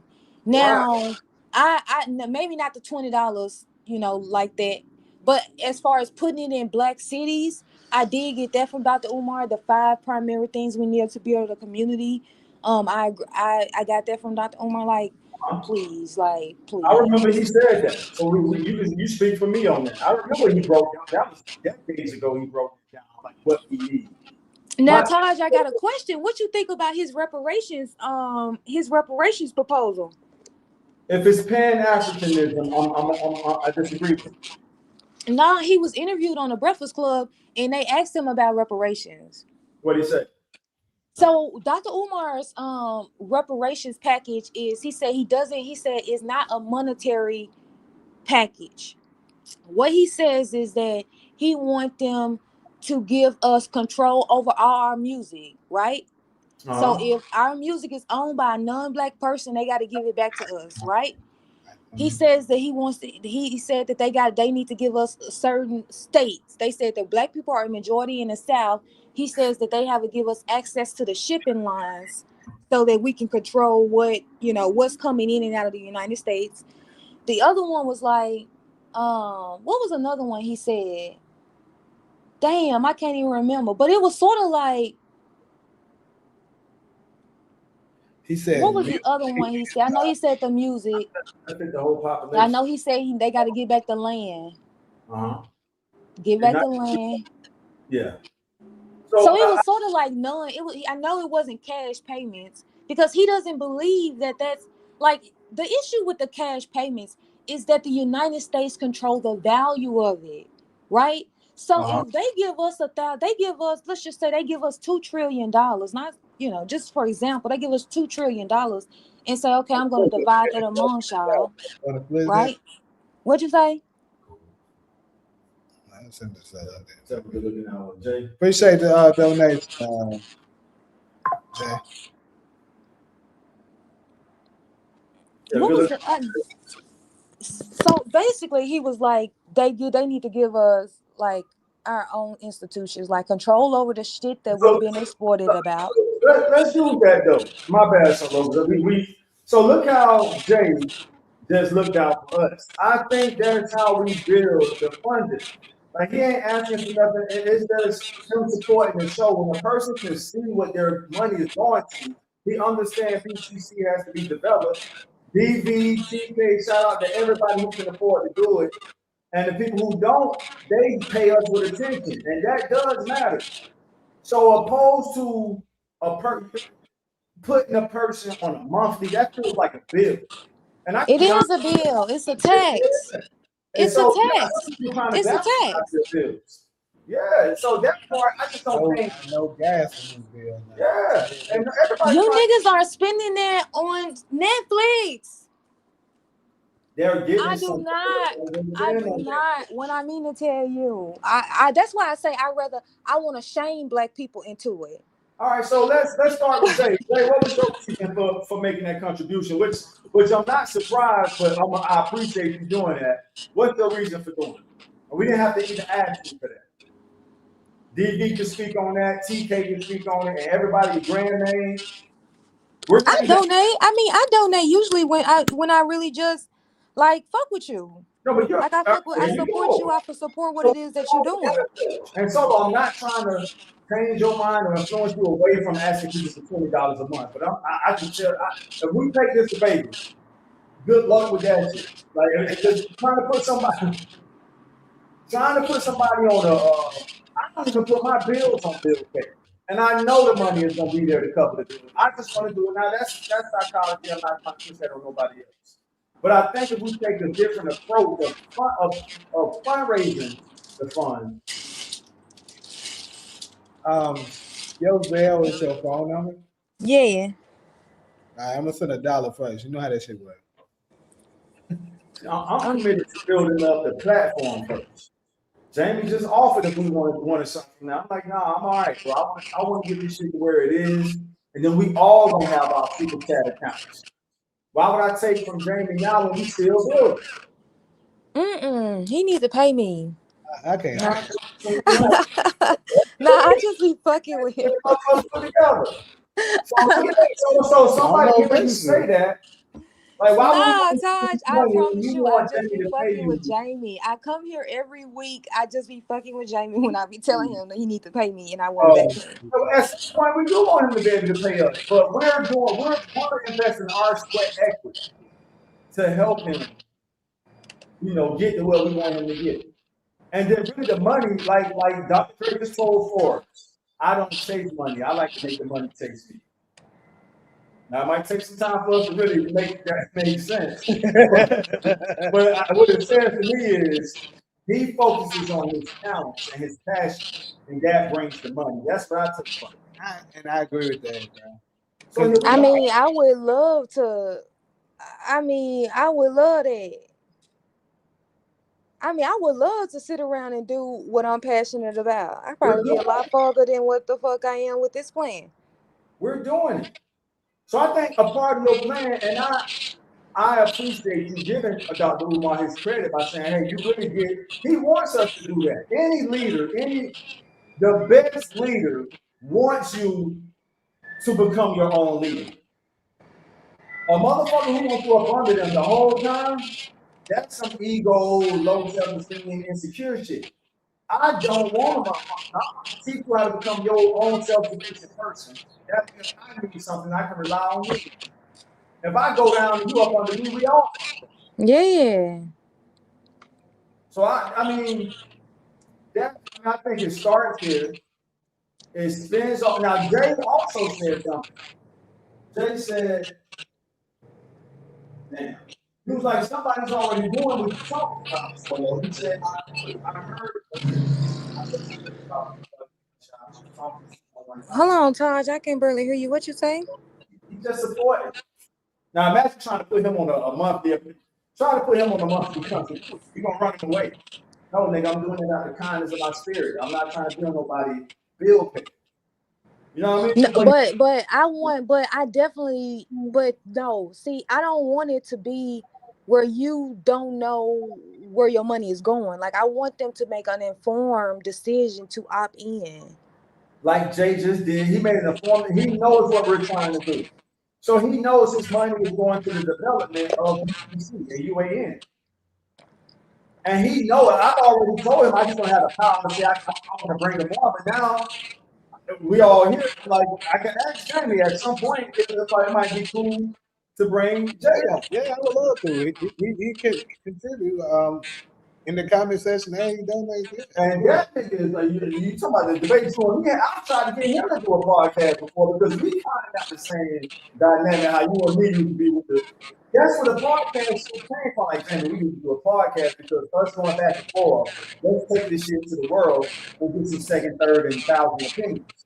Me and Jay was the same way. So he's very informative. He drives trucks. And Solo, he responded to your comment about somebody's already doing what you're talking about. He's what? He responded, I think he's talking about the grocery or farm. But I'd rather him put that in the comment section. He said someone is already doing what your idea is talking about. As far as the black farmers and all. What they doing? Try business, DeMarcus. Nigga. Farmers, Jay just confirmed it. And Jay, I'm aware of that as well. I just didn't have a receipt. So he's basically saying somebody's already doing the farmer idea. Solo.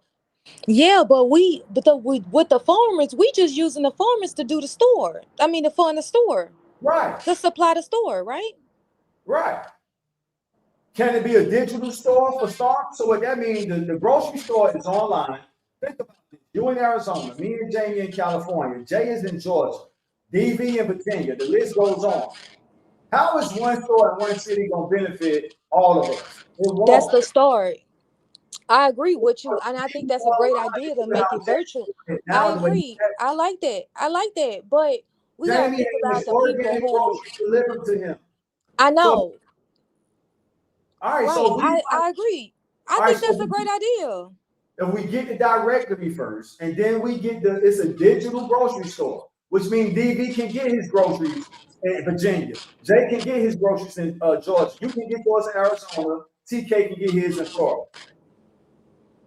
We don't have to. Well, I'm putting all my money in the grocery store way out there with Jamie and Taj, or in Arizona with Solo. How much? Not saying that the grocery store can't ship him the groceries, but why not just go directly from the farmer's first?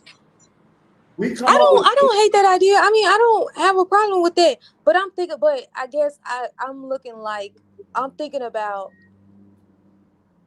So Jay is saying they already people in the hood. I kind of knew that already. I just didn't know it probably as well as he does. So they already have a list of bank farmers. Now with BCC job, or if we do a spinoff specifically for this, to say, hey, what's the best way for us to connect with you guys and start generating this grocery store income, this grocery store economy, this grocery store restaurant. No, I feel that. I like that idea. And I was familiar with that. I couldn't remember where to go to find it, but I know Jay is very resourceful. And we put him on summer, but it's your idea, Solo.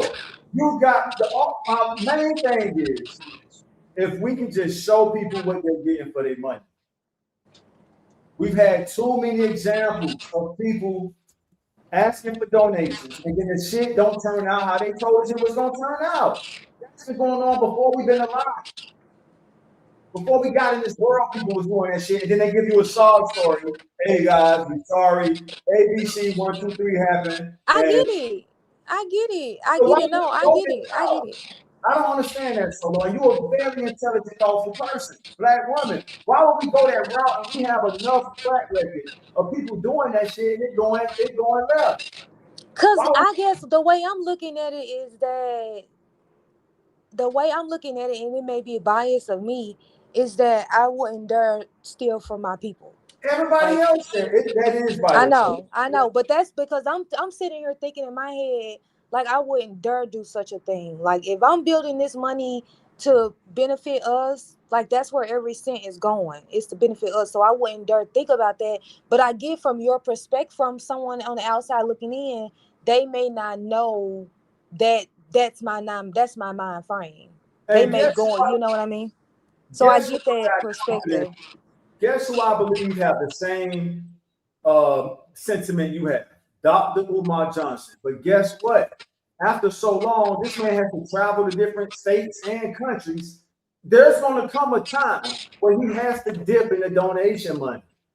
And let's say the donations start to slow down, but he's steady dipping.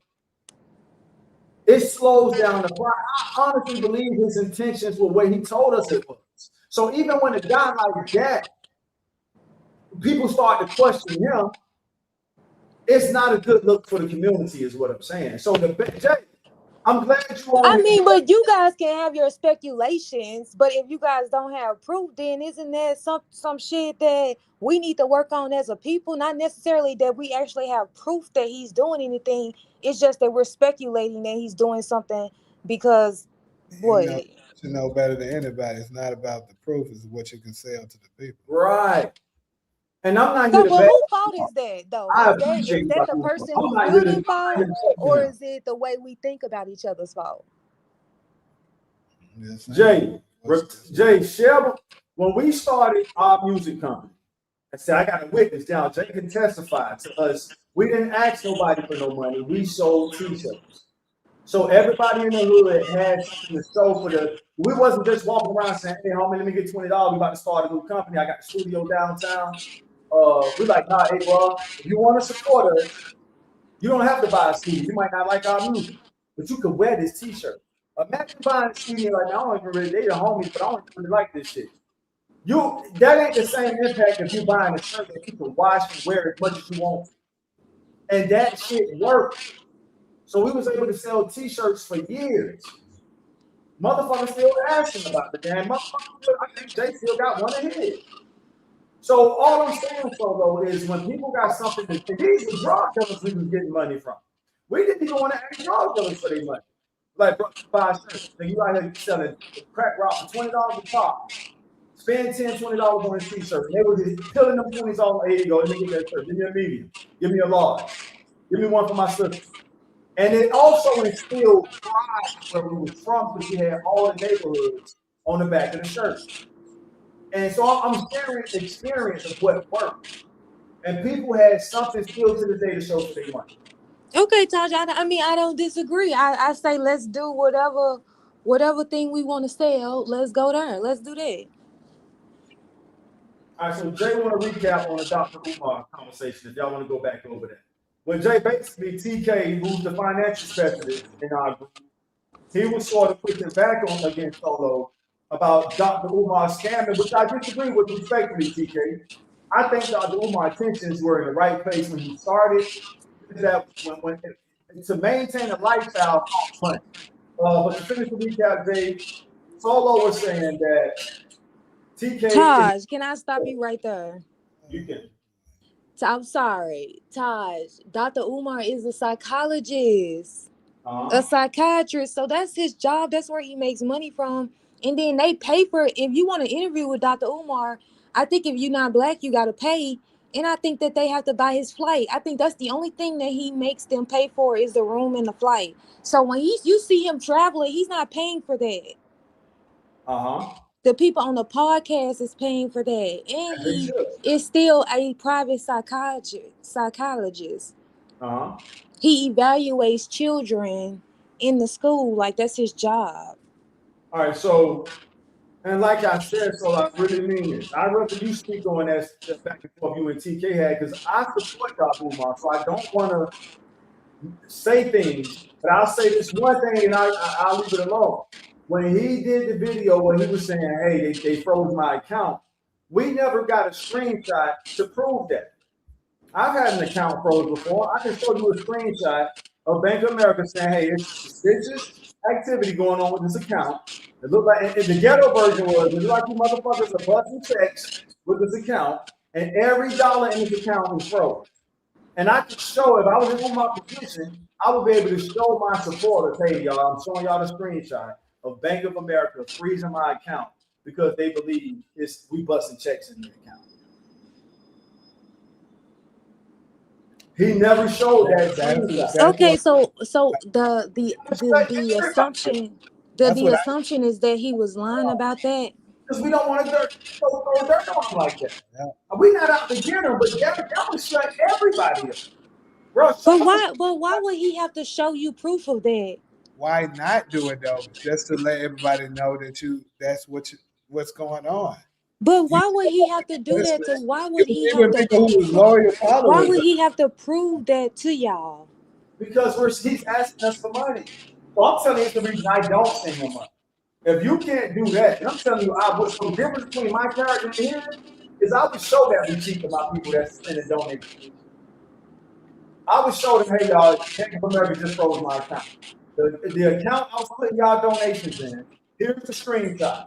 When I try to log in, come on, now it's 2026. Everybody got digital banking. When I try to log into my account, I can show you the page that's saying I no longer have access to my account. Here's the timestamp.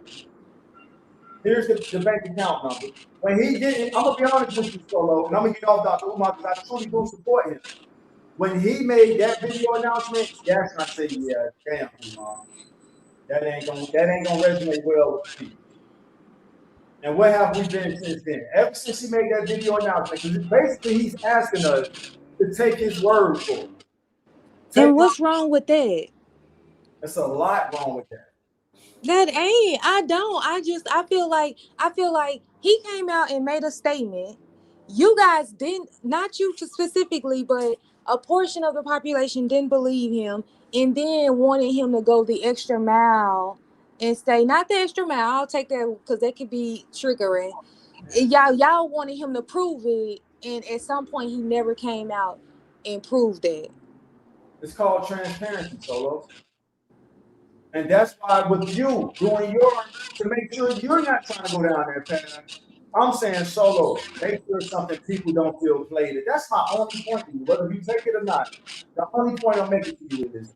And I got my homeboy in the chat second telling you that's exactly. Todd Hollywood, my news name is Scrooge. He's speaking from experience. That's exactly what he did. He didn't ask nobody. I was telling him, just like you said, Umar had his own job, I had my own hustle. So I really didn't need the people money, but running a music company is expensive. How do we fundraise? I'm not about to spend all my weed money. The money I was making from selling weed on this fucking company. So I came over the t-shirt shit. I'm gonna keep repeating that. But my character showed that okay, he's not trying to get over. At least we're getting something for what he's asking. And you know, Dr. Umar got t-shirts and shit. Does he have t-shirts? Absolutely. See what I'm saying?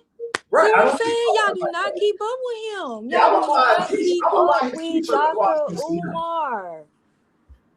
Buying a t-shirt from him is better because when I wear it, now it's promoting him.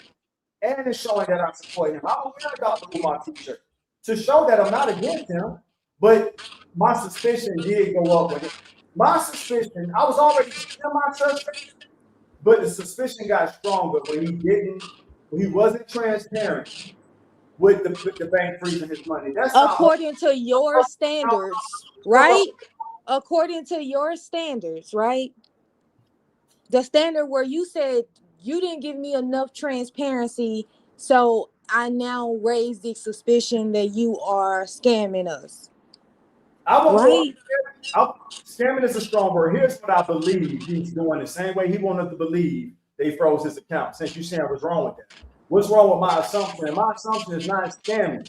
My assumption is that he has to pay for his lifestyle some type of way. And his job and podcast people paying him to fly to different cities is not enough to maintain. He's a celebrity now. How He often is not a celebrity. okay, let me use his quotes in. How often does he tell us, I'm the most, what's the word? I'm the most requested. Scholar. Thank you. Scholar. Yeah. All right, so strike the celebrity word. I'll retract that part. You can't deny. He said this multiple times. I've heard it with my own ears. I'm the most requested scholar in the world, in the black world, not the world, but in the black world. Scholar. Right. But he has a job. He's a professional. He has a job. He does student evaluations. And you're saying that's enough to maintain it. I'm making Absolutely. What? Absolutely. All right, How much do they make? That's a professional. He has a doctorate. He's like evaluating students. I mean, I would say he's at least making 80. Then he been doing it for a long time. I would at least say he's making 80,000. Is that not enough to take care of yourself? You know what? DB more than ever has given us a great pivot, and we always appreciate the donations, DB. DB, let me read. Solo, how do you feel about Dr. Umar challenging Candace Owens about her political beliefs about the black family?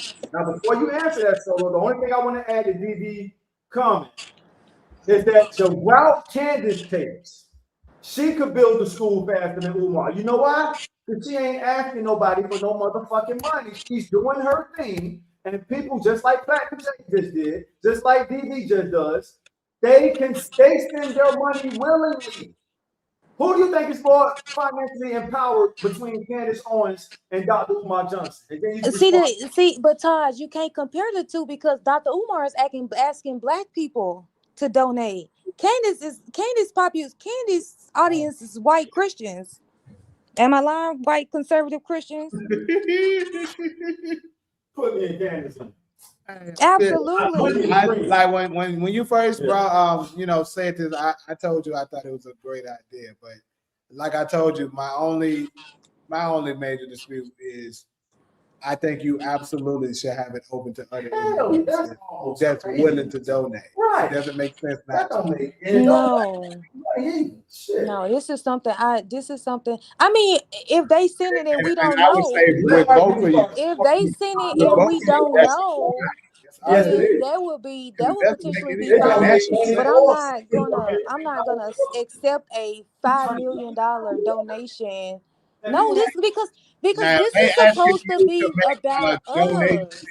in order to have a portion of ownership. That's different. That's totally different. But simply a donation, that doesn't make any sense. Because one thing I do know is white people love to just, even if they don't really love us, they love to say they was a part of something with us. Absolutely. Let me start supporting me. Y'all call this sellout all the time. I'm accepting every donation. They don't get to tell me what to do.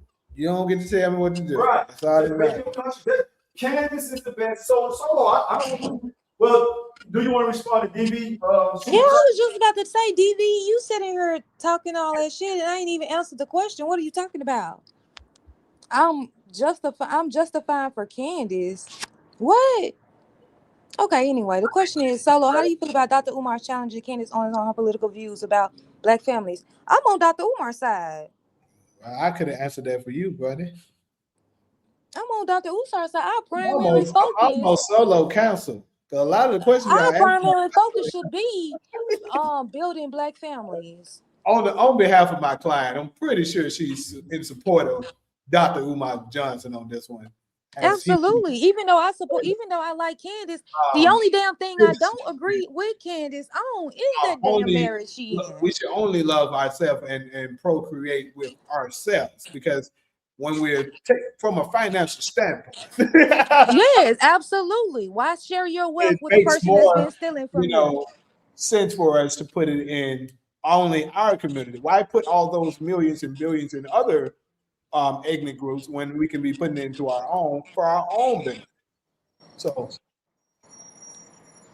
I rest my case on that. But when it comes to that, I always agree with Umar on that. because like you have their community already rich. We trying to get out.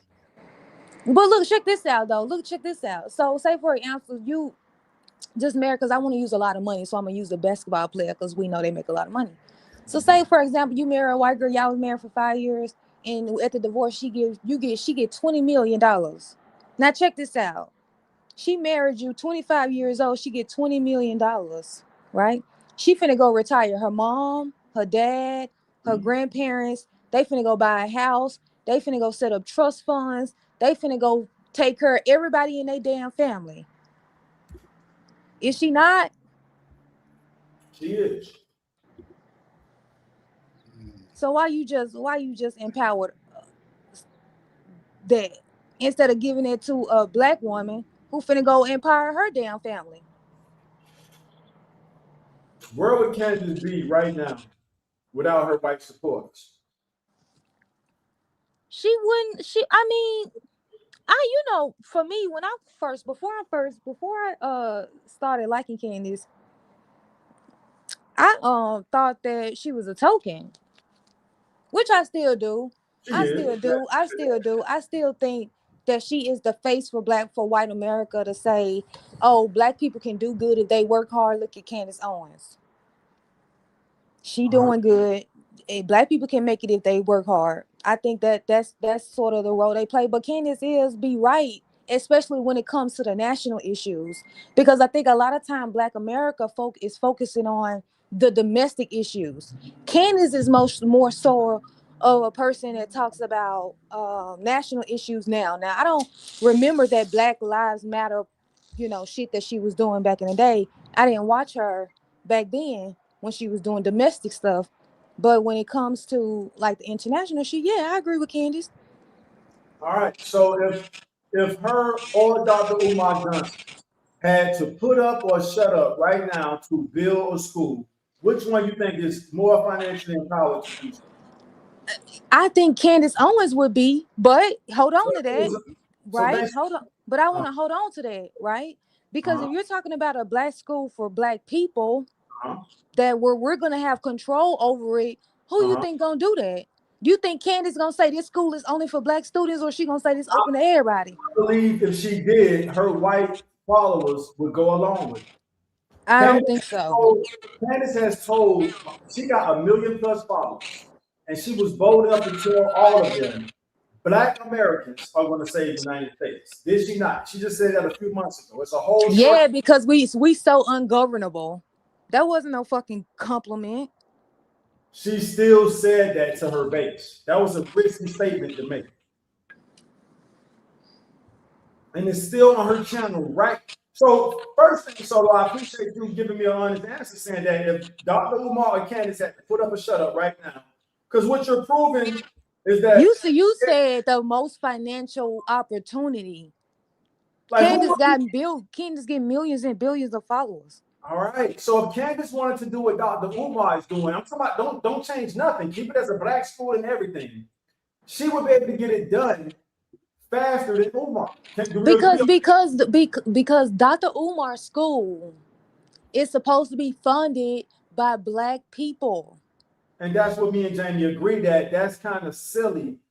That like imagine if we took the reparation approach with that mindset. No, we want black people to give us reparations. That don't make No, we sense. want You the federal reparations. government to give us reparations. Solo, you know law. And law is called restitution. You don't get restitution from the victims, you get restitution from the people, the perpetrators. But this is for us. Right. So let them be the We're people the that give us the money. this is reparation. If you want to, the way I frame it when I'm talking about reparations, I'm talking about us paying ourselves reparations, not that we're gonna be getting money from them. This is us empowering ourselves. This is something we're doing for us. We're doing it for us. That's the only way it's gonna mean something. That's the only way it's gonna make a difference. That's the only way that we're gonna genuinely give a damn about what it is that we're building. If it's given to us, what is that? Damn, what happened here? So I think we hit all the points. So I'm not trying to change your mind. I do want to present the facts of how you get stuff done. And hey, I think that that's a really shady way of putting it, Taj. which way? Be clear now. So I can Saying that I want to negate the facts. Really? So it's only one way to get stuff done? No, I didn't say you negate the facts. I'm saying I would rather present the facts, and then once you share your opinion on the facts, it's not my. I don't have the energy and time to try to persuade your opinion. So I'm not in it to do that. But I do want your opinion about the facts. About the what? I want your opinion about the facts that we're talking about. I mean, I get that y'all are saying that that's easier, but it's not about it being easier. It makes the most And sense. it makes the most sense. So let's do slow. To you, now that's an opinion, right? That's an opinion when you say it makes the most sense. Like we always say, That's an opinion. No, it's not. It doesn't. It's nothing because the purpose is for us to build it ourselves. How is it that we're going to be building these institutions ourselves, but we're getting money from other people? How are we building it ourselves? How are you gonna say I build my house for myself, but my mama gave me $300,000? You didn't build it yourself. You got a donation from your family member. We're getting home loans from white banks. I just don't understand the concept that you and Umar have that you only want money. I understand the concept that, hey, I don't want I'm like this as a producer. So I don't want your money if you think you're going to tell me what type of content I'm going to produce. No, I'm good. I'll take it the slow route. If you just want to contribute to what you like what I'm doing, hey, bro, I love the rom-com content you produce. Here's a couple thousand because I want to see you make it. Thanks, fam. Yeah. And that's it. Same thing with the contribution Jamie. Jamie, we want to help you make it. When we'll know when it's time for us to get paid. Now, if somebody say, hey, this super chat is specifically for solo or specifically for Taj, that's cool. But if it's for BCC, it's for BCC until we get to where we're going. Solo, all we're saying is, so only one, I think the slam dunk point I made was, that's like black people asking for reparation money from other black people. It's not. Because the program, the institution that I'm building isn't the United States or white people's payment to us for slavery or in Jim Crow and all of that. It's not that. This is an institution that we are building for us. Right. So if it's supposed to be built by us for us, then how is it that we're going to be accepting money from non-black people? If we're supposed to be doing this ourselves, this is us paying us. I understand that it's easier. I understand that it's easier and all of that. But as far as what the goal is for us to build this for ourselves. So the example, if your mama gave you a $300,000 for your house, did you really build it yourself? To make it a more realistic example, that's what the banks do. The average person, mama don't give them $300,000 for a house, but the banks do, and those are white banks giving us. No, but you're not. But you're not trying to pay. You're not having to pay your mom back in that example. I mean, pay the person back that's letting you that supports you. You're not having to pay them back. They're giving you a donation to help you further what it is that you're doing, right? You're not having to eventually pay that back, so it ain't a bank. So you don't think that it's a possibility that white folks can bless us so that we can make it, so we can bless, make it better for ourselves? You don't. Can they do that? Yes, they can. I'm saying, do you believe that do you think that's not a good idea? Because I do know biblically, I got to go to the scripture now. It says, if you bless Israel, you shall be blessed. Absolutely. We are Israel, so they're blessing Israel. Yes. Why are you denying what they're doing? Right. No, I no. That's not what we're talking about. That's you not said what we're talking you about. only want We're money. talking about us, whether Well, or not you're we're just building saying an they got it institution. like that, If and I they, mean, I get that, but I'm saying how I don't think that apply. I mean, I understand the scripture. I know where it's at. I know, I've heard it before, What's right? your I heard it before and all of that. But so we're look, talking about us building institutions for us working together, coming together to build the things that we need. It's two components. It's two components. It's us coming together and doing it, and coming together to build it. so let me ask you something. When black people was conquered, right? And we failed. How did it happen? Did the white people just conquer us, or did we betray ourselves, and they? No, black people fought white people tooth and nail for war. They went to war That's when we not what were I'm being asking. conquered. That's not what I'm asking you, though. But I'm neither one of your options apply because we went to war against them when they came to conquer us. Yes, but the what can't be denied is that they eventually conquered us. So But what that's I'm not your question. Your question was whether or not whether how did the white people conquer us? Did we lay down and let it happen, or that's did we betray each other? not what I asked.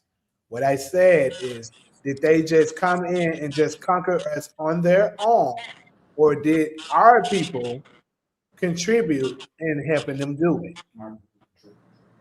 That's what I'm asking you. gave it 3 shots? We went to war. Goodness Right. gracious. I mean, you just got that. I get it. I understand Solo better now, and you can't force her to turn. I admire that to a degree, but I don't put it above logic. The logic is other African tribes sold us out as the foreign tribes to white people. Those are the facts. Okay, and that's what ultimately made the fall of us. We started, they infiltrated, and other blacks helped them beat us. So Right. my whole purpose of asking that was, on the flip side, in order for us to get back on top, white people is gonna help us get back on top. It's the flip. It's the reverse thing. And how what part in history have you seen white people economically empower black people in America? When? 2020, y'all not gonna like the answer, but 2020 Black Lives Matter. I just looked this up last night. They received not Black No, Lives. I'm talking about economic power, not donate to an organization that has no plan on like that didn't that don't want. No, I'm talking about create a system of economic power for black people where we're saying, hey, this is how we're gonna build institutions, because that's what we're talking about. Because they gonna donate to the homeless all day.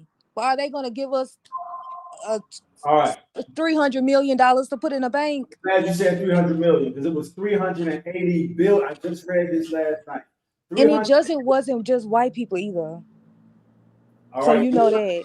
The 380 billion went into the black community in 2020 to 2022. When And and did what? what do we have to show for it? What did it do? Because they can write that in an article. I want to know specifically it went into the black community. How? And what did they do 380 with billion. 300 and something million They dollars? got What the receipts for this. 380 billion went into the black community between when that happened to George Floyd, 2020 until 2022 or 2023. 380 billion, not million, billion. But From Taj, I'm asking you, what did they do with the money? They say it you went say into the that, black what did we community. do? The That money. means nothing to me. Yes, but look, this is what I was going to say. We're talking about the blueprint which you have came up with, right? The blueprint to get us back on top. So what my point is, with the donation of them given to the cause of what you've created, that's helping us get back to that point. That's what I'm talking about. So they could be funding almost make a case to say they finding their own destruction. Shit. But the difference is black people, we're naturally not hateful and stuff like that. So we probably wouldn't put them under the same We thing. would. We would. But, Especially good. but what I'm saying is like them doing that doesn't do nothing but basically damage certain people's ego. That's all it does, because it's not harming us in any kind of way, but it's benefiting us in a major way. So what's the problem? And we have examples. The problem is no problem, and I feel like I've said that. I said the issue with that in my plan is that these institutions are supposed to be built by us, for us. All right, so what do we have to show for that 380 billion? Well, Taj, first of all, that's what I'm asking you. You said it went into the black community, and I'm asking you how. What happened? Because what did they do with that money? Not that it went into the black community, because I have no idea what that means. What it means is, like you just said earlier, through corporate donations or corporate initiatives, all the way down to just donate. Hey, we saw what happened. And you can't ask what they did with the money. You have to ask our community, what do we have to show? Now, we know what BLM, unfortunately, have to show for it, but you spoke on earlier. That $8 million mansion, one in New York, one in California. That's what they got to show for their money. What do we have to show? Why do you Taj, but that's what you're saying. I understand that that's the amount that they raised, right? I understand that's how much BLM raised, but they're claiming that they put it in the black community. BLM is claiming that they put it in the black community. Now, if BLM was scamming us, then of course we are not going to be able to pinpoint what the fuck happened with their money, because they were scamming, right? They was buying mansions and shit. So it's not the black community to answer the question, what did they do with the money, is them. They need to ask what they did. I mean, how the hell is Black America gonna know what happened with that money? Because I'm wondering, okay, if they raised $300 billion, what institution did they, and they're claiming we put that in the black community. What did they do with it? They did, we did, I ain't gonna say we did whatever we did with it. Now here's the proof. But Taj, I guess this is the little minor correction. Black America were we in control of BLM, or was we were just a face of it? To BLM. That's my bad. I shouldn't have said BLM. The 380 billion didn't just go to BLM. BLM got a nice share of that. But the 380, so you're not gonna act like you don't remember these 2 years. From 2020 to 2022, corporations and all other type of organizations were pouring all kind of money.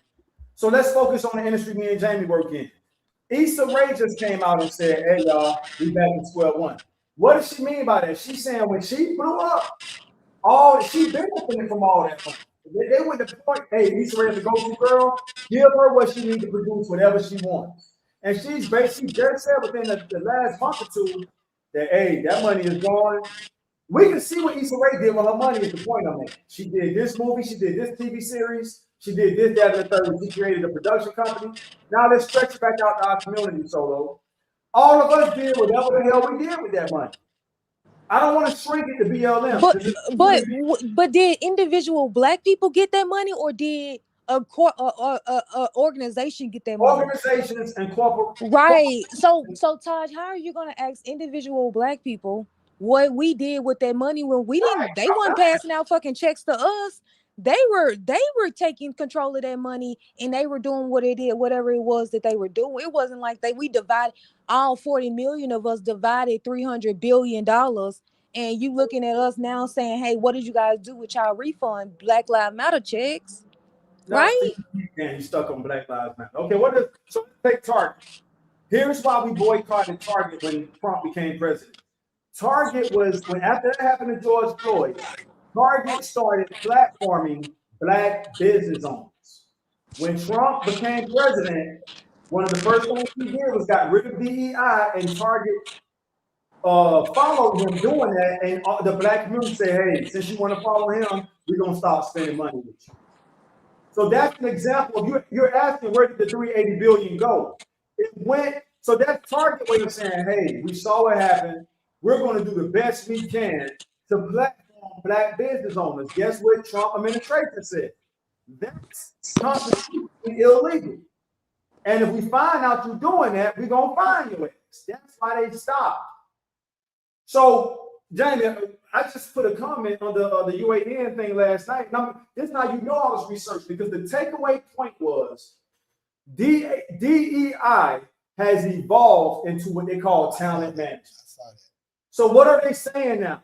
Scrap the DEI bullshit. Nigga, where's your talent? Are you better than this white person? All the shit I just read this stuff last night. The only thing I wanted to, the only note I took away from it was the shit I put on there, because I wanted to bookmark that note. DEI has evolved into talent management. So the Trump administration is basically saying, black person, show us you better than that white person. Asian person, show us you better than that white person. Spanish person, show us you're better than that white. Fuck all that DEI shit. And I kind of agree with that. I'm all for the talent shit. Because what have we always been taught in the black community? We have to work twice as hard to prove to them we're better than them. Really, we only have to work once as hard, but that's not good enough for them. So what did our ancestors teach us? Hey, you have to be twice as better than them. So it's no doubt. There's no doubt about us. So when we got into sports, I know this ain't the best example. We're 3 times better than them. There's no doubt about it. Black Americans are better than everybody when it comes to football, basketball, track, and all that shit. Give them niggas a trophy. So when it comes to business, show us you better than us. Fuck all that DEI shit. Show us you better than us. Show us you can manage this account. So the new term for DEI is talent management. We're not just giving BCC money because it's Black Chat Chronicles. We're giving BCC this money because you guys are doing great content. Your talent management. Solo is great. Cairo is great. Jamie is great. Taj is great. This is why we're giving y'all this grant money. Not because y'all black. That is actually illegal at this point. My bad for taking so long.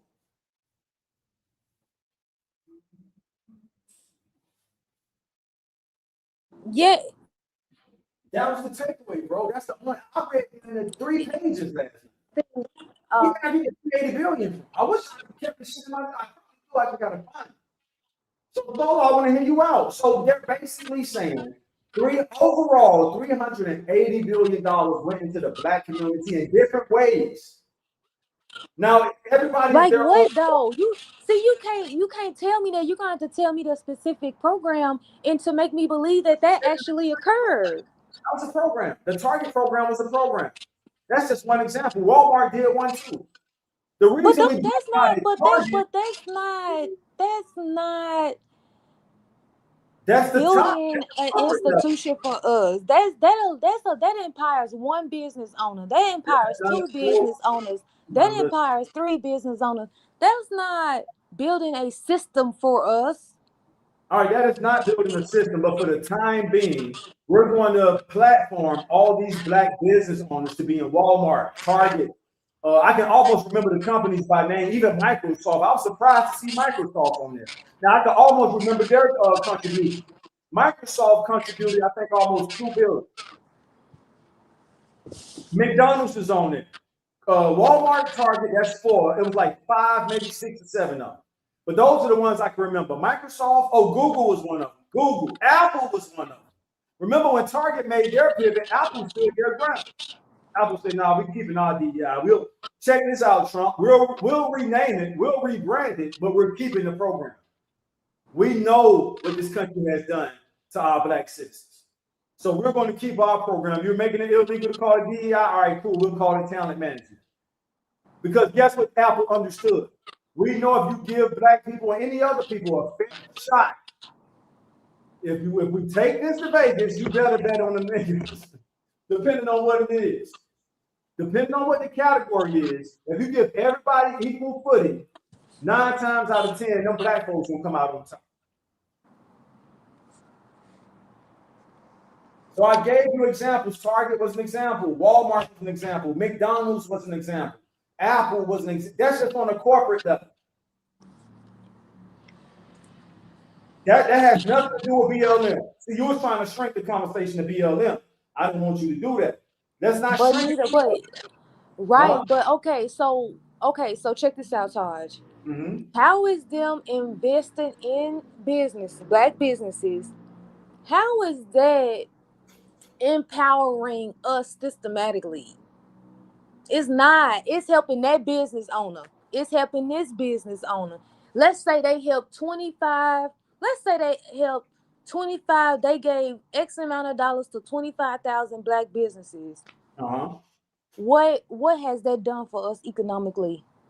That's up to us. That's why your idea. No, but my thing is that what they're claiming to help us with ain't really help to help us systematically. That's helping a few of us, just like they allow a certain amount of us to become doctors, certain amount of us to become teachers, certain amount of us graduate. That's the exact same thing. That's just picking a small percentage of us, giving us the opportunity, but that ain't changing the dynamic of that ain't how you change the dynamic of black people. I hear what you're saying, Solo, but it's well documented that our social mobility was increased. We were empowered. So if you gave a black person an executive position, they were under scrutiny to see, okay, how are you going to handle this executive power? Okay, well, I'm going to empower my people. So this is the point I think I can rest my case on. If it wasn't effective, and I'm gonna rest my case, and I don't expect you to cave into this, but I think I'm gonna still rest my case on this. If it wasn't effective, Trump administration would not have outlawed. Think about that, please. Just think about it. I mean, No, I would say that I that think it's nigga outlawed. effective, That's how right, effective it Taj. was. But I'm not saying that it doesn't do anything. It helps those individual businesses, right? I mean, And it's helping some corporations. of us. I It was helped let's businesses just and go corporations. a step further. It just say that every business that he was able to help, they were able to help 5 more people, Right. or 6 more people, or 7 more people. Uh-huh. That is not transferring some of that damn power and wealth that the United States got, and that's what I'm trying to do. So why I'm are you trying trying to. to do it? Why are you trying to do it with the individuals instead of the people that got the contracts from Walmart, Target, McDonald's, Microsoft? The list goes on. I mean, I wouldn't disagree with them if you. I don't disagree with that. If you got a black business, say for example, you sell soaps, you can sell your soap in our grocery store. What's wrong with that? I ain't tripping. I ain't telling you got to take your shit off Target's shelf. How about you sell some of that shit in our store to make it available in our store? All right. Let me read DV comment real quick, Solo. UANTV, Solo and Todd. How did you feel about George Bush and the stimulus packages in 2008 and Trump giving us a stimulus package in 2020? Well, I'm not old enough to know nothing about 2008. 2008. I was thinking, what, a That's what I sophomore said. in We're high not old school? enough to know nothing I about ain't get that. no damn stimulus check. You mean to tell me they got stimulus We didn't checks even in know that shit was 2008? given out. For real, I didn't. My mama didn't tell me that. Right. I like the way Trump did it. But I can say something about Trump. Yeah, I was old enough for that one. Yeah. I enjoyed it. He's about to do another one too, right? I mean, No. so yeah, DB, I like the way Trump did it. Look, I'm gonna go ahead and say this for the first time to the world. You can clip this if you want to. With the exception of Trump being around the people that don't like us, that nigga is almost going down as one of the best presidents in my lifetime. As far as the shit he's tearing down, the shit he's exposing, the only thing I really have against him, and I can't blame him because he is one of those people. So I can't be mad at him for standing with his people. But that's the only issue I really have with him. Yeah, he may make a bad decision here and there. Has he exposed more shit than Obama? Hell yeah, he has. So when I say he might be one of the best presidents in my lifetime, I'm using examples like that. Obama played it very safe. The CIA said he pretty much ran the textbook administration. He knew he was under the world's scrutiny, so him and his family played it by the book. We're not going to do it. Trump is just exposing everything. This is the first time in my life that I feel like, not even feel, I know I can match the wits of a president. I've always looked at presidents as being smarter than me. I think I can hold a conversation with Trump. You put me in Todd, I got a question. That's not an insult to his intellect. I'm just saying that's it. I think I said enough. Todd, do you think Obama would have got elected if he acted like Trump? That's our point. He knew he had to walk a tightrope. Trump doesn't. So you just kind of helped my point. No, you didn't answer the question. What we can do. Because Trump doesn't have to walk that tightrope, he's arguably the best president, I'm going to say in my lifetime, which includes y'all lifetime because I'm older than you. Now, I'm not speaking for you, Jamie. Y'all can say who's the best president in y'all lifetime. There it is. So me and Jamie basically saying Trump is the best president of our lifetime. The only exception I make is that he's not gonna go against his base to help us out. We gotta get our shit off the backboard like Kobe told Shaq.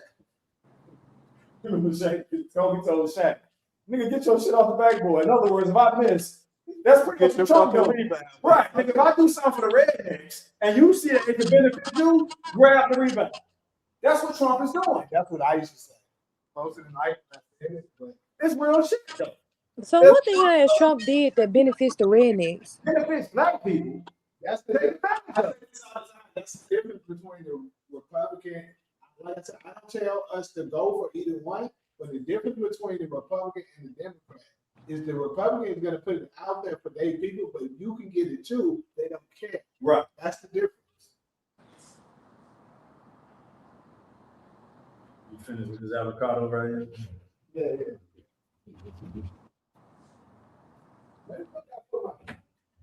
Yeah. The boss taking a break. Where y'all at? Todd, I said, what has Trump done for the rednecks? That's a good question. Now, I'm obviously not a part of their community, so I can't tell you. Remember, you're not going to get me to contradict myself. Remember, just last Sunday, I got on Puma Fist about that. Like, nigga, Trump pretty much finessed y'all. Played them. So Puma Fist will have to answer that. I'm not about to answer that for the I don't know. You have to ask them what did Trump, because remember, all of them, MAGA is split right now because he didn't do what he said he was going to do. So I don't keep score with them. But like Jamie said, whatever he's trying to do for them, if we see a way to benefit from it, go for it. I'm trying to figure out what the hell has he done. I want somebody to name one damn thing any American citizen has benefited from that comes from the working class. Just one thing. I won't know. What have we done? What have we got? Right. So, we got a comment. What does it say? Your fool said they empowered him just for votes. That's exactly. Yeah. You know the way I say they got Obama.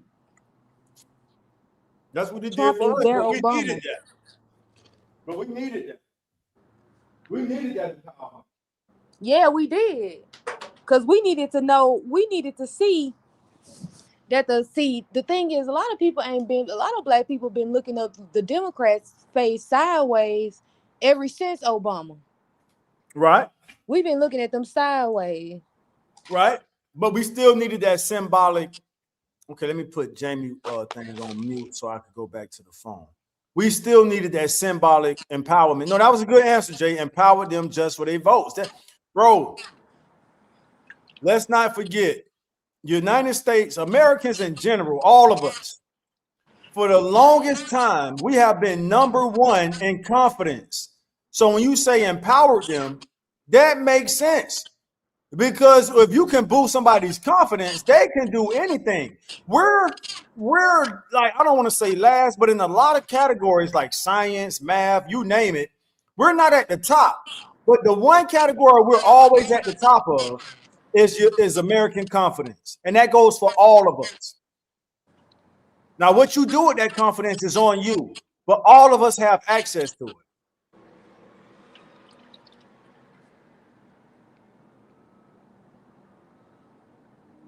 He said, America. He said, go. He said he empowered him. Yeah, he did. And that's the answer to your question. He empowered. Don't forget, the governor of Alabama said way back in segregation, he wanted to know why the poor blacks and the poor whites wouldn't unify.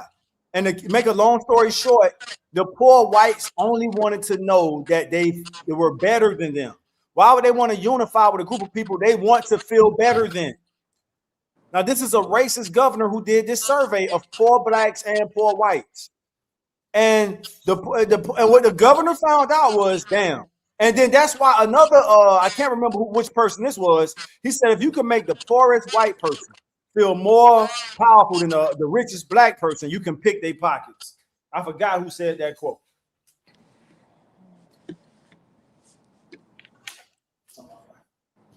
Yeah. That's why it's gonna be interesting on who the Democrats. The Democrats are fried chicken. It's so crazy to me because it's like, damn, Trump is doing bad, but Democrats y'all still doing worse. Right. I mean, the midterms will be interesting, but the Democrats are done. It's just a matter of right. They done. We don't even want to hear from them. We don't. They will. I think they will, because that. I mean, that's just a backlash of what's been happening. But moving forward, they pretty much gonna be. They're gonna be done. If somebody, that's why I keep promoting the Justice for All party. I'm gonna go ahead and promote it again right now. To all my my fellow Black Americans, if y'all tired of how the Democrats been treating us, there's no more excuses. How you turn the video part on, Jimmy? Hit it right there. This. No. Where you see the camera?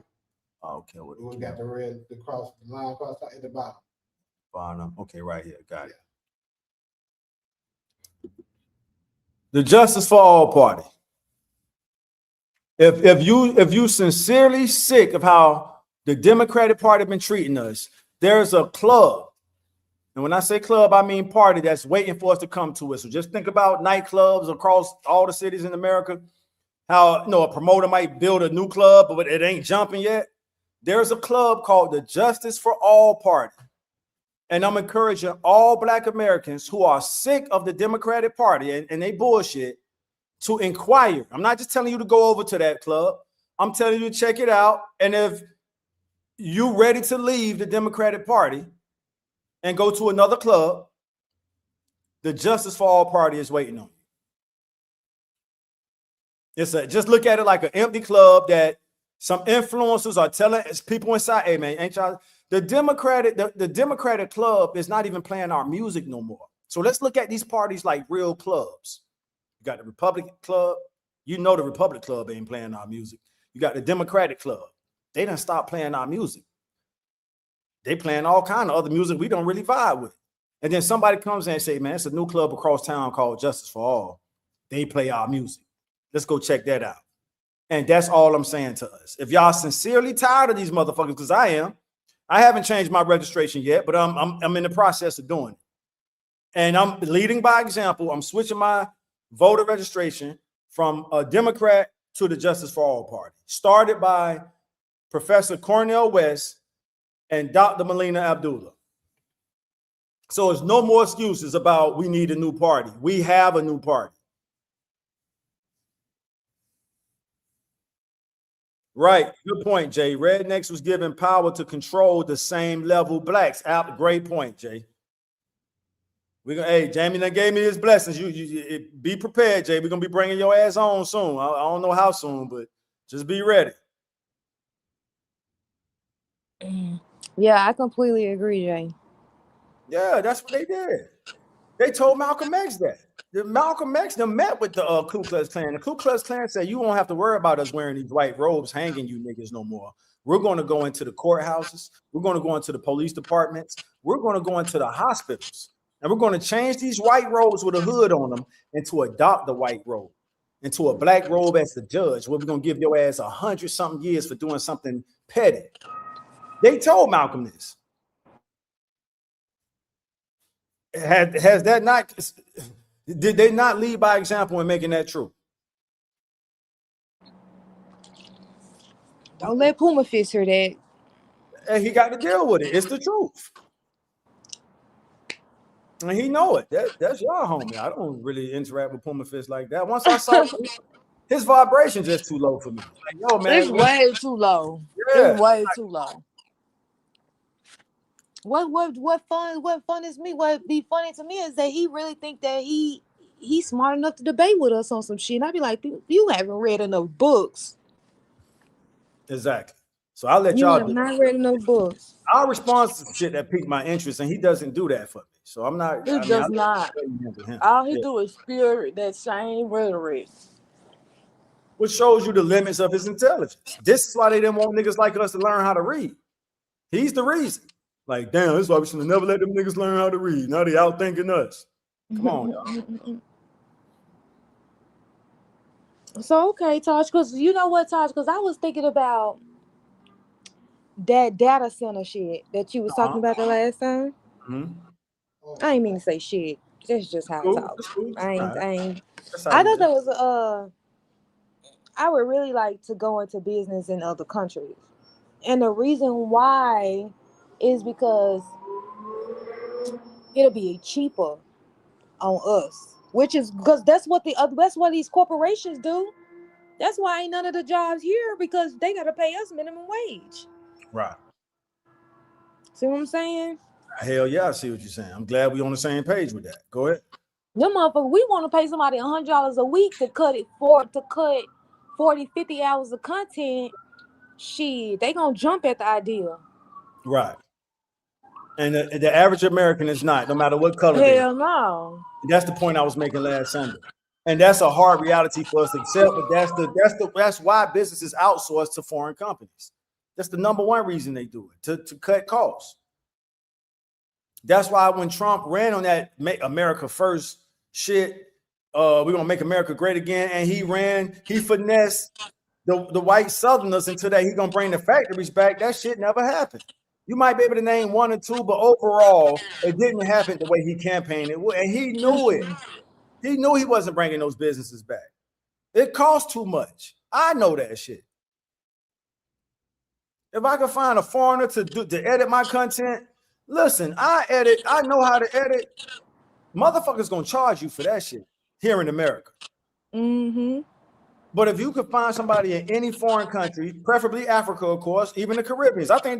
I think Africa would be less expensive than the Caribbean. Hell yeah, because don't do Jamaica. Right, they gonna tax you too. Hell yeah, they tax the shit out your ass. Especially right. They got their own content. Like, nigga, we doing our content. What the fuck we gonna stop? Yeah. Like, I don't know if Africa is really tapped into the content economy yet. So you can probably get them to work with us. Hey man, here's what we're paying in America. How much you gonna charge? If it's too close to what we're paying in America, why would we send our money over there? But if you at least cut that in half, like you said, if you charging X amount of dollars to do what you said, 30, 40 clips per week, now that's generating more. Solo, I'm not saying this with pride. When I used to hustle out there in them streets, specifically weed, I don't want to glorify crack. That was the whole thing, is to get the weed to pay for itself.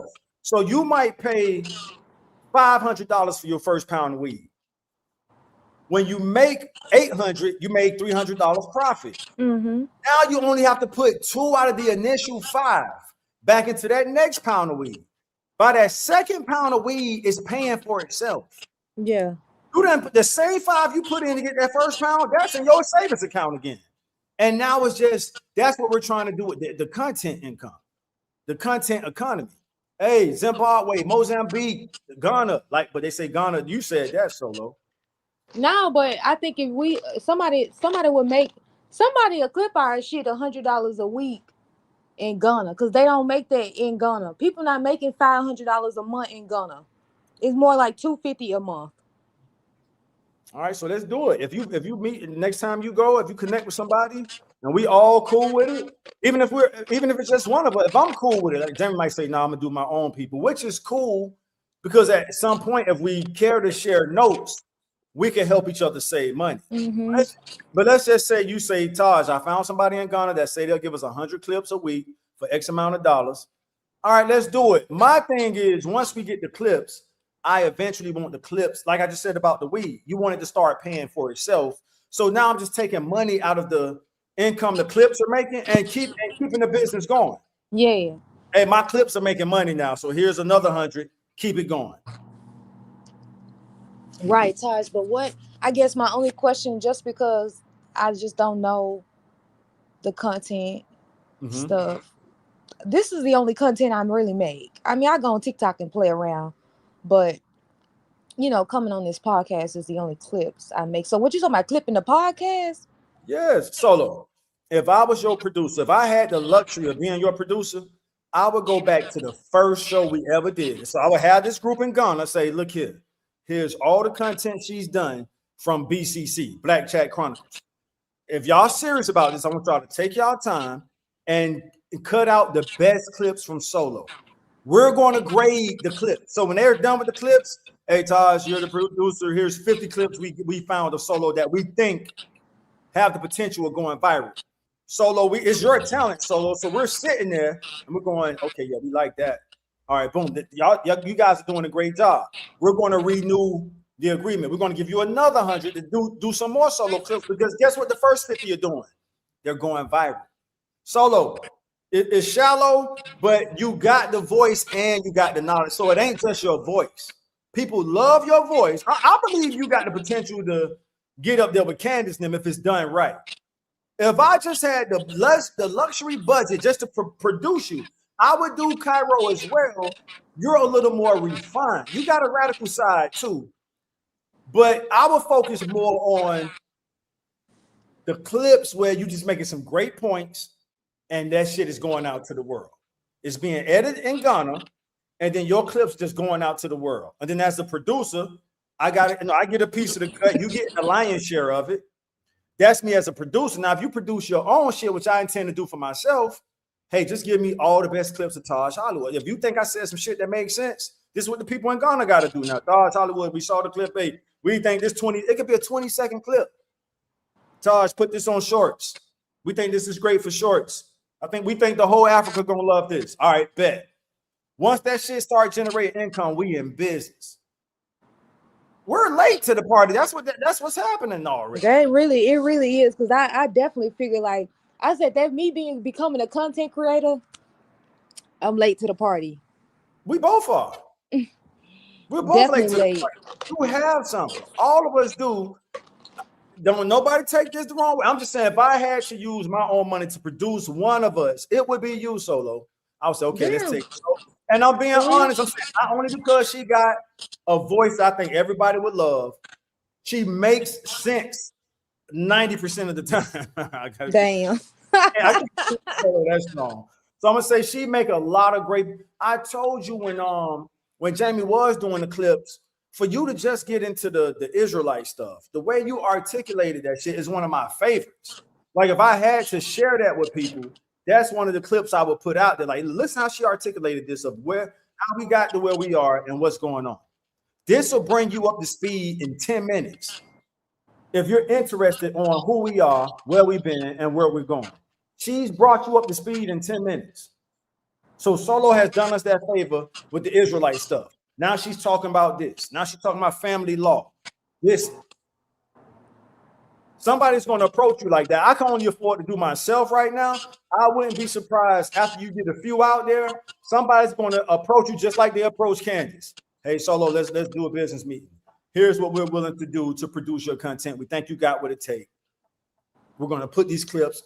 The internet is called WWW, stands for World Wide Web. This shit is worldwide.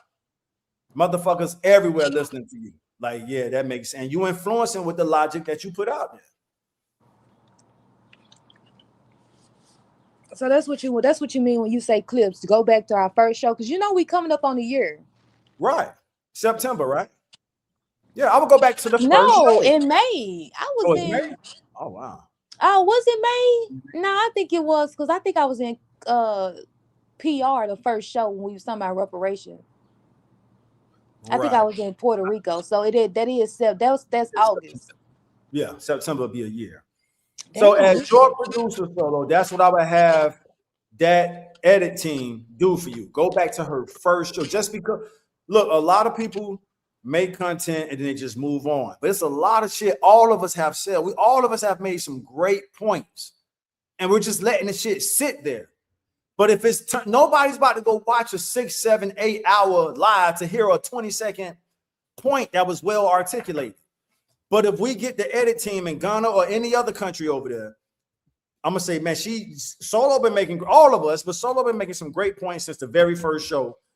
I'm paying you, edit team, to focus on her. I'm not saying you don't have to let Jamie voice in on this clip and my voice in on that clip, but focus on her. Give us anywhere, the time limit depends on what she's talking about. Get these clips, turn them into shorts and other little segments, and then we push them out to the world. That brings attention to Black Chat Chronicles because they're going to see that you're on Black Chat Chronicles. Now, these clips are on your platform, so you're getting the revenue from the content. That's why I'm saying if I did it as a producer, you would have to cut me in on that. But I'm just sharing with you what I plan to do for me because I feel like I've made some points. I'm doing it for 2 reasons. Like Kevin Samuels, I'm highly inspired on that. Whether you like him or not, this ain't what this is about. And I'm saying that to everybody. In a 2-3 year period, that dude created enough content to speak for himself about relationship situations. And people are still recycling his content. That's my goal. My goal is to share. I don't want nobody speaking for me when I'm gone. I want to be able to share my perspective on shit. So, and I pray I live a full life. But when I'm gone, I want you to be able to hear me speak for myself like Kevin Samuels did. Here's what he thought about relationships. You don't have to interpret what he thought. He's telling you what he thought. That's the thing. So when we're gone, Solo, 100 years from now, here's Solo, who once existed. It's 2126. Here's Solo from 2026 speaking about this issue. Damn, she was prophetic about that point. 100 years later, this point still resonates. Your nieces and nephews or whoever you want to leave your inheritance to is still eating off these points you make on these platforms. You see what I'm saying? Hey, my channel goes to my nieces and nephews. Let them split the revenue of all of me sharing my soul with the world, sharing my knowledge, sharing my experience. What we have that's unique, just like our fingerprint, is our experience. Only you can share your point of view. I'm saying this to everybody. Only you can share your point of view. I know people that are gone that I would love to have gotten a point of view on a certain angle of how things went, but they're gone now. So somebody else got to tell you what they would have thought or would have said, opposed to them telling us, here's what I thought and felt about the situation. So you want to hire somebody to do all our videos and then cut it. Yeah. Now to do all of our videos, I can't afford to do all of ours. I can afford right now. I can afford to do, but my thing is, I would let them know, hey, if Jamie is making a good point and in my clip, cool, keep it in there. If Solo is making a good point or Cairo, you can leave them in there. But the clip is mostly about my POV, my point of view. So now if we all invested together with this data center, then we're all collectively paying them to do all of our clips. Hey, here's the category for everybody Solo. clip. Yeah, I agree with that. Hey, So Jamie, like Solo, we can have a here's good we can even conversation and then individual clips too. right. That's what I can only afford to pay for out of my paycheck budget now is my individual clips. But I'm not going to be selfish or stingy. If Solo, what people like about us is our rhythm, our chemistry. When we have our little back and forth, we haven't had a good one in a while. But people, they say it in the comment section all the time. We love when Solo and Taj go at it because it's the rhythm. We're not talking over each other. It's a rhythm of us going back and forth. So let's say I can't cut you out of a clip like that. So I would have to leave you in that clip. This clip is for Taj. Taj paid for this clip, but it's a clip of him and Solo going back and forth. And we have there's no way for us to cut Solo out the clip. So I'm telling my editing, no, leave her in there. That's cool. And in fact, send her a copy too if she wants to put it on her platform. That's how I would go about my own individual clips. I think that makes the most sense economically. I definitely agree. Like we just hire them as a group, and they break us down as a group. Yes. And maybe it's $25 a week for 50 clips. 60 clips, 70 clips, 100 clips. I'm ready. And we all got a certain amount of clips. We all got joint effort clips. You know what I mean? Right. So yeah, I'm down. I agree with that. You're gonna have to teach me how to do content. Cause Taj, I got a YouTube channel. I ain't trying to promote. I got a YouTube channel, but I be on there, I don't be on there a lot, but I be getting on there just to sort of rant a little bit. Uh-huh. So with that same YouTube channel, because I got one I'm not using too. I have two channels. I have one I'm not using at all, and that's the channel I plan to put these clips on. You could do the same thing. When we go through this edit team, you can get your niece, anybody you want to appoint as your, what they call those people, content management, I think. Mm-hmm. So when you get the clip, you email it to them. Hey, but you approve the clip. All right, niece, I like this. Put this on my YouTube channel for me.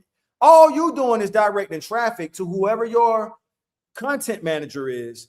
Once you give them it's just like presidents. They approve. I think Trump actually uses the damn X channel or his Truth Social, but most presidents just approve the tweets or what they're about to put out. So they have somebody to prove they trust that'll proofread it. Okay, we got the thumbs up, put that out to the world. You're doing the same thing with your content manager.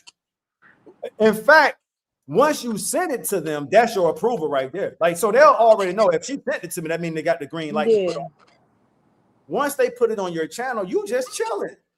Some clips want to do better than others, but they're all generating income. When you get your income, you pay the edit team to keep it going. Mm-hmm. That's it. If things slow down a little bit, hey guys, things kind of slow right now. I got to put some money other place. I'll get back to y'all next month. Taj and Jamie said they're gonna keep theirs going, but no, I need to fall back for a month or two. But if it's pain, why would you fall back? Remember what I said about how when I used to sell weed? Why would you fall back if it's generated? Once you get that motherfucking autopilot, you doing what Candace and everybody else doing. Just let that motherfucker. It's on autopilot. It's making money while you sleep. Residual income. That's what they call residual income. What up, Ali C? I thought I saw Ali C in there. Yes, she is. Yeah, no, I agree with that. I'm down. I mean, I'm all for it. I told you I like doing the podcast. It's fun for me. Yeah, it's same here. It's therapeutic for me. Y'all don't know how much I look forward to get all this shit out my soul, to all this shit I've been carrying my whole life. It's a relief to put this shit out there and move on. Because that's the whole thing, Solo. It's all been recorded. But if we just let it sit there, that's exactly what it's gonna do. It's gonna sit there. But if we get the edit team to recycle the clips.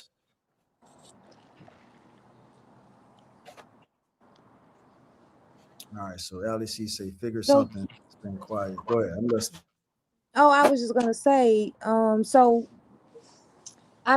what we want to do is find someone that can edit clips for us. Yes. And if you could find somebody in America, cool. Of course, we want to support our cultural economy first. I just think Americans in general are just too expensive. They are, because we're gonna be asking them to go through 40 hours of fucking content. That shit gonna be high as fuck. I'm talking, I would say get somebody to do it. Yeah, get somebody out the country to do it. That's out the country to do it. Cause let me see. I'm finna Google. They say I'm gonna see the average person in Ghana how much they make. So Jay, what you meant by when you said that's content Solo? Just to give Solo some clarity, because Jay understand this shit too. Ali C understand it as well. She got her own channel. Because Jamie is already they said the average monthly salary in Ghana is $2,500 of their dollars, which is $110 US. Look at that. Come on, Solo. Ooh, keep going. Then we asking them to sit at home and watch videos and clip them. It ain't a hard job. I'm just saying. It ain't a hard job. I'm just listening. Go ahead. That's what I'm saying. I'm just saying it ain't a hard job. Sit home. Now you ain't even got to go to work to make that $25 a month. I'm ready to do that now. As soon as you can find somebody. Oh, he talking about me when I said I be venting. Yeah, I like to go on there. I'm usually on my podcast talking about politics, talking about what's going on with on the national level and Right. Black America. So I know everything is content. What I've heard you say in the year we've been working together, I wouldn't be saying you had the potential to rise up to like a Candace status if I didn't see it. Like your knowledge on world power and politics is just as sharp as hers right now. You just don't have the influence that she has. Candace is actually, it's like when she married her husband, she made a pivot towards Catholicism. So she's very picky with the topics she chooses. She does touch on the political stuff here and there, but in that political lane specifically, I believe you can go toe to toe with her. And I'm not saying that like we on a phone call right now. I'm saying that to the world. I believe you can go to toe to toe with Candace right now on political stuff. Not trying to pitch y'all against each other, any of that. I'm just saying over a year of me hearing your way of thinking. Of course, we got our disagreements. All people do. But the shit you have said that has resonated the strongest, I'm like, the world needs to hear that. And the only way they're going to hear it is we get that edit team in Ghana that's working a whole month, 9 to 5 for $2,500 a month. That's only 100 of our dot. Man, we can do this shit next week. Find the motherfuckers. 210, 220 US dollars. $200. The $200. So you just want to, you going up already? You trying to put your cut on top? You just said 100. Now it's 200 and. Nah, it's 200. It's 2,500 of their dollars, which come out to be 210 US dollars. All right. So approximately 210 the first time. So, but I said two. I'm looking at it. Okay. It sounds like you said 100. So it's 100. So it's $210. So it's like $50 a piece for us. Right. A month. Yes. And that's going to help our decorum. You know why? Because now we're moving forward knowing, and we don't do a bad job of cutting each other off. We don't really talk over each other. A lot of us have gotten, you and I have the best rhythm, and the comment section confesses to that. We just haven't had, and we don't have to force it. Let it happen naturally. But when we do this, we're all going to be more mindful that, okay, let's make sure everybody get their time and space, because we know we have an edit team that's waiting on this shit to be done so they can get to work. Even if it's a show that's like, Taj, now you didn't really, the stuff you said didn't really, we was able to get something. I'm like, all right, cool. Give everybody else their shit. And hopefully, you'll have something on the next show. All right. Everything is content. Alice, she said Discord. Her venting on her page. She's basically, so you're saying your venting it is. People are getting paid. Yeah, we're late to the party, so look, my old ass trying to catch on too. I ain't letting this shit pass me by. Hell no. I stopped doing my movie scene work. That's hard. Getting all these people together, casting people, paying the camera guy. I have to pay an editor even for my movie scene work. So this podcast shit, I'm just showing up to share what I've been learning over the decade. Yeah, let's do this. That shit can wait. The movie scene shit could wait. Let's focus on this. Let's do our clips, put them out to the world, and they're going to pay for themselves. You're going to learn what people love to hear Solo talk about. Solo, we love when you talk about this. Taj, we love when you speak on this. Taj, we get kind of sleepy when you go to talking about the religious stuff. Leave that alone. Focus on the world power stuff. We love your knowledge on world history. We love your knowledge on world power. Jamie, we like when you talk about the relationship stuff. Cairo, we like when you talk about the menu, food, the diet topics. And then we start, well, that'll be, to everybody on how they want to do their thing, individually. But, I look forward to employing or helping people that's been with us throughout this year, helping us grow. But that's what time Solo. So you're saying $2,500? Well, they make $2,500 a month. We could pay them $210 a month. Mm-hmm. You, me, Jamie, and Cairo split that 50 each, 60 each, and in return, we're getting clips from short clips, 30 seconds to minutes. Taj, you went kind of long on this one, but it all made sense. Here's a 10-minute clip. All right, no problem. I have my content manager put that shit on my YouTube channel. It monetizes my YouTube channel. We're all sitting back receiving our due.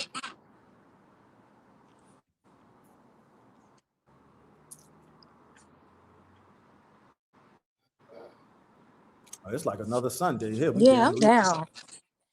Let's do it. I mean, whether it's your people in Ghana or because of Ghana, if that's a good deal for Ghana, and capitalism is finding the best deal. But for starters, there is a spirit of loyalty when it comes to business to a degree, but all that's based off the relationship on how well we're doing business. But what I'm trying to say is, if Jamie or Cairo say, hey, I got somebody in Mozambique, say they'll charge us 50 a month.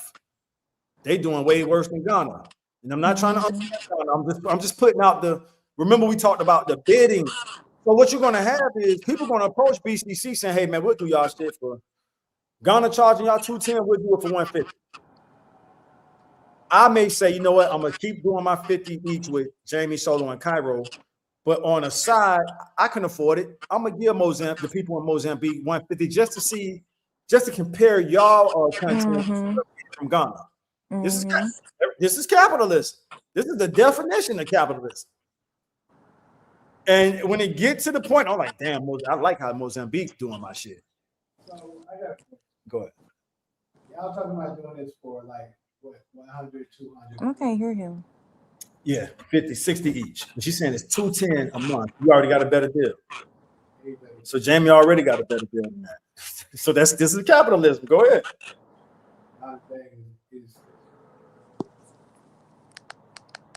So Jamie got a way better deal. You want me to say the other part? That is, it's the truth. It's AI. So Jamie's saying he can undercut Ghana for 210 a month. Us putting up 60. He might was rounded up to 60 each. AI can do it for less than that if all of us chip in. Yes, but you at the show last time you said it's better to have a human doing it than AI. That's my individual. That's what we got from it. That's what we got from it.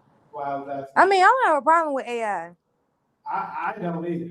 I'm just saying it makes the most sense because it's gonna work faster and it's gonna do it for you. And so Solo, this is capitalism. So that goes into our negotiation with the Ghana people. We're not trying to make them work below minimum wage or let's just say Africa. But will we not use that in our negotiation conversation? Hey, we could go to I've had to tell a writer that shit one time. I went to a premiere and it just seemed like the dude was giving me a hard time. I was like, bro, I can go to AI for free, basically. So to your point, Solo, I was letting that brother know I want to work with you, bro. You a black man, just got to Hollywood from I can't remember where it was from. And I'm like, bro, I would love to work with you. I do 3-minute rom-com movie scenes. And sometimes they're only 90 seconds. Can you just write me 1-2-page scripts for me to produce a 90-second or at the longest 3 minutes, at the shortest 90 seconds? And then he kind of started making it difficult. And I straight up had to tell him, bro, I can go to AI for a third of the cost.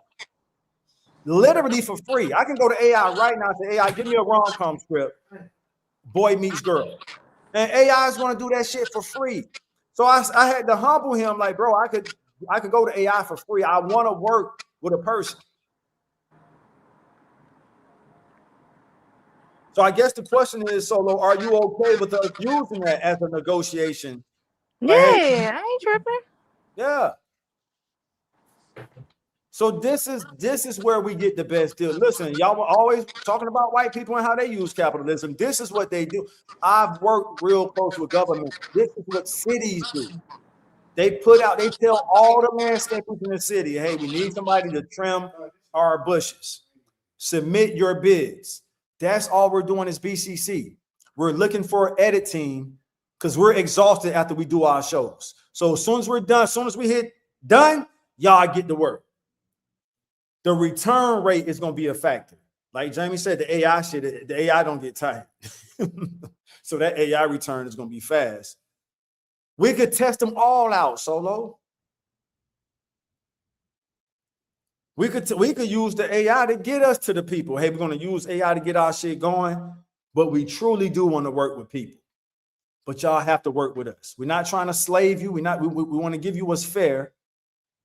But hey, if we go to the machine, if we go to the robot, And we're not generating income yet. So bear with us. It's not like we're Candace or Dr. Umar who can afford to pay people. I can't wait. I'm looking forward to it. What you thinking? All right. So Jay say, or just get on the phone with someone and get it real life script. So you going back to the movie scene stuff, or just get on the phone with someone and get it real life script. Right. Come on, when you was gonna hire somebody to get that script. Yeah. But see, I'm locked into the podcast because this shit is more therapeutic. Listen, I follow wisdom of life.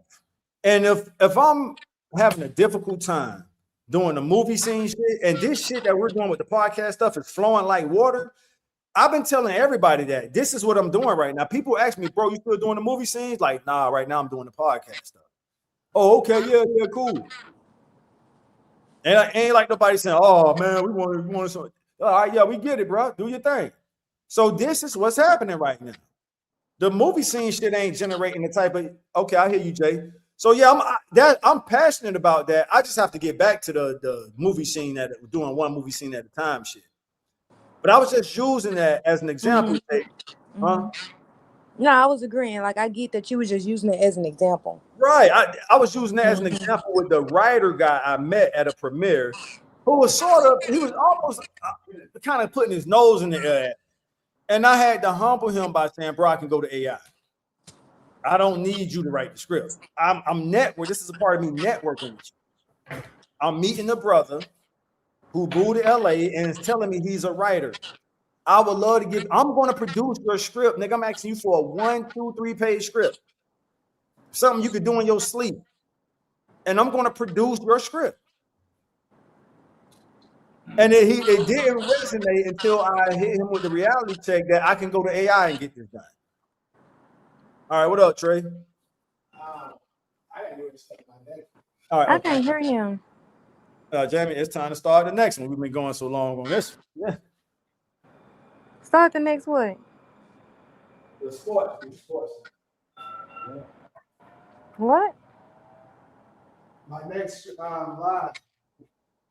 Fuck your next live. I don't know who you talking to. You. Fuck your whatever it is you thinking right now. What kind of ghetto shit is that? What y'all got red cups around for? Y'all been drinking? I just noticed that showing. God damn it. That's on Ty's screen. That's why. Oh. Yeah, what's your drink, Solo? Y'all need to clean up before I come. It's gonna definitely be playing before I come. You know my drink of choice depends on where I'm at. You gonna be in LA? This girl a coffee. What's that shit called? None of your business. What's that shit called? What? It's a champagne coffee drop some shit. What the fuck that shit called? It's an espresso martini. Yeah. Some shit. Yeah, espresso martini. I've never heard that. Yeah, my first time trying it was with her. Should I be exposing your ass, Jamie? How you trying to level you up? Level me up. The fuck?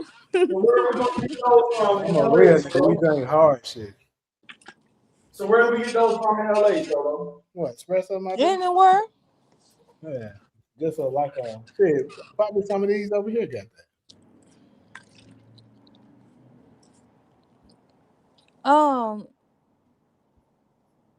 Okay. Jamie need to give me a crash course on content. I've been trying to school you on some of this stuff for a while. I told you a way to try to build the platform, stuff like that. I know a couple. I did the same for Ghost, and I don't know if he took one of the tips I told him. And then YouTube, the thing is that unlike two years ago when I first started, they making it easier with the collaboration thing to build your following up. Right. That's why I've been telling folks, like, bro, collab with me. If you come on with me at the same time, All I gotta do, all the people that come on with you, they like you. All they gotta do is simple click, follow, boom. You, because everybody that see me gonna see you. Right. And how they been acting about it? Nobody came on with me yet. I've been telling people.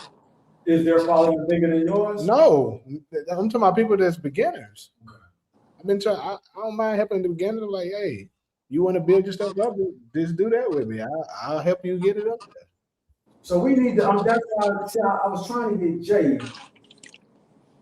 All right. So now that you said that, and you've already given me your blessing to do it, I'm gonna go ahead and activate that channel that I'm not using.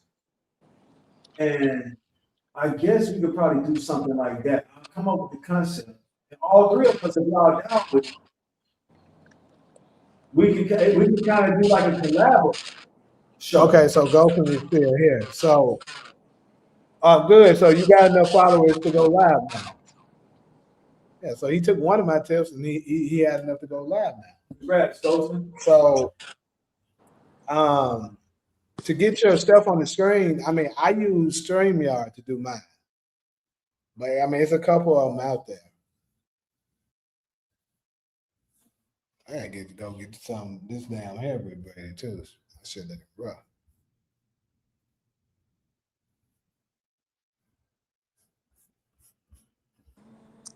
DV, I don't know what a black martini is.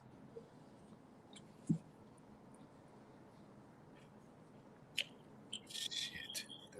That's still up here.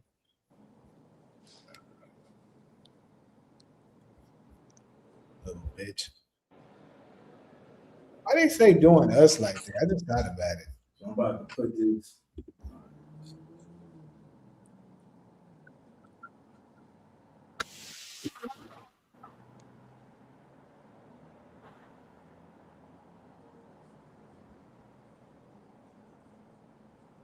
What you say?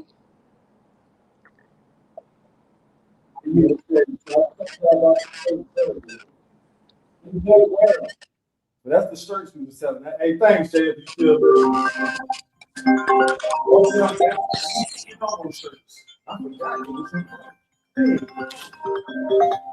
Love. So Solo, I'm gonna put one of these pictures of Jay showing the shirt. My folk got that fucked up, this guy. Straight up. What you say, Taj? Jay, I'm gonna put a picture in our group chat. Yeah, Jay said dinner on him for my birthday. How much dinner on me for your birthday? All right. I guess I'll get a veggie. I didn't say that. I said they got me. Y'all, you got that fucked up, this guy. Yeah, veggie burger from Pinkett, Jay. I'm gonna send see if Solo was here. She'll get to go to Fixes. All right, how much dinner on me for your birthday? All right, well, that's the veggie burger from Fixes. I'm gonna send you Fixes right now. Hold on, Jay. And then I'm gonna send the picture. All right, so I use a MacBook Air 2025. Oh, you got money. We all do. Money shouldn't be the issue. Unity is. I thought that's what you were saying earlier. Money ain't the issue. I'm talking about. I'm fucking with Jamie. Oh, unity. We don't have unity. We do not, and that's why we laugh. Focus.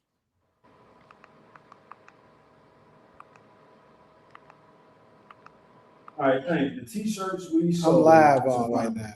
There's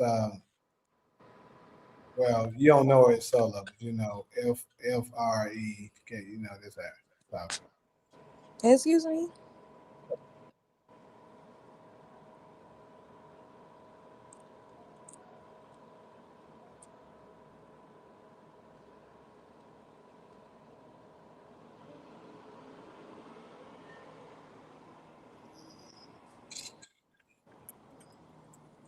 Yeah, that's right on time. Jamie dog is shooting for a veggie burger from Fixes. He get up, but Jamie got another show to do. I don't know if he was saying that's both. Jada Drama, he got it. And this is what I'm saying, it's the unity. All of us just pitch in a little bit, yo. I was just telling my I family. would be ordering because that's what I be doing. I put in my order and then I just go pick that shit up. That's what I be doing all the time. But yeah, what were you saying, bro?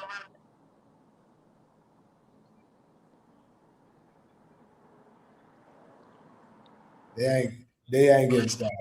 They sorry as a motherfucker. Fuck his ass up, Dylan. Fuck his ass up, Dylan.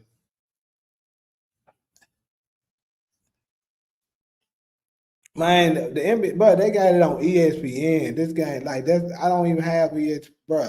The NBA so bogus now, bro. It's crazy. All them damn different streaming platforms. Shit, weak as fuck. Solo, you still on here? Yeah, I am. Ah, my bad. I'm about to hang your motherfucking ass up. You finna get off? I'm just fucking with you. You about to miss out on that veggie burger, Solo. I was finna what? Missing out on the veggie burger. J2, the What's cat. up, all I see? She said she had a PSA. Hey, Solo, you get my dollar? Yeah, I did. All right, I'm gonna send the rest. I'm gonna give you $50 to I can have it. now you gotta give it right back. The fuck, yeah.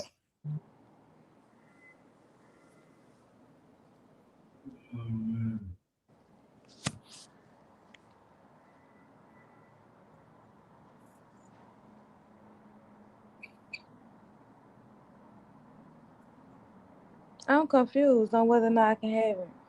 Yes, you can have it. Yes.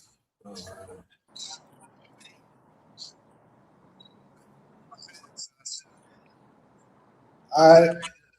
Sakura be over here Friday. You ever talk? Oh, my good. Yeah, he'll be here with us Friday. Okay, good. Oh, all I see, that's so good. All right. I'm gonna you have one. You got a zero too? Yeah. I'm gonna save my zero. You can bring it for my veggie burger. You don't got apple burger. So we're glass up. I can't even that booty.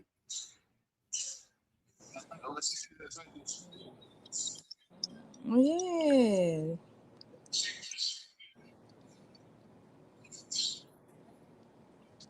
Do you think that a content creator should be single? Jamie, are you single? Oh, that's Cord. Oh, okay. What up, Cord? Just cooling, man. We putting that work in over here. I think a content creator can be single.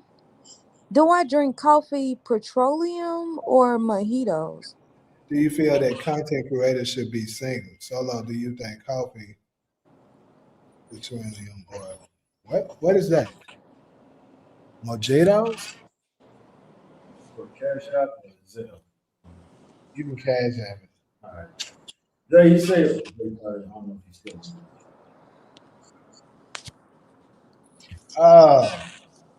Yeah, Solo, I just sent that down. You want me to cash app it to you, right? Yeah.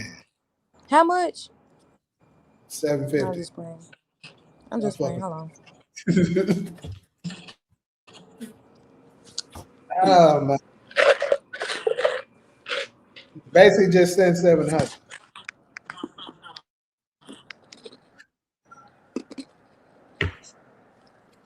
So yeah, Solo, we can take both approaches. There's nothing wrong with experimenting. We can still experiment with the editing and genres. I do think a human touch. That's what I was saying Sunday. Well, I believe I actually, as of now, I have more faith in the edit team and Ghana making the right cuts over AI. AI doesn't have a human soul. So I'm saying we can experiment with both. And if it turns out that AI is giving us a better bang for our buck, then I'm telling you what it is. AI, they're not gonna be able to see. What you think? Because that's kind of the reason why I just transfer over because I got it already connected. I was gonna start something. But if I paid 500 for editing right now for AI, it would give me how much credit?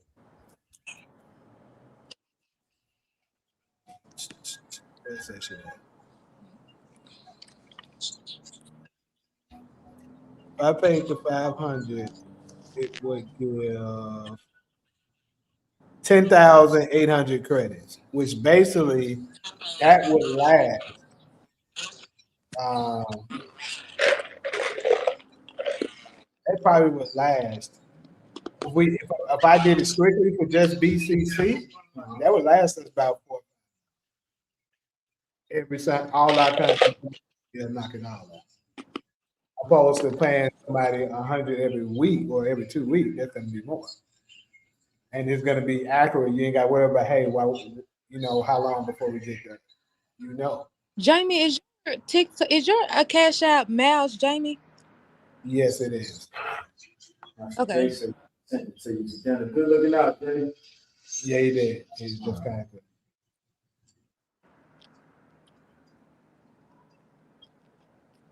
You want to just order it? Yeah, we can. Yeah. Yeah, Solo, you missing out. No, she ain't. I just My gave bad. her. Okay. I just gave her 50 so she can get her own. You ain't with us, but whatever you decide to get. Get what? Are we getting some fixes? That's Why you said I was telling you send 7, you know? I didn't But understand it. Yeah, I'm gonna send you 50 back because I was saying take 7 because I'm giving you 50 so that you can get your dad. Would you buy me something to eat? Don't make it. Why you gotta make me look like this in front? We still alive. Like what? Like you don't be simping for me? Not just playing.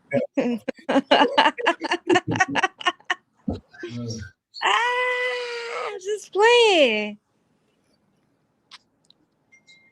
Damn, he said get ready for the Suns to go down 2-0-2. Damn. He don't know what he's talking about. He don't know what he's talking about. But yeah, I think I'm gonna come down there this weekend for sure. Go ahead and watch us beat their ass live. Got us fucked up. I'm sick of this shit. Oh shit! I just thought about it. I can't. I guess I'll go to game 4. Yes. Do not come to my house this weekend. You gonna make me make an exception? Keep talking. She got something going on. I'm not worried about her goddamn going on. Oh, man. I'm gonna have 2 men here. Both of their ass gonna have to leave. I'm gonna have you on the couch and I'm gonna have one in the bed. Oh God, you got me fucked up.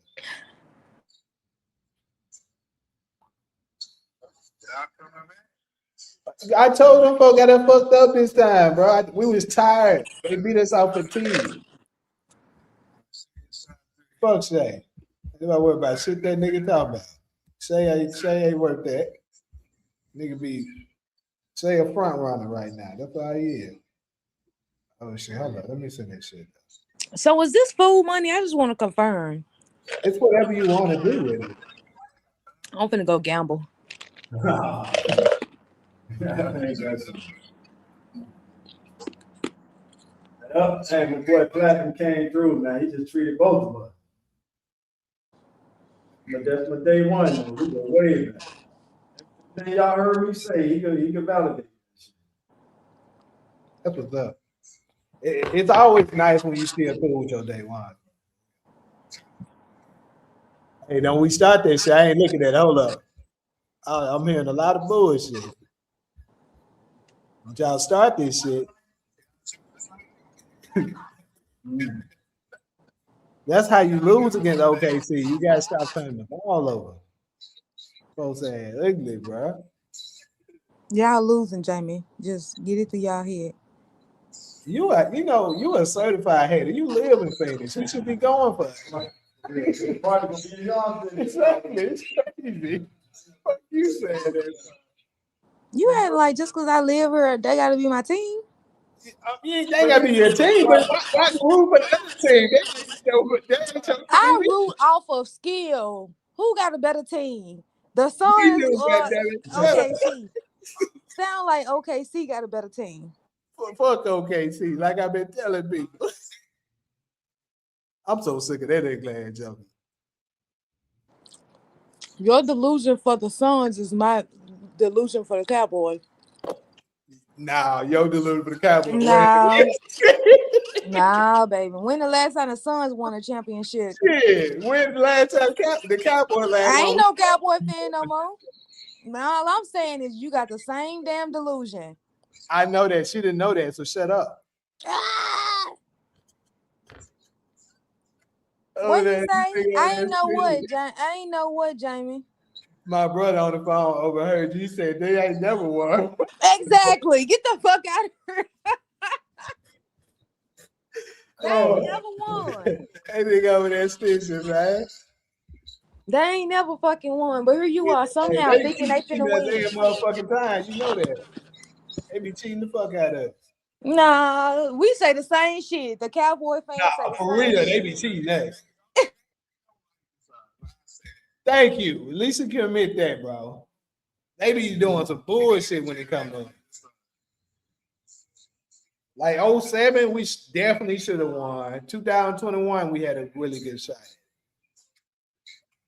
And they started cheating. They had one time they cheated us so bad, a referee went to jail. Oh, that's how you know they were cheating. The nigga was betting on the game, betting on San Antonio. So he made sure San Antonio won. I mean, these niggas be smart enough not to be betting from their own profile. Don't they get their cousins to bet for them?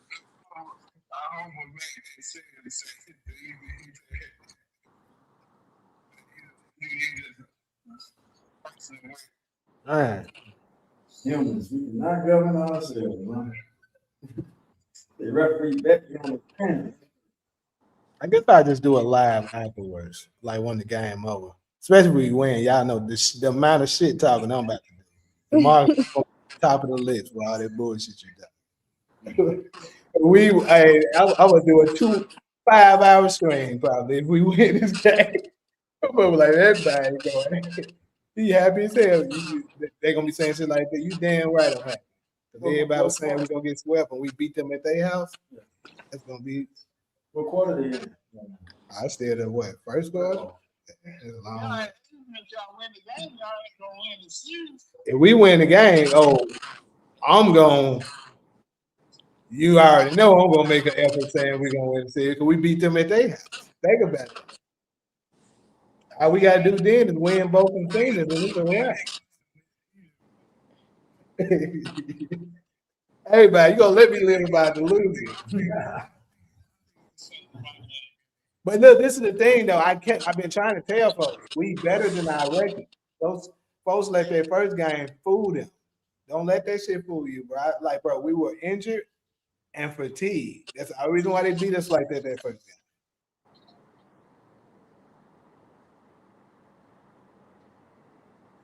But like I said, I do much rather wish we was playing San Antonio because Wemby got hurt too, bro. I ain't, bro. We're conservative. Damn. Now the whack ass Blazers benefit.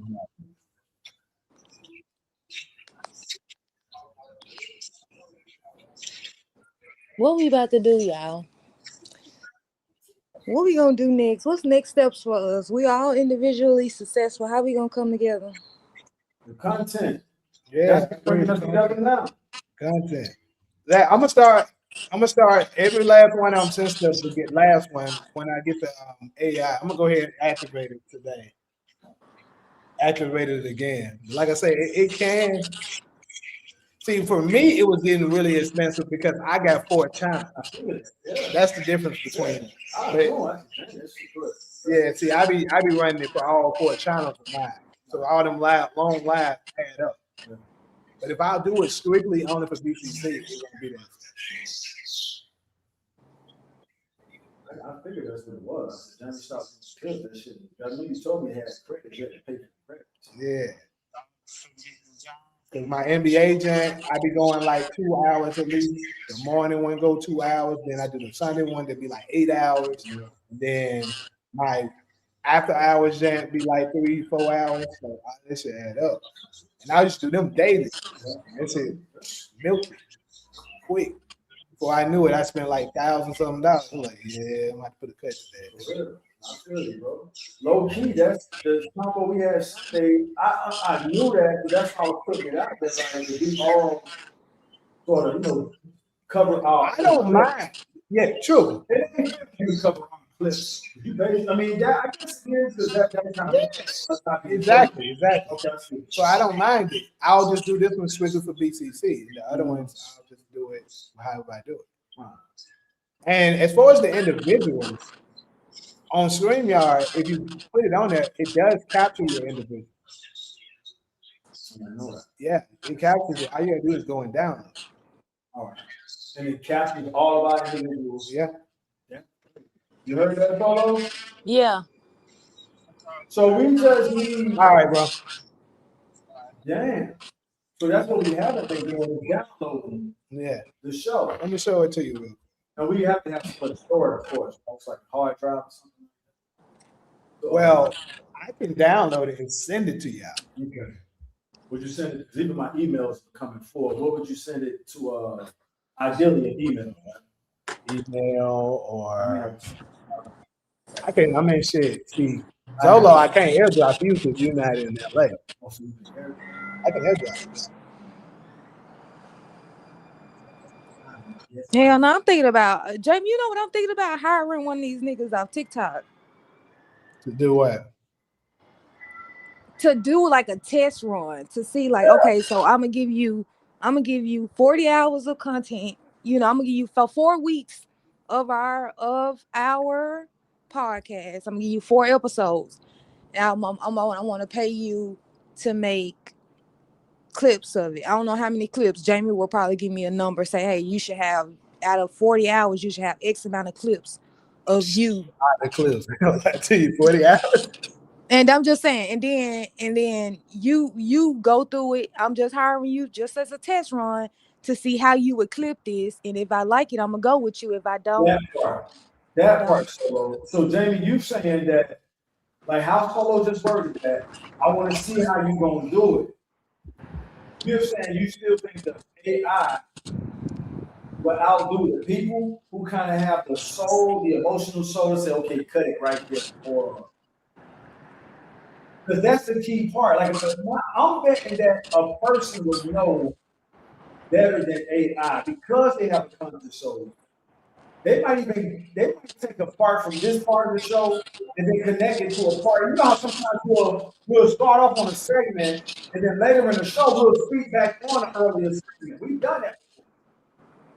So I think only a person, maybe AI can do that too, but a person to be able to catch it. Oh, you spoke on this, so I'm gonna take this part and connect that to the earlier segment of Solo speaking on this topic. yes, they be creative with how they make the content clip. Right. You know how they do that? You know how they do that reverse? Like, you may be talking about you may be talking about this, but then they do like that little reverse, yes. And then they get you. They'll be able to be creative like that too. Yeah, now stuff like that, yeah, for sure. And I'm only comparing it because I've seen the clips you've done before, and even I've seen some where AI could cut it right here. And we could tell so what Solo was saying, well, bro, let's experiment with them all. If Solo want to experiment with TikTok, let us know how it goes. Jamie experiment with the AI, I think it's Nancy.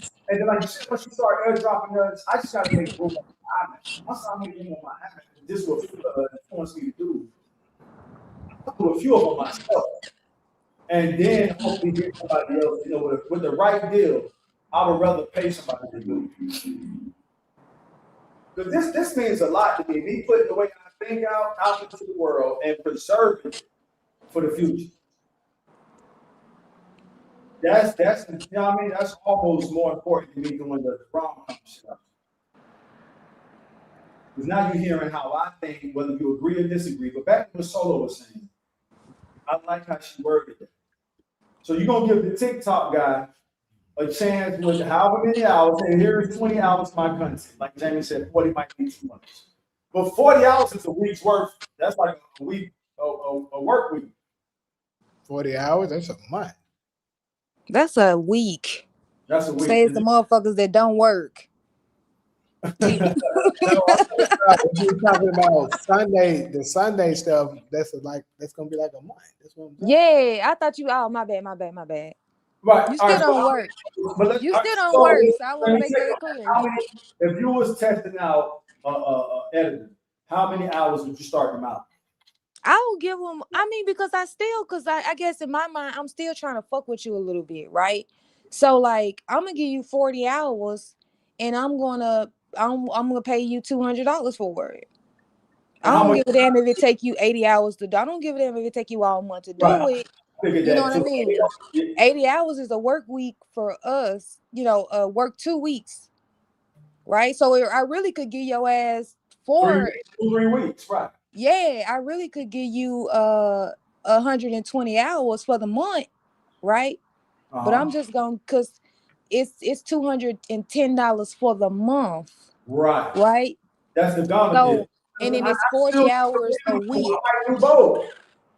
Huh? I might experiment too. Let me hear you out. Let's say Jamie wanted to stick with the AI. Cairo said, no, I'll just stick with the AI clips Jamie give us. I still might go in with you solo to see how the Ghana clips come out. Like you said, it's a test run. Right. It's a test run just to see how they, you know what I'm saying, how they would edit it. Right.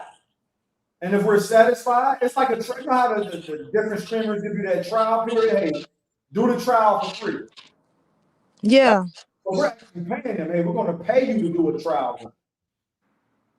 We're going to give you an opportunity to show your work and you know, in comparison to other options we have. Show us what you can do. Shit. Solo drops 100, I drop 100. When you drop 105, I drop 105.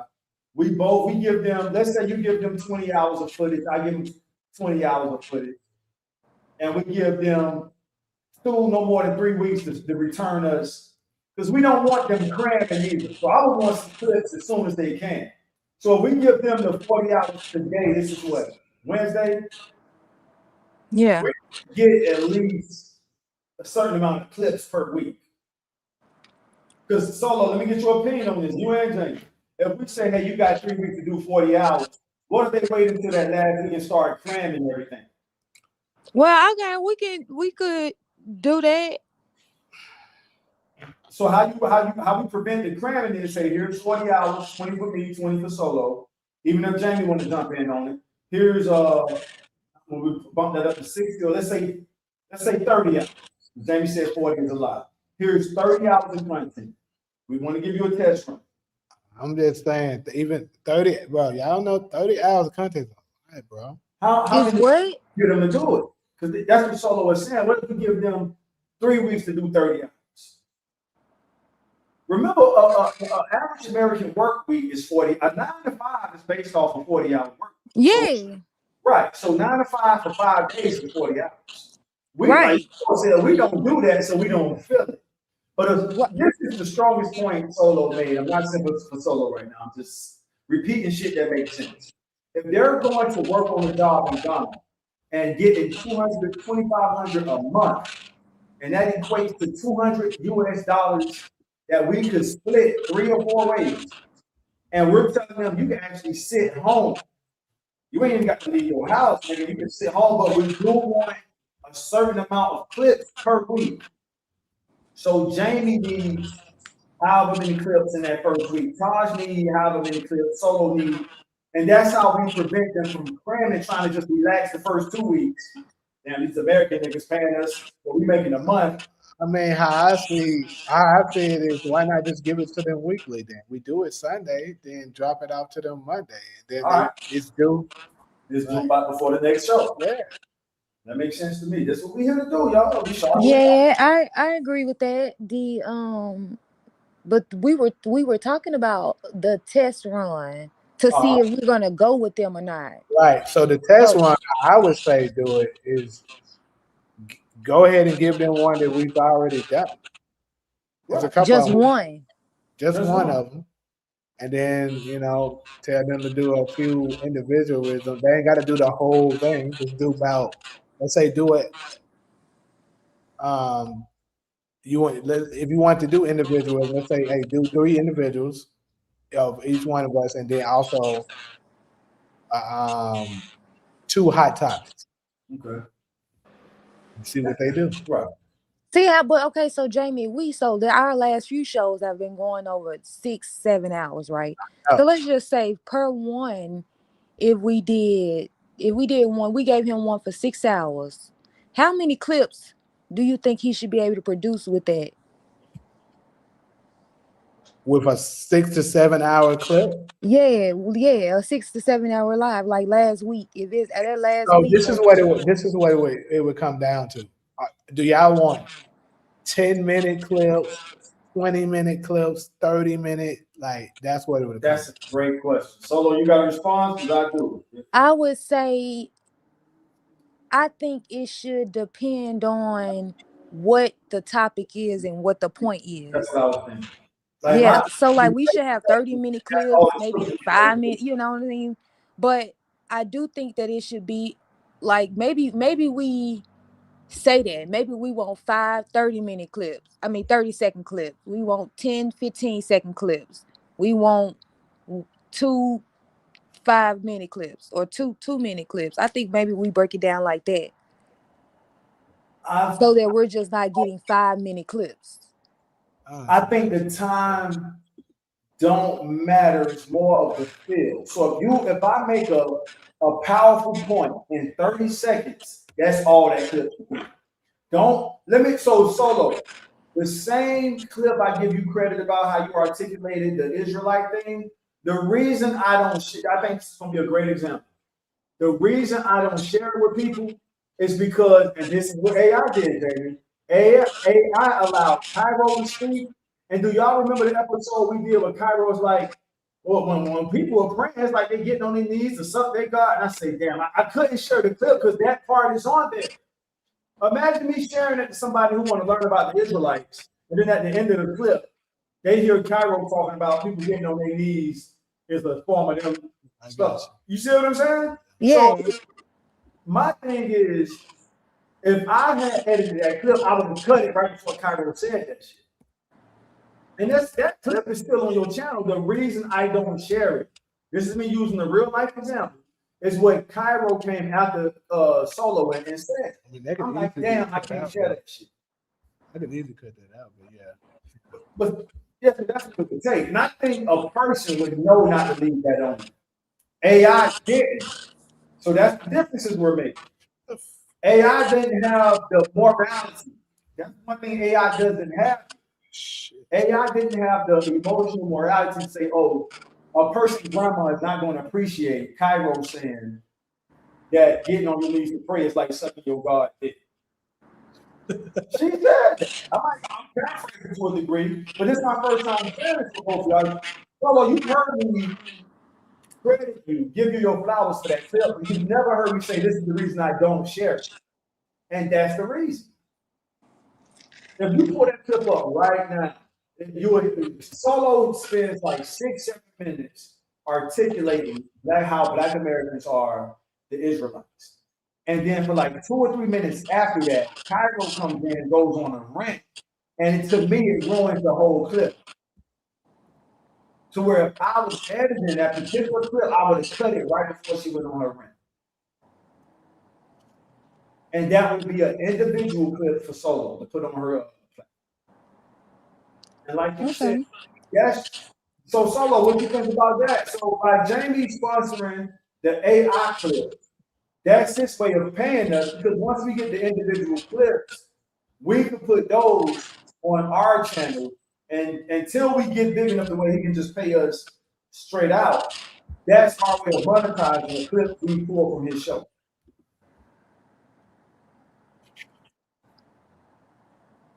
Okay. Is that a fair conversation for now? So basically, because he's paying money for the AI clip. Now you and I can still experiment with the Ghana clips if you want. If you find somebody that's going to give us a fair deal. Jamie airdrops us the show. Well, you're not here to get the airdrop. So when he airdropped it to me, you and I can, if we go in together, we could send the show to whoever we're going to test run with. And then we let them know they focus on Taj and Solo. And then we're going to start you out with, all right, let's say, because all three of us do Sunday, Wednesday, and Friday. So let's say we start them out with 20 hours. You got a whole week. We put your 40-hour work week in half. We're giving you a whole week to give us some clips of 20 hours of content.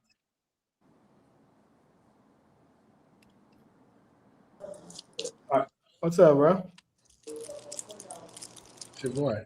Oh, that's Jay? Yeah. What up, Jay? Hey. What's happening? It's your boy Platinum. We can't wait to go enjoy that birthday dinner you just sponsored. So good looking up. Man, go ahead and handle that, man. Shit. I sure appreciate it. You're welcome. What part of the world you in? ATL, Riverdale. You at ATL? Yeah, I'm right around the corner from goddamn Promised Land. Oh, okay. Y'all know what that is. That's Holyfield or Ross? Ross. That's Ross House. Well, he bought Holyfield House. Yeah. Yep. I'm just here for a half a minute. What's going on? Just vibe, hey. Yeah, you already know. Hold on, I got the other phone at. I got so much stuff going on.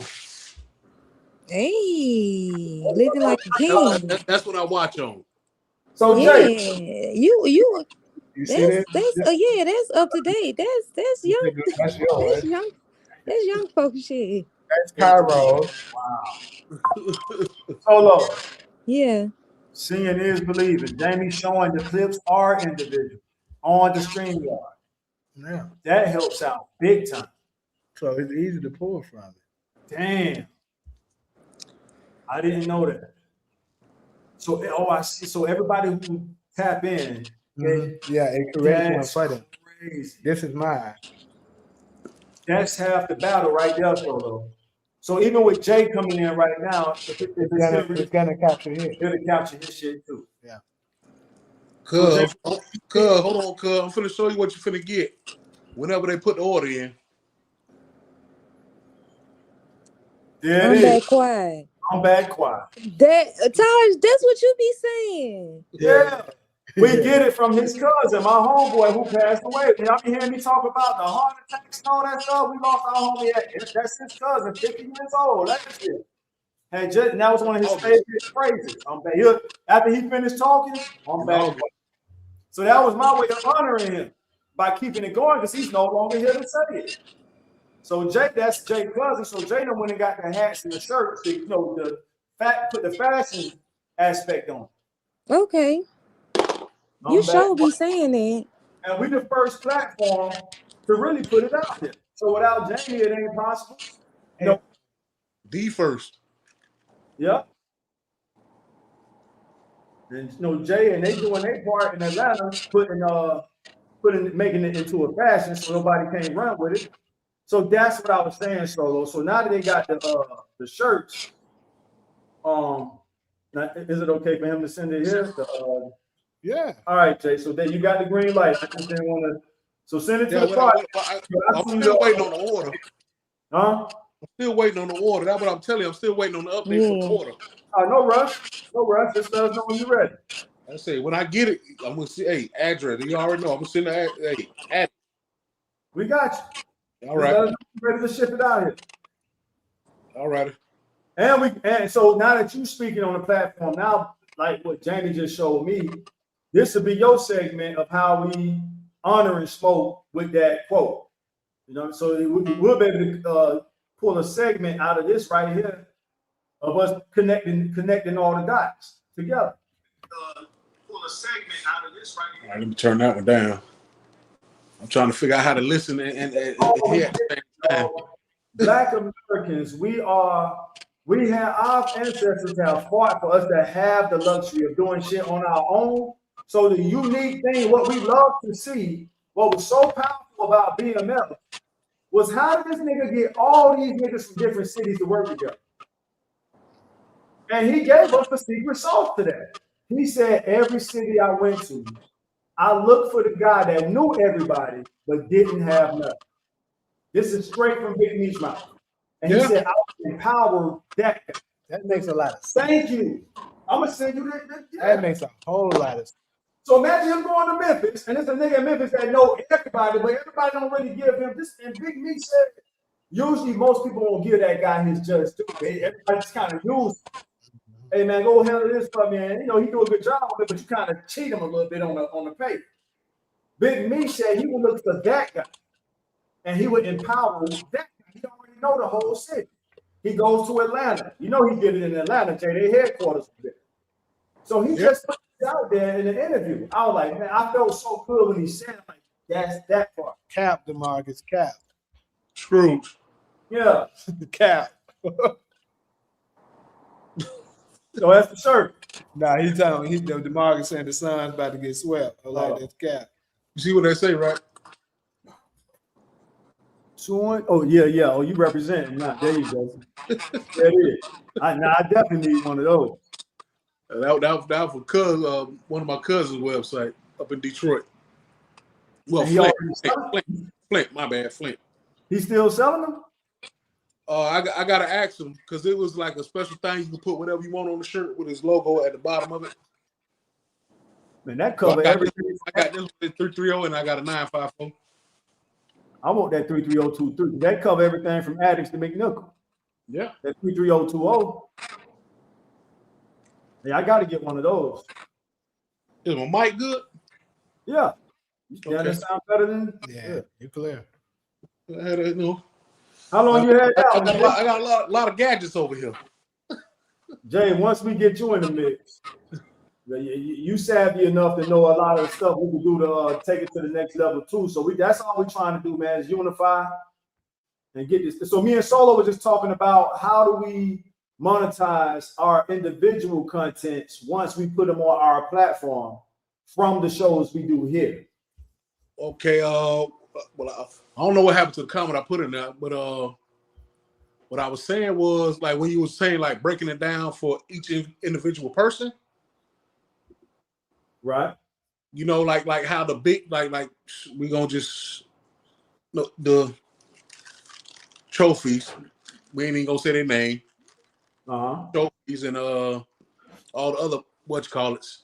You know, they put out clips for a whole interview for like 2 weeks before they put out the whole interview. Mm-hmm. Like literally, I was just watching one with one of my favorite artists, Trick Daddy. Right. I've been looking at these clips for 2 weeks. The whole interview ain't out yet. Right. I like that approach. That's just like how you were doing like the little movie scripts, the little snippets. Yeah. And then you end up putting out like that full thing towards the end. That's basically what they do. You put it on TikTok and just TikTok or whatever on YouTube, TikTok, all the platforms, and gain traction from that. The PowerPoints of each segment, boom, boom, boom, boom, boom, for each person. Just like you said, you're not deleting the person out the segment. It'll attract people to their page. Exactly. Oh, who's this person? Oh, hold on. Let me click that. Let me see. Oh, okay. Let me see what their content is. And then that's where you go from there. And everybody gotta share. Just hit the share button. Well, that's what Jamie was saying. That it's a way. Now that motivated me to kind of get my channel that I'm not using up and going. It's all right about. It's black and mild, people. It's just black and mild. He said it's a way for all of us to connect our channels when we go live. So I was just leaving one of my channels just dormant, but I think I'm gonna go ahead and crank it up, and then we could all do kind of like a cooperation segment, you know, for an hour or two. You know, whoever could make it, and then it's I've seen a couple people do that where it's like live on multiple streams at one time, like same cameras, but just multiple streams. I think that's in the setup. Right. Well, I think he's like what I do streaming y'all when I be on multiple destinations. Is that what you mean? Yeah. Oh, that's what you mean there. Say that again. Are you talking about when you're streaming to multiple destinations, or are you talking about multiple creators going live at the same time? Okay, like say, okay, like you live right now. Say I go live, Solo go live, Scrooge go live. Everybody go live right now. It comes from one channel, but it goes to everybody else's channel live. But it have like a base channel. Right. That's the collaboration stuff. Yeah. Okay. I know somebody that did it. I gotta call him and ask him. You know, his schedule just as worse than mine. I'm on day shift now, so yeah, I'll be going to bed in a minute. I gotta be up at 4 in the morning. No, we're glad you came through. Now we're gonna work it out. We're trying to unify and put this thing together now. So, and Jamie just made it a whole lot easier by me seeing that StreamYard does break it down, which means you will have your own segment just from you popping in right here. That's a relief. Because once we get that solo, now you're just pulling from the different segments we speak on. So I can't wait. And now, is it a way for you to only drop us our segments from the delicious sodas? Like, oh shit. Solo. Yeah. We making, whether we go with the genre team or anybody else, Jamie just made their job so much easier. Yeah. Because now we're already giving them the separated segments. Charge. People cheating, bro. Come on, bro. Okay, see, don't y'all stop this shit. Stop cheating, man. There's no fucking way that's a charge. I'm trying to look at the delay. How is that a charge? Exactly, that's a no call. They cheating their ass off. If anything, it's a blocking foul. What game you watching? Phoenix versus Oklahoma City. Versus Oklahoma City. What that's on ESPN? Yep.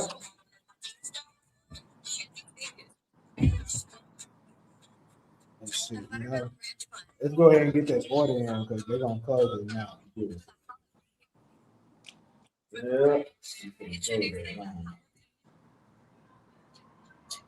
What the score is? Hold on, you ain't gotta tell me. I'm finna go to it in a second.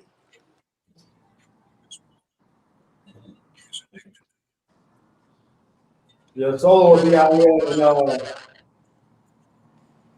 well, I ain't gonna drop a location like that. But she did say it on the show. I just don't can repeat it. So what now? Solo will be out here on the weekend. The other thing is I gotta find a headset or something. I need to get one. I keep saying that, and I don't never go get it. Let's see what all these buttons is at the.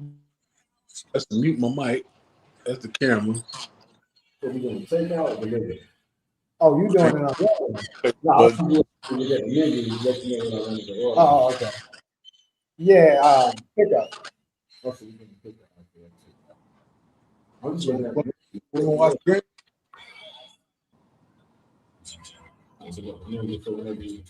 Ask me what I want to order. I'm always disrespectful, but I think I got the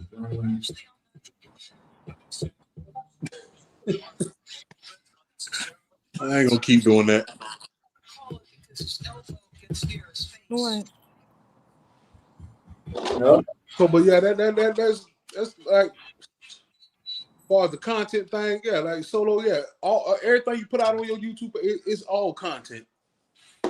Regardless of what you're putting on there, it's all content. And that's how it works. It's always how it works. Yeah. You just got to keep putting out like a certain time, like 2 or 3 videos at different times a day. You just got to be consistent. Right. I heard that's the key. You got to find the right time for the algorithm and be consistent on that time. Mm-hmm. You had a chance to check out that menu, Jay? No, All right. because I'm too busy trying to order my whitening and fries. Beef probably too. That sounds good. Because I ain't feel like going in the house and cooking anything. Yeah, no, I'm looking at the menu now. So I can put that order in before 9. What would you say is the go-to soul food restaurant in Atlanta? Soul food? Yeah, like, well, we about to order from right now is Fixins. He used to play for the Phoenix Suns. You remember Kevin Johnson? I don't know if Kevin Johnson's pretty good, too. KJ. Mm-hmm. This is restaurant that we ordering from. Grandmama? Nah, that's close. But I forgot his name. Not Grandmama. You close. It was the other dude that played for Phoenix. I think Grandmama played for Phoenix too, though, baby. I know I think he started off in what the hell? He's Charlotte. The Hornets. I know he started off in the Hornets, but yeah, Grandmama started out with the Hornets. Soul food? No, I ain't too much keen on soul food.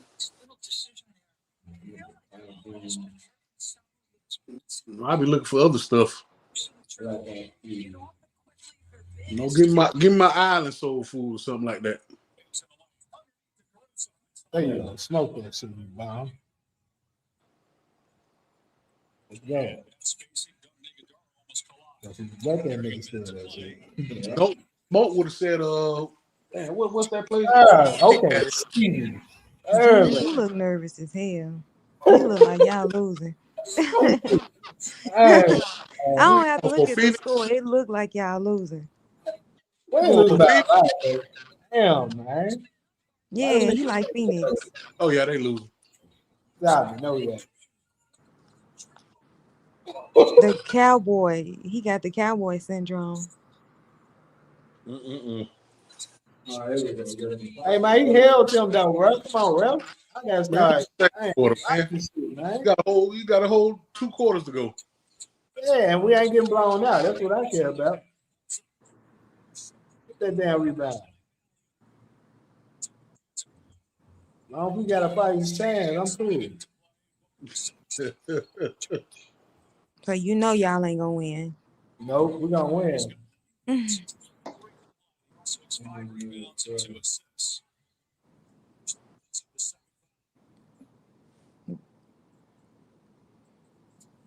You know, it's weird. Only one of those things being out there now. And it comes earlier than that.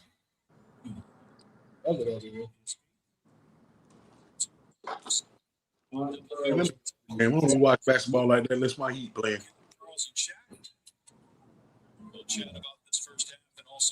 Okay, you like the Heat. Oh, yeah. Anything South Florida. South Florida over everything. Yeah. Okay. You know, that's a special breed. You know, they don't consider Florida to be a part of the United States. Well, yeah, especially not South Florida. You can almost say that's the Caribbean. Oh, they man. say special people come from Florida. I gotta see something, Screw. All right. And now you're gonna have to go to the hour mark on the video. You know, I appreciate that. Straight to the hour mark. Yeah. What are they talking about? So you got Hood Fishing and the comedian Big Boy with the dreads, Dave. No, his name ain't Dave. Hold on, let me go look at it on YouTube real quick. Damn, I was on YouTube. What's my boy name?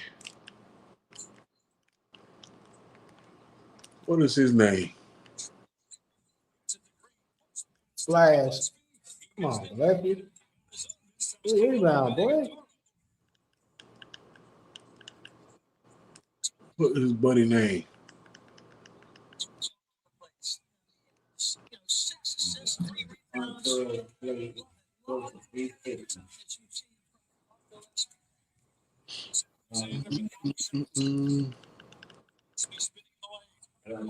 Turn over. Come on.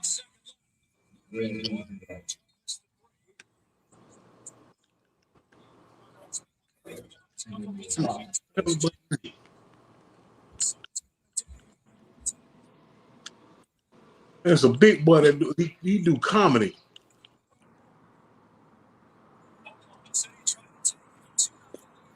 I mean, of course, Shay is better than Booker. I'm not gonna lie like that.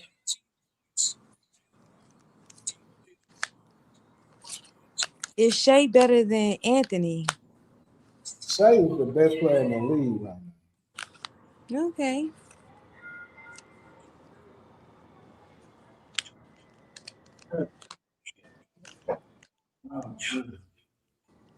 No, we made some progress today. Yeah, you showing me the tip shit.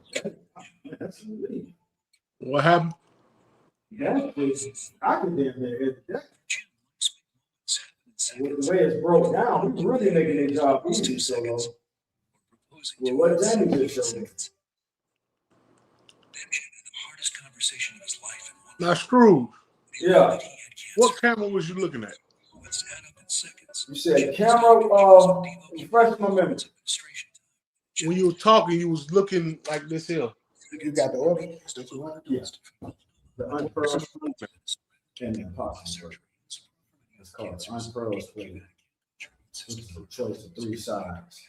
Yo, what camera you talking about, Jay? No, when you were talking, you was looking to the side, not at the camera that was facing you. On this show? Yeah. Oh, when you saw me, that was the main camera. That's Jamie camera. I usually go in separate rooms so the feedback don't happen, but I just kind of sat in on his mic today. But then when he took a little break, I sat in his chair, and that's when y'all was able to see. Okay, the dude name is Dave Lucas. The comedian, yeah, it's a big guy, comedian.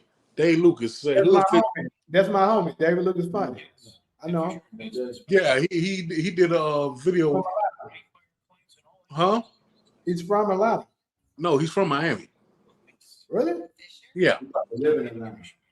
A lot of these He live out here. I could have sworn when I met him, he told me it's from Atlanta. He's from Miami. Did he move to Atlanta? Huh? He probably moved to Atlanta. It's the inspiration behind everything. Motherfucker dropped out my order. Yeah, auntie plate. The aunt pearls plate. Yeah, because I first met him, me and him was flying this dude up out of nowhere. We were just flying his ass up. We became cool after that. It was funny as hell, boy.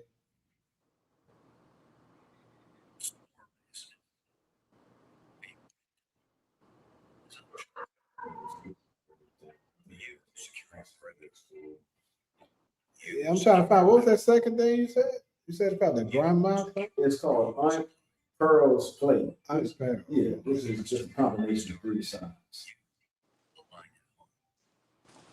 But yeah. Yeah, still fishing with Dave Lucas. Go to an hour.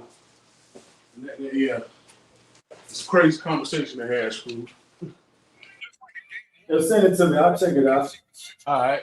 Yeah, David Lucas be getting in trouble sometimes when he be going hard on us. Yeah, he one of them niggas that'll go there. That boy be snapping on them folks in the audience. Yeah, that's what I'm saying.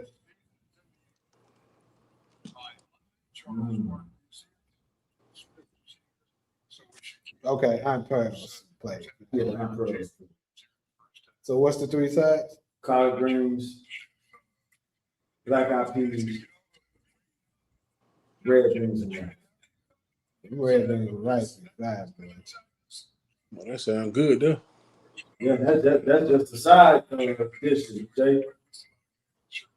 To go along with the impossible burger. That's right on time. I didn't know what I was going to eat. I appreciate it. No way, no problem, no problem. Late birthday gift. Yeah, right on time. Man. I had plenty of food on my birthday, but not today. So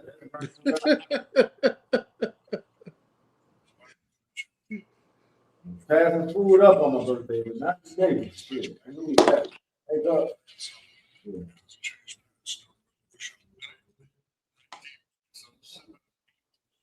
Yes, we don't these content clips going. Yeah, I really got extra space. Them niggas not about to sweep us. You can stop. You can get that bogus ass bro on out of here. Yeah, he into that game. That's the thing. He nervous. Ain't got no reason to be there. Put mother hat That's on. what it is. He nervous. That's why he in the game. No, it's just I'm actually watching it so that the moment that buzzer sound and we won, I'm trolling the hell out of a lot of people, including starting with the Marshall brothers. So then, but when they lose the series, what you gonna do? I'm gonna turn the screen off and tell them shit they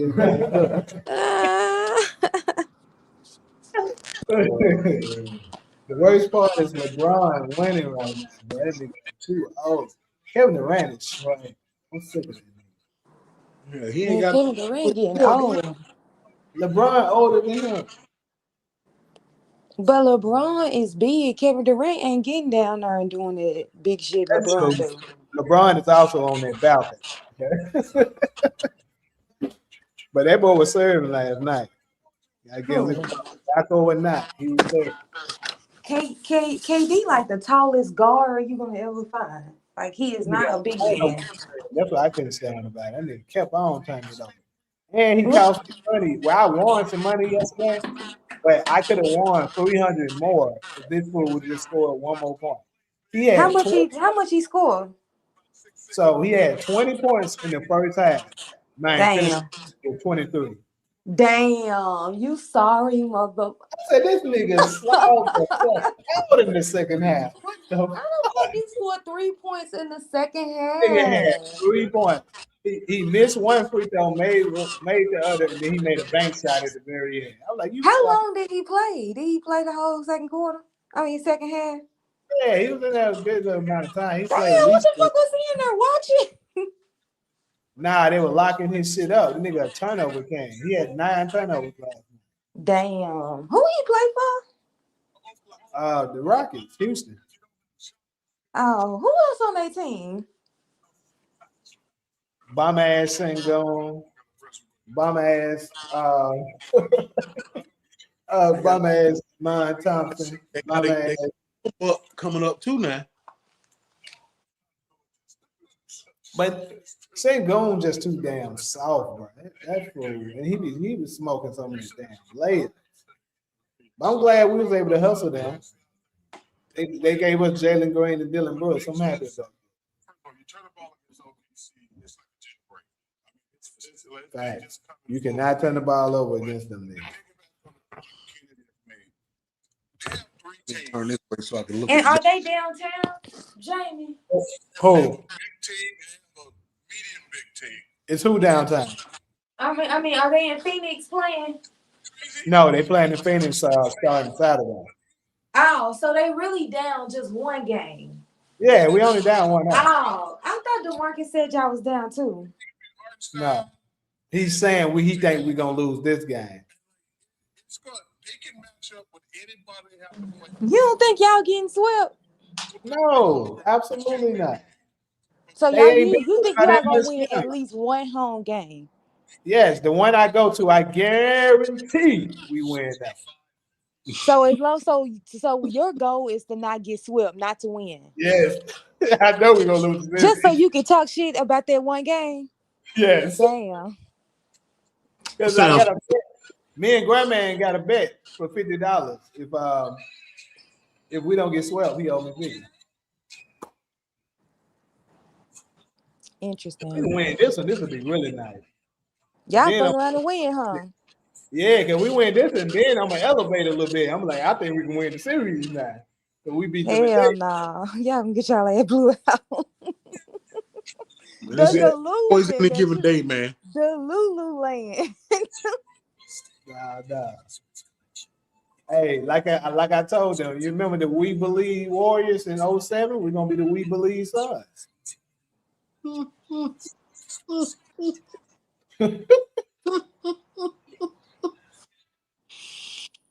The Lululand. Shea not better than Tatum is crazy, my boy. He definitely scoring more than Tatum, ain't he? He do damn near everything better than Tatum. Tatum just a little bit more athletic because he's bigger. Other than that, no. I don't know. It's something about Tatum. I like Tatum, but it's something preventing him from being the best player in the league. It's something preventing him from. I know that's who they His want. skills. Yeah, something It, is they got missing Tatum got a from couple that. pieces. He don't have really a good um, low post game. No mid post game. You know that's not really too good. He be smoking layups. Like that nigga smokes a lot of layups. And I mean, other I than don't that, see him being aggressive. Like like he really, I think like he want to shoot like mid range to threes. Like he don't want to go down there and get dirty. be smoking layups. I'll be that. Yeah, I ain't got nothing against Tatum. I actually like him. yeah, I like Tatum too. But something is preventing him from being. It's like he got skill, but it's something. He shit. I'm starting. I would say that I would choose Anthony Edwards over Tatum because Oh I know yeah, man, Anthony all day. Edwards gon' hoop. Yeah, it was tough. I like him. Yeah, He doing me a favor right now, getting rid of Jokic punk ass. yeah, I like Edwards. And Edwards a nigga. Yes, and I like the way he play. He is a He nigga. play like one. He play like he right in the hood, hooping on the streets. It's so funny when they be having this, when you at the end when you have your post game interview, some of the time he be having to catch himself. They be like, so what was it like playing today? And this nigga sometimes get caught slipping. Yeah, them niggas had me. Uh, Oh, damn, my God, oh boy, I said, yeah, this guy's a nigga for real. my God. Don't ask him nothing else. Like you remember Money Talk? Yes. You remember that part when Chris Tucker was talking and they was interviewing him and he was like, yeah, man, you know what the fuck is going on, man? Yeah. Cut. You can't say that. Say what? What I say, man? That's Anthony Edwards. That's crazy. He don't know how to act. He. See, the thing is, he really a YN. He just Yeah, got money. yeah, he definitely he like what, 24? Something like that. Mm-hmm. But he is definitely a YN. Yeah, 'cause I think his birthday is in August. I think he a Leo. So he turned 25 in August. That fool is a Grady baby. That's what he is. What that mean? So I was what? too, but What's a gravy baby? oh no. Grady. That's where he was born. Grady Hospital in Atlanta. Oh, a Grady. Oh, a Grady baby. I thought you said a gravy baby, like the No, gravy you put on potatoes. I was like, what? What that mean? People need to stop doing McDonald's commercials, bro. If the CEO ain't willing to eat it, you shouldn't eat it. Knowing he don't eat McDonald's. Right. I feel like the only person need to do McDonald's commercials is Chad Ochocinco. Who? Chad, I see. He lives down McDonald's. Successful projects. The General Steel design system gives you more than a price. It gives you a clear vision you can build on. Text BOLTS to 59583 to create your own building or browse thousands of You look nervous as hell. He has polished every from personal shops to business expansions. See your new space inside and out down to the details. Installation tailored to That your fool called y'all the nuns. Who is DeMarcus team? DeMarcus is a hater. I don't even know who his team is. But he don't like the Suns. He just saying it because he know how to do it. I like. Oh. I can't. Jalen Williams, you know, whole last time. How do you have 19 points? I don't like that shit. Replace doors and windows that deliver access, ventilation,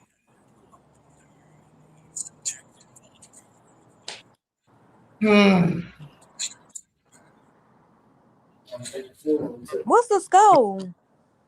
I think it's like they beat us like by 8, I think. At By half. 8.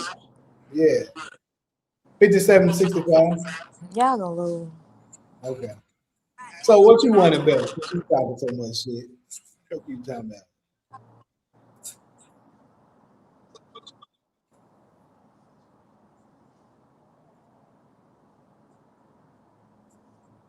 Who y'all leading score? Devin Booker. Devin Booker. Don't you start hating. Y'all relying on Devin Booker. Devin Booker and Jalen Green. Them folks be terrible. What you talking about?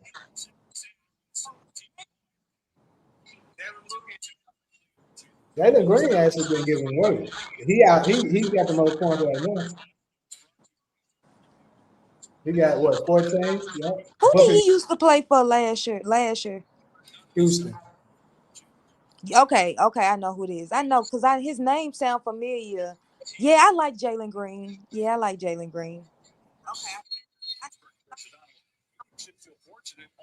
His name sound familiar. I couldn't remember, but it was like I don't remember him being on the Suns team. Nano Montana. This is Aloranda. This is a screen that lasted way longer than it's supposed to. It rolled over the basketball. Come on now, you got some time. in the final minutes against Gilgis Alexander. To a 7 from the floor.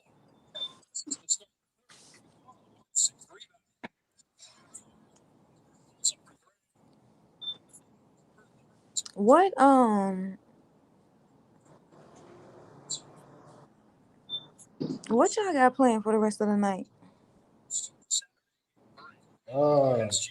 Depending on the outcome of this game. Damn.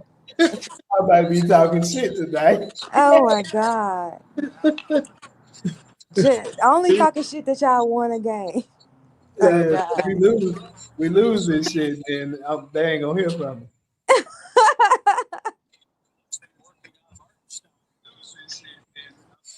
Oh my God. Man. They trying to sweep y'all. So I'm gonna let y'all have it, man. I catch up with y'all next time. All right. All right, brother. Nice to meet you. But it motherfucker getting started. Yeah, sure ain't talking about nothing. Jamie watching the game. Come on, but stop fucking missing shots, bro. You niggas, dang. Dylan should have made his shot. I can understand the other. Come on, man. You go. Get that nigga man for one.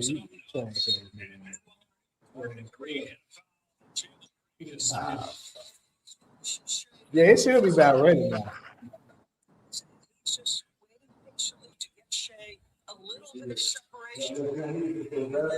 Yeah. I didn't know it, man. I said that for too long. Oh, I didn't know to go. That's why I just gave her. So I ordered from this other. Remember Plant Power? I got some leftovers. Yeah.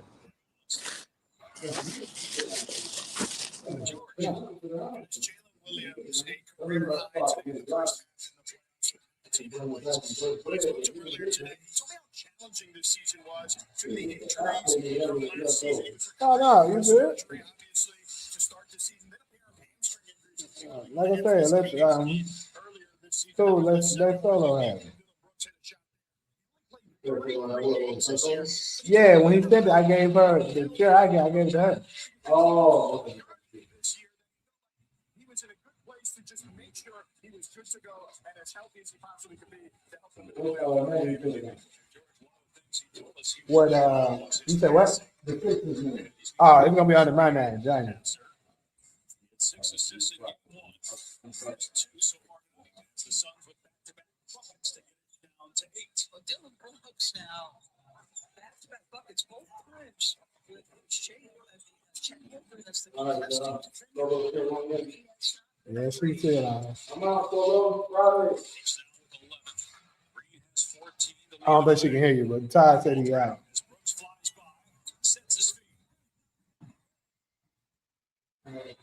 I ain't able to tell you, huh?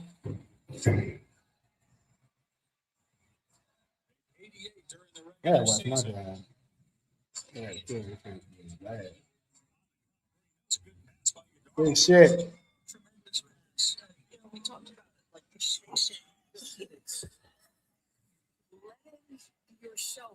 The Lakers, yo, saying, bum ass niggas. I'm gonna go to a Laker game too. I'm gonna go to Game 5 of the Lakers game. If the bum ass Rockets can win a game.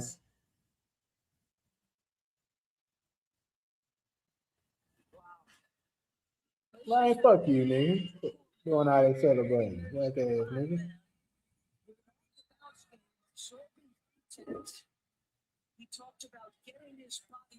Come on, I need these niggas to collapse, bro. Come on, collapse for me. Yeah, they could do it, something like that. That's crazy work.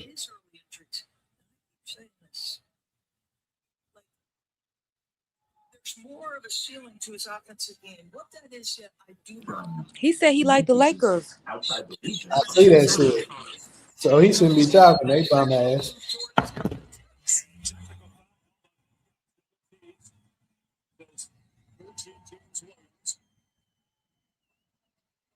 There they go, still cheating. That's why my nigga Dylan Brooks wore a referee outfit to the game because he knew he was gonna have to go against the referee. DeMarcus, how do you feel about LeBron playing for the Lakers? Damn, bro.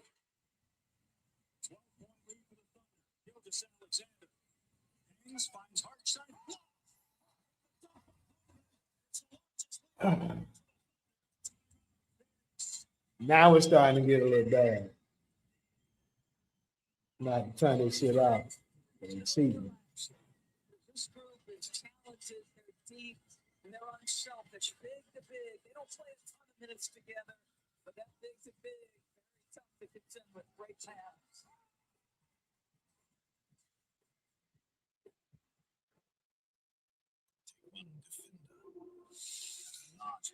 Yeah, I mean, what's the like about him? Some rocks. Freeze to -40 for 7 days. Then soak in 35 inches of water. Bake at 122 Fahrenheit. Build your online store. What's the score here? Product description.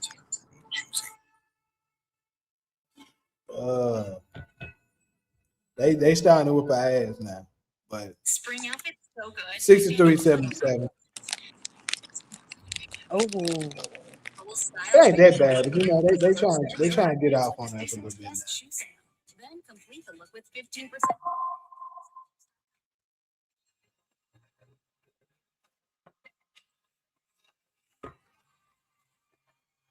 so y'all traded Durant for Yep. Jalen. And Dylan Brooks.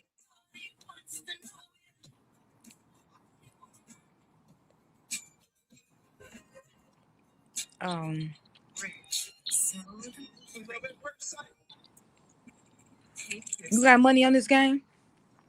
I already lost it.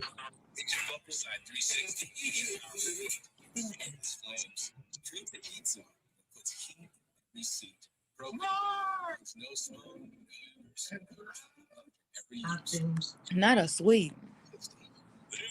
I might go to the BET experience this year. Snacker and a drink for just $7. Because stop editing. And a lot of chicken. The only move is finger licking good. Get it today, starting at $7.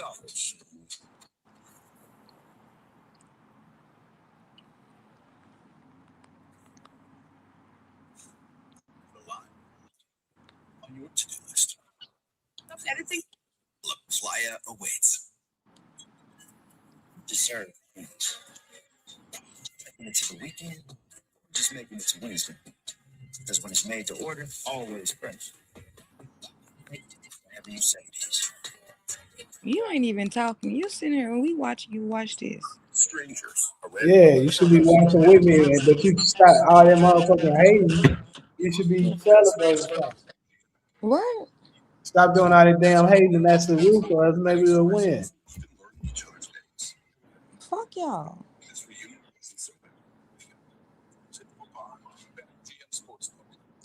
You know what's funny? You saying that bullshit that you saying.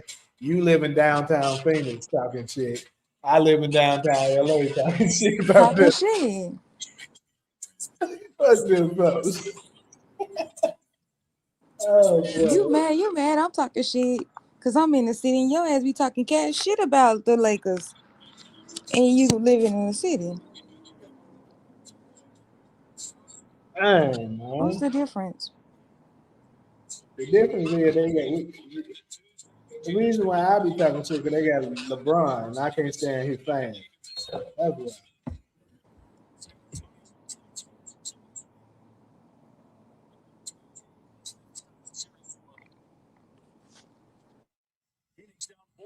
Y'all still losing? Yeah, it just started back. Come on, Jalen. Where you watching it at? I gotta use an app because this little whack ass NBA shit, like it's so many different subscriptions, and I ain't got that one, and I'm not about to spend another money on another subscription. So I'm watching it on this site called TV Pass down there.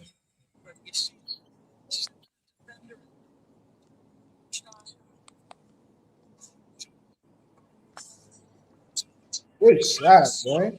Big ass nigga. Fuck that my nigga face.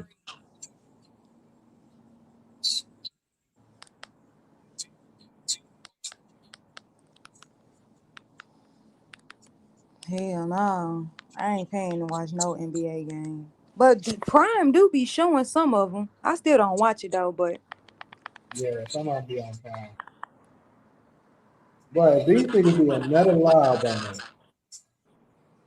damn, they lobbing on y'all. Man, that's like the third one I ain't seen in about 5 minutes. This nigga Dylan shot be so off now, bro. I can't stand this shit. So their defensive rebound percentage when both guys play is That's not a fucking foul, bro. Stop letting them do this whack ass shit. to have success on the offensive window. The man didn't even jump into it. That's why they created the damn concept.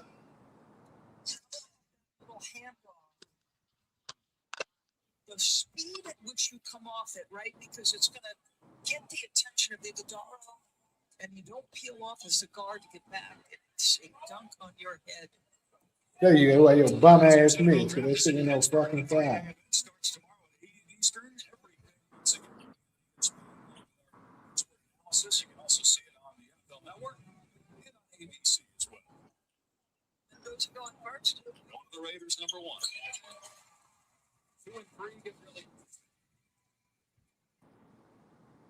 Yeah, I don't like him either. I give him his props though. When he play good, I'll be honest about it. Yeah, damn, bro.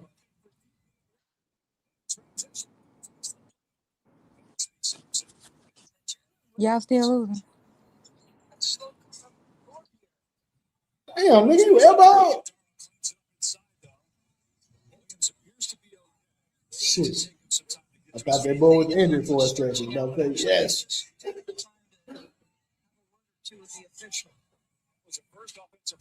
Bro, come on, man. What you call that on Shay, bro? It ain't offensive fouling, bro. Come on.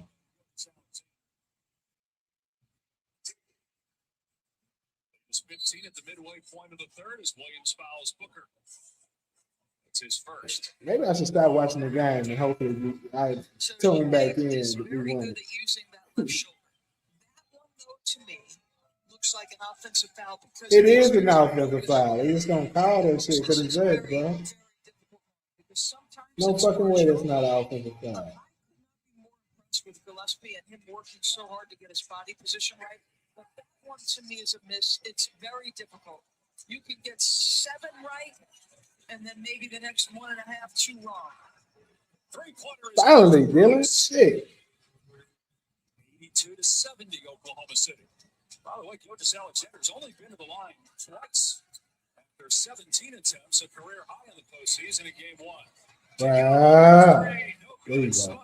Get that rebound. Watch out, it's a bomb behind you. The bomb. Let's go, Dip. Oh my God, them niggas is, bro. Them niggas defense is something serious, bro. It is insane. Come on, Green, gotta make that.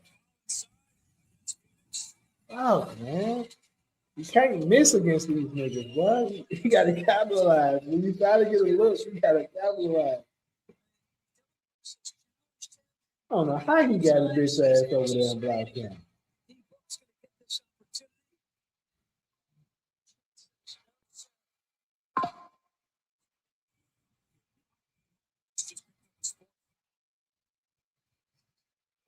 What do you mean? Surprised I didn't go to the Michael movie yet. It's not out yet, right?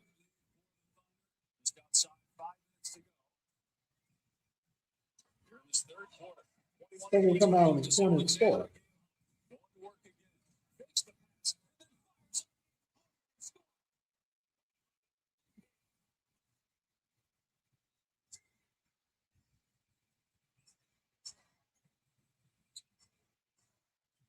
Going one-on-one.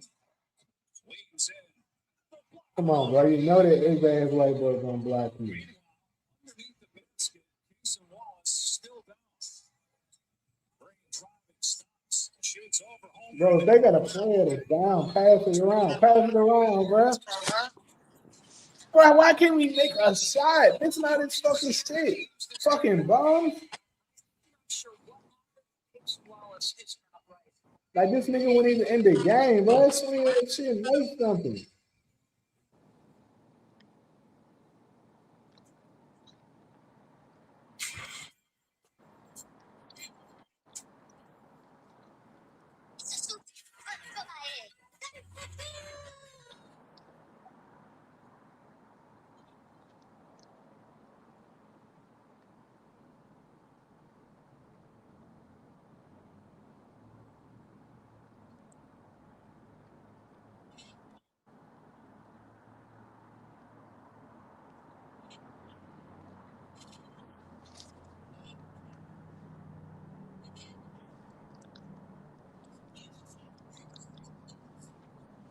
Stop it. The song's way better than the beat. Bro, that nigga's the epitome of trash.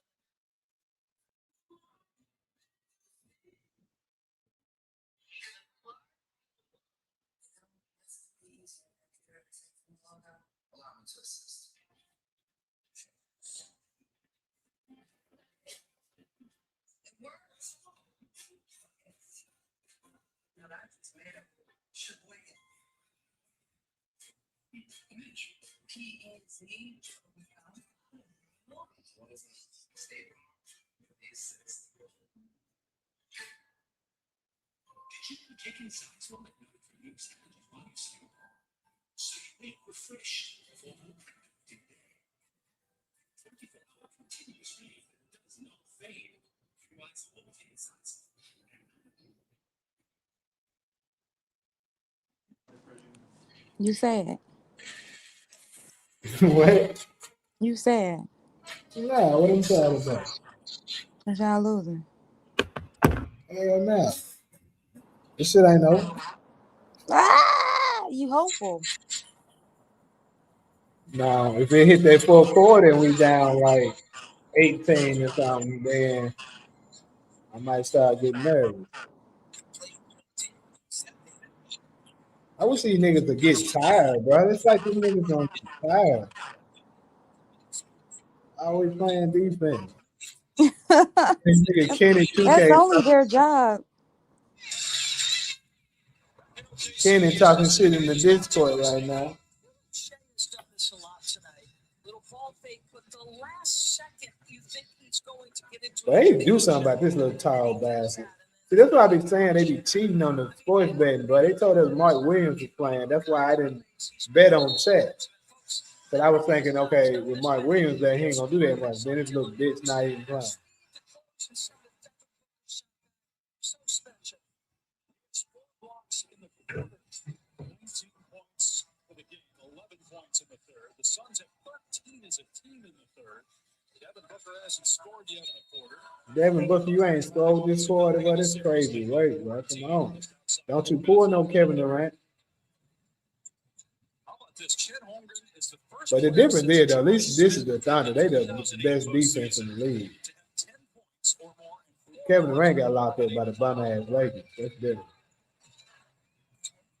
Nope, didn't nobody foul his ass. Get that ball. Shove underneath by Mitchell as Brooks is back on the floor. That's the first on Mitchell.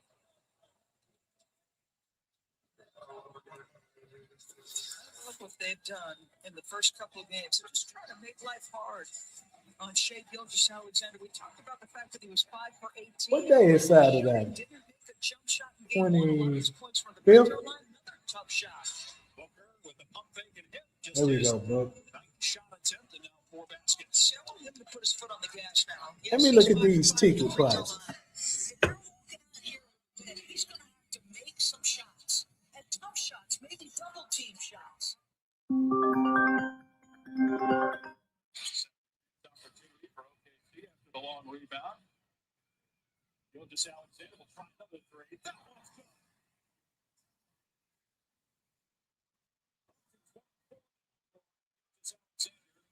Tonight, 10 of 19 shooting. He puts it on the floor. Nowhere to go. Gets it back out to Brooks. Brooks with 7 in the quarter and 10 in the period as he drills a 3. It doesn't feel very often like shots are easy against Oklahoma City. That one felt like a rhythm jump shot. This little action out top. Gilgeous-Alexander attacking kick 3 from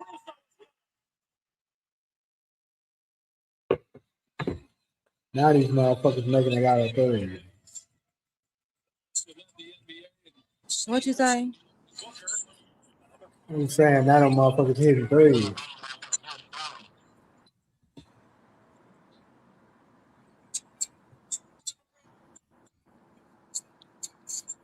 Yo, people coming back to talk shit. They beat my ass, man, too, but I don't like that shit. You said what? I said they beating our ass now, too. I don't like that shit.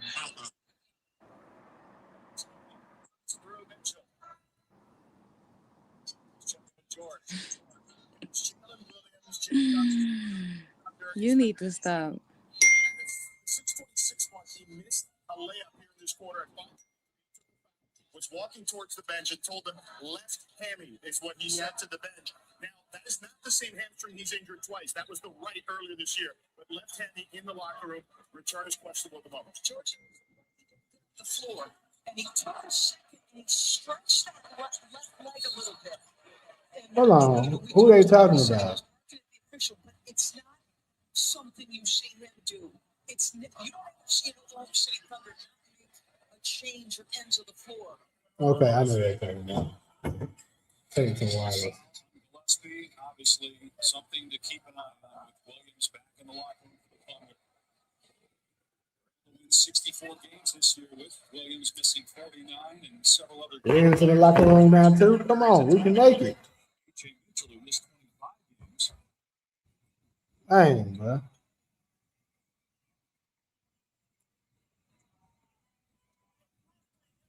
6 points for Mitchell. The second free throw. It's an 18-point lead with 2:15 to go here in the third quarter. Foul on Wallace trying to stick with Booker near midcourt. 14 foul. Second person. That could be a big storyline. They still not gonna sweep, even if they win this guy. It's not the same history, but it often a ton of time. No, I think y'all gonna win at least one game at home. Yeah, exactly. First half. That's the other Jada Williams, Jay Will, picks up his second foul. And now a technical foul has been called. There you go. I like that. I like that. Call that technical foul, man. Bond. Oh, they caught one on book too. Now they cheating. What the fuck?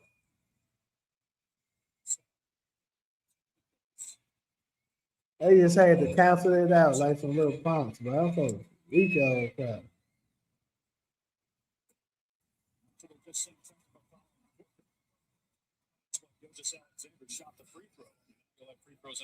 Okay, that ain't that bad. Damn, that's not bad. I'm probably gonna let me look at the other game though. Let me look at game. Wait, the next one is not until Wednesday. Technical on that. Just trying to save the ball.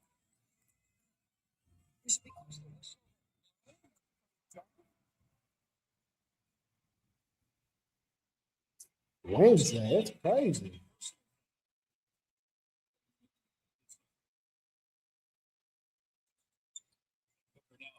Oh, it's like at Thunder. No, that's necessary. Right?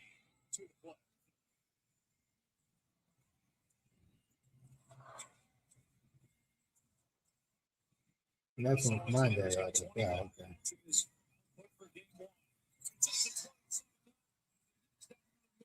But this nigga Shay need to calm his bitch ass down, bro. He pissing me the fuck out.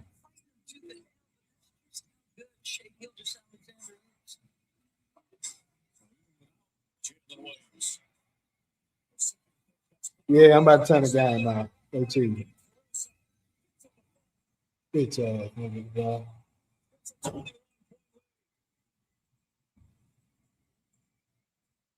Damn, they actually got a ticket that's $53.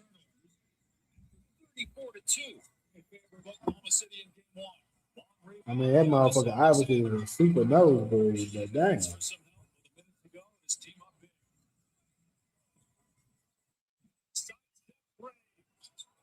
side of the rim, out of bounds to Phoenix.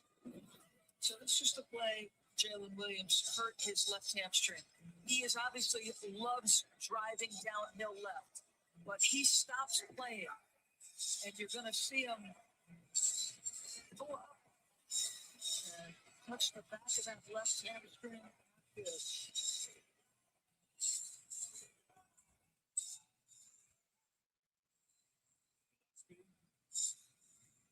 Defense by Jalen Williams. Now 2 seconds to go on the shot clock. Gillespie can't get the bounce on the three.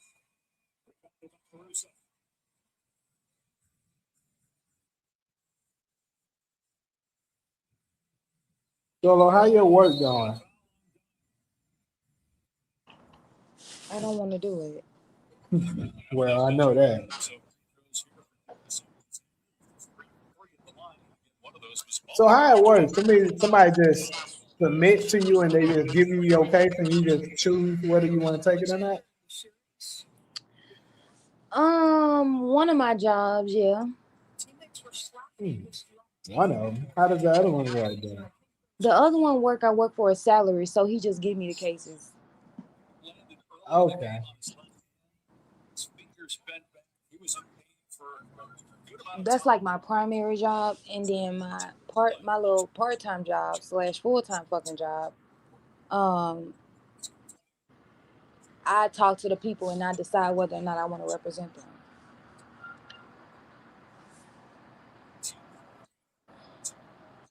Mm-hmm.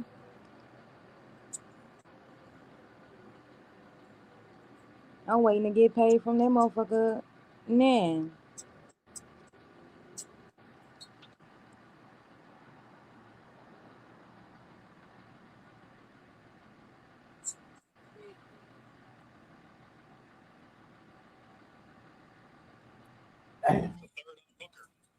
I'm about to turn this game out, bro. I'm so cheap.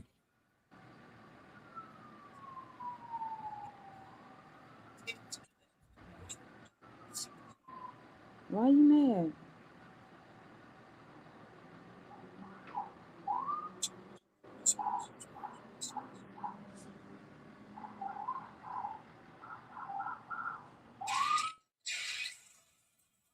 Officials are going to Yeah, I think I'm gonna go to game 4 probably.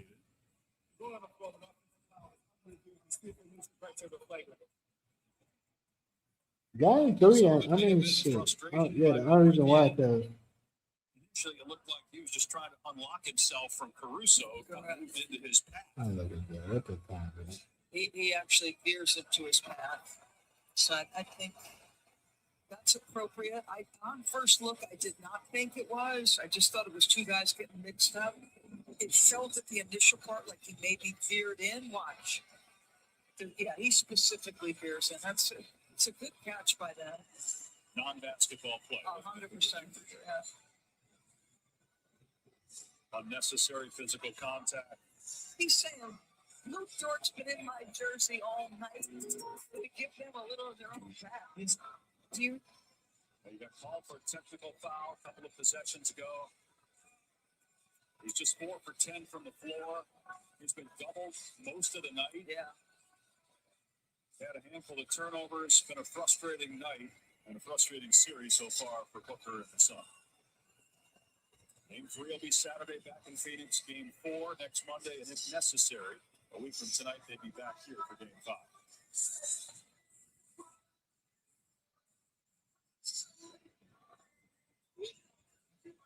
The larger concern of your Oklahoma City coming out of this basketball game is this here, Dave. See right away, Jalen Williams go to grab the back of that left leg. Somebody just said OKC already good, but the refs make them unbeatable. I agree.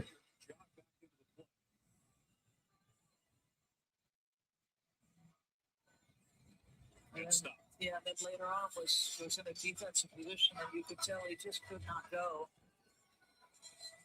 And with the amount of games he was crossed with the right hamstring, brutal. After review, there is no lineup by Booker. Impact is not significant, nor is there any follow-through.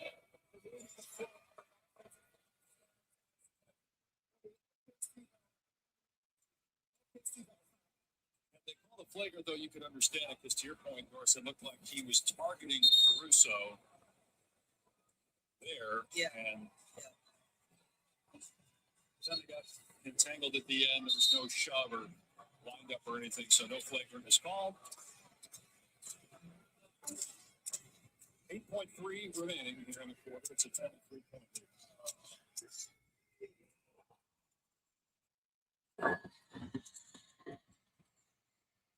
lead.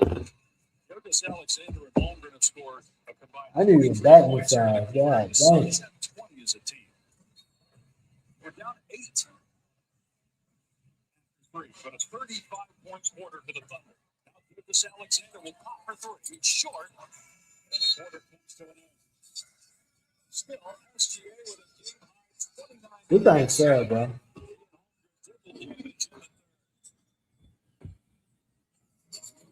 Motherfuckers fucking us up.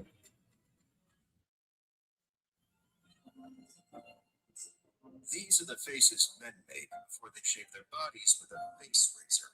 So this is what we made. Introducing the new Gillette Labs Body Razor, our safest body shave ever, with a triple protection system uniquely designed for body hair, with as low as 0% nicks, cuts, and irritation.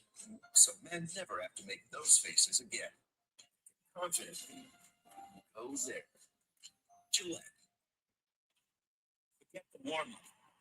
DirecTV.com. They're on fire with more MLB games than any. Nah, I don't think Booker going nowhere, bro.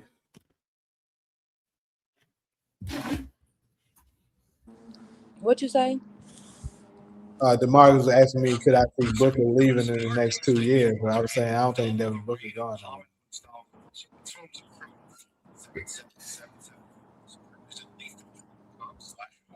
If you're an executive, then this shirt must not be your father. I was tired of fluffy colors and shirts that came from that. So I got these shirts on TV, and I don't have to worry about anybody. I got shipped in How the cousins doing today? No, I've been on TikTok with you all day. I mean, YouTube. TikTok is disrespectful. Where you are or where you go, you can shop for work and look lenses with a trusted advisor who knows Greatness is relentless.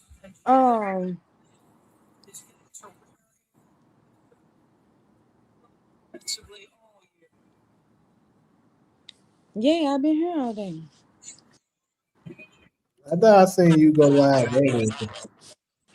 I was earlier today. Making progress. All right. In changing your life in a day. Progress. Like you like it. Everyone gets. It's turning charts and numbers into confident choices. And one little sensor on the back of your arm can help you live with diabetes on your terms. The Freestyle Libre 3 Plus sensor. I was just trying to get a little work done. FreestyleLibre.us. This is a story that makes everyone cry. Laugh, cry, ugly cry, and definitely totally not cry.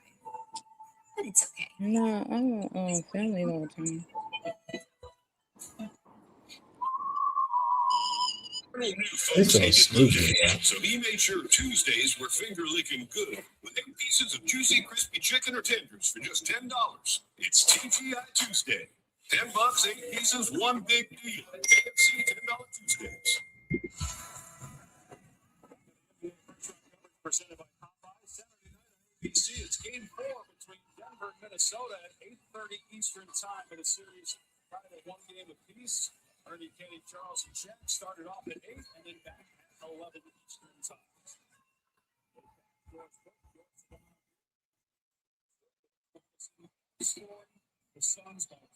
Oh my God, he talking cash shit. Oh.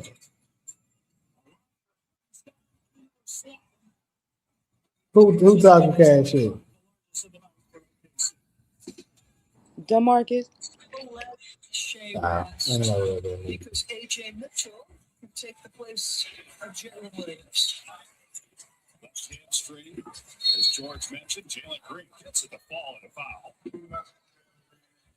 But obviously, that is a huge story for Oklahoma City.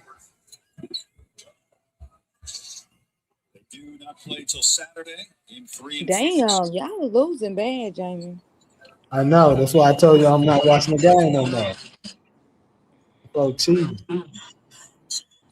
Well, they could just better than y'all.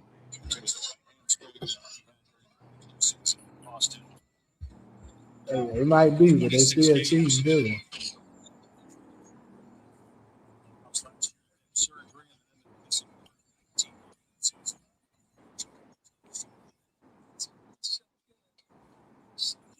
Decisive on the catch, and he gets downhill in a hurry. That first, when he decides to go, is real.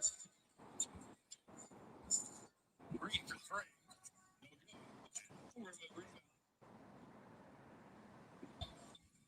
19.7 rebounds, 4 blocks for Holmgren. All 4 of those blocks came in the third quarter.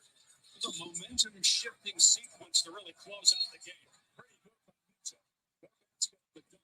Mitchell on the dip. A Phoenix foul.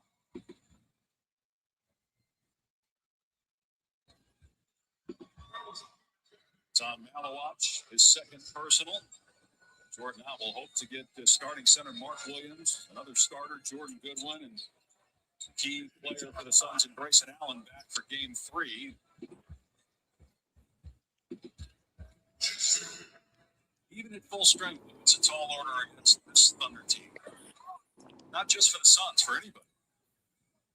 But who is this nigga in? See, I don't even know this nigga. That's how I know this bad. You can't breathe. Their depth is such that Devin Booker, okay, Lou Dort might take a breather, but next up on you, Devin, is Jalen Williams or Wallace or Alex Caruso. They just keep coming at you. Number 1 defense in the league for the second straight year. They won Game 1 by 35. They had 11 30-point wins during the regular season. That was an NBA record. They're up 26 right now, a minute and a half gone by. Oh yeah, 26 now. Them bitches. Sorry as fuck.